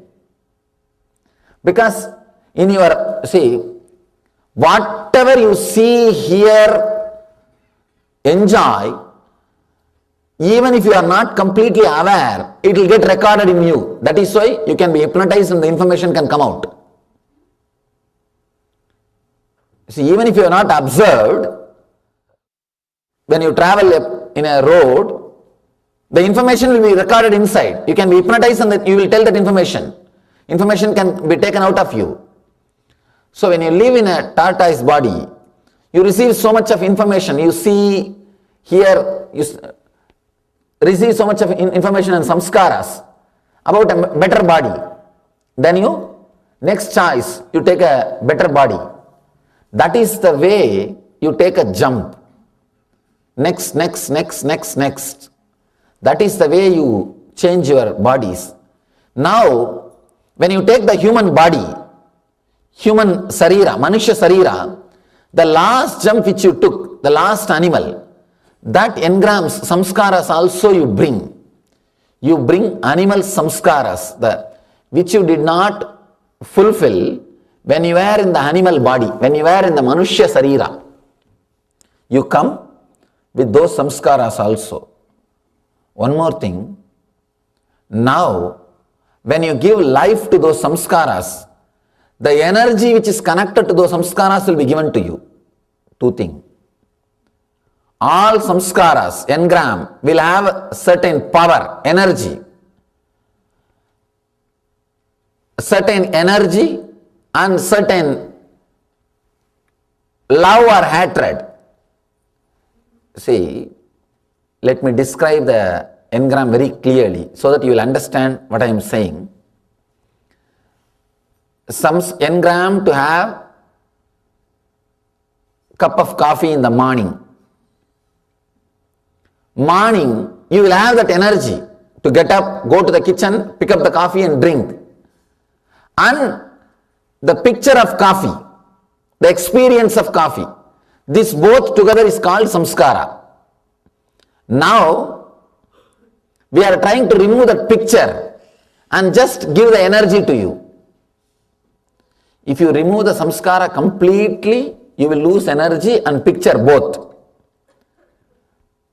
But when you work on Annamaya Kosha, samskara's energy will be there and the picture will disappear. Vasanas will be removed, but the Shakti, the power of the samskara will stay with you. Vasana means the object. Shakti is power of samskara. Removing vasana, but not the power of the samskara. It is called self-actualization. Understand? Self-realization can be achieved in two ways. Completely removing the samskara and energy, everything. You will have self-realization, path of renunciation. You can realize yourself by actualizing yourself also. That means having the energy, removing the vasana. Now, by working on the Anandamaya Kosha itself, you will be having the Shakti, but not the Vasana. You bring so much of samskaras in from the different animal births. It's a very powerful method, process to relive and get all the things out. Get everything out of your being. Usually, only in a very close, intimate atmosphere, like a teacher training and all, only I give this meditation technique. It's a very powerful technique. You can't even call this technique. Again, process. Again and again, I want to remind you guys. It's a process because technique means you can go and practice. You can't practice this. No. You can't do this in the house. It's a process. It doesn't work without master's presence. Direct presence. You go from a different bodies to different, you just travel from different levels to higher and higher levels, like a fish to tortoise and tortoise to pig, pig to Nrsimha. Nrsimha means half man and half animal. And from there to Vamana, pygmy man. Man but short, pygmy guy. Then goes to Rama. Then Krishna. Growing system. When you are in the human body, if you are fortunate enough to see a living master, enlightened master and live around him, your unconscious will record, oh God, the better possibility to exist is there. Better possibility to live is true. And this, when you are supposed to take the next body, will be used as an information, data. You will create an enlightened body. That is why we say that even seeing, darshana, is such a great blessing, such a great thing. Now we will work on the Annamaya Kosha. How? Just start living all the animal engrams so that your Annamaya Kosha will become completely self-actualized. All the samskara which you brought with your body, with your Annamaya Kosha, becomes reality. Understand? You got so many samskaras from animal layer because you never allowed them to become reality. It expresses in your everyday life. You can see when you eat. You can see when you are angry, the animals expressing through you. And you can see when you are filled with lust, the animals expressing through you.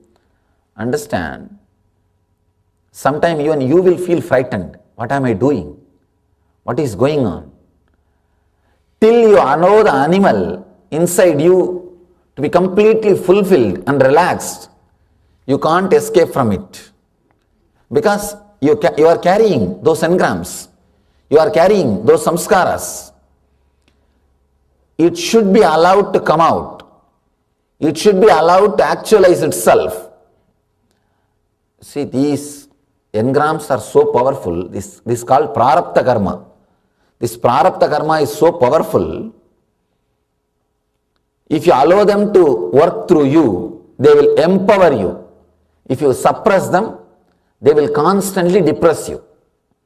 You will be fighting with them. Whatever quality you are fighting with you, whatever way you are fighting with you, see, if you are fighting to control your anger, if you are fighting to stop smoking, if you are fighting to stop drinking, everything is directly connected to this Annamaya Kosha, animal layer.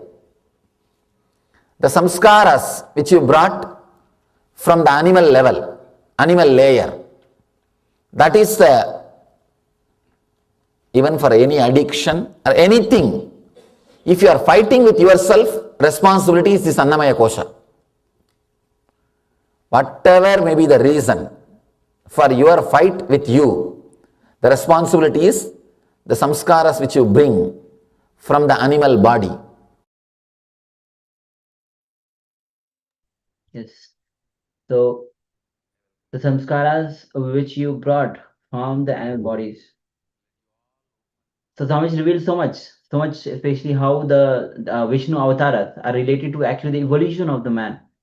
How from the fish, how the man transitions, how he sees a higher possibility, but he can't take even if he sees a human being, that too long jump he cannot take that. So it's a evolution. The whole Vishnu avatar is actually nothing but the evolution of the human or the species. All right. So with this, we'll be now entering into the power manifestation. So let's get ready.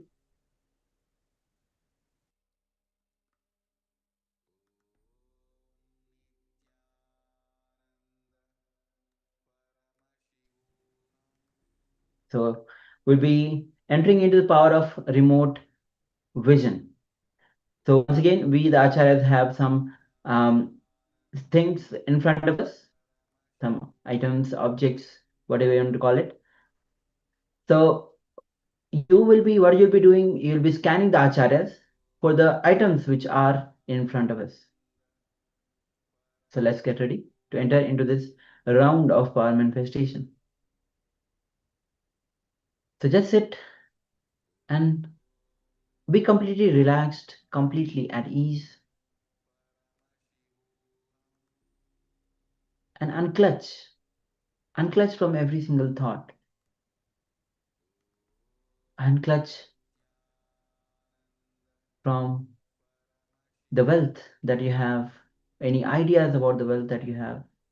Of course, you don't have to discard the wealth that you have. You have to just unclutch from the thought of the wealth, thought, idea that you carry.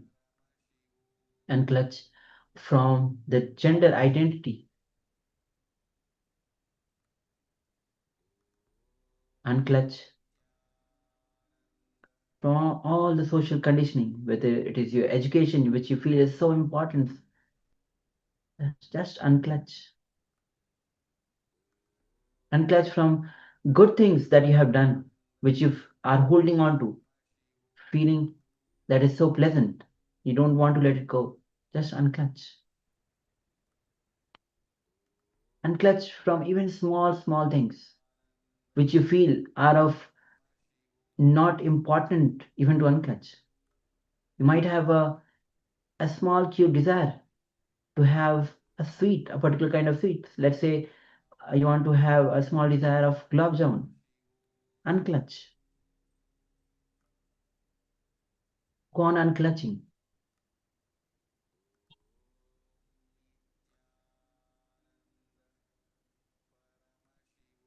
Finally, you rest in that space of pure unclutching, from where all the powers start manifesting, start radiating through you to manifest the state, space, powers, and being of Paramashiva. So now let's connect with Swamiji through the Mahavakya. Om Nithyananda Paramashivoham. Om Nithyananda Paramashivoham.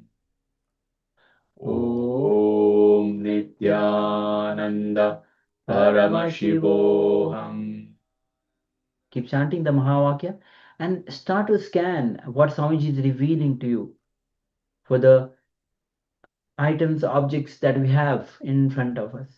So let's begin this power manifestation.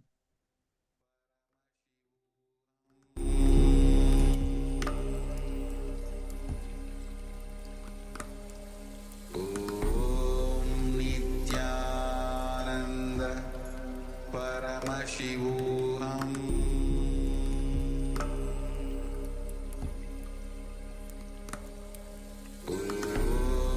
Nithyananda Paramashivoham.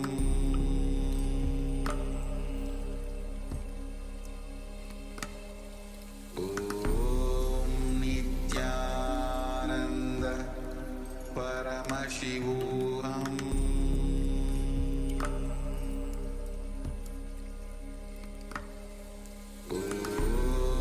Nithyananda Paramashivoham.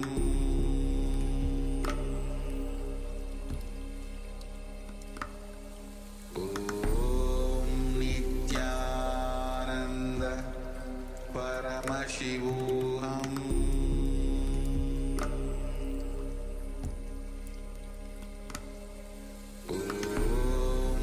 Nithyananda Paramashivoham.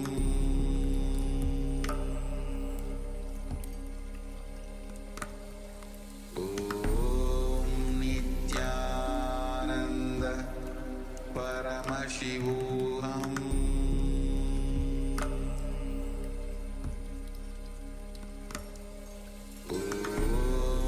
Nithyananda Paramashivoham. Nithyananda Paramashivoham.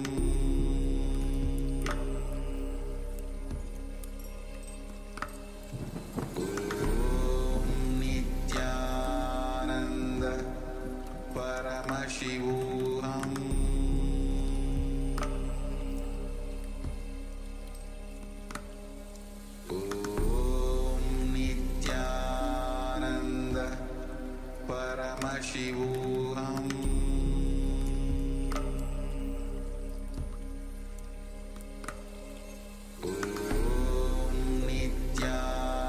Nithyananda Paramashivoham.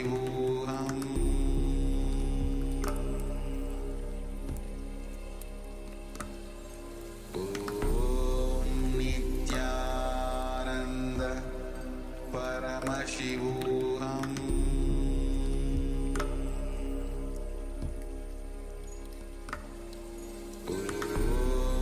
Nithyananda Paramashivoham.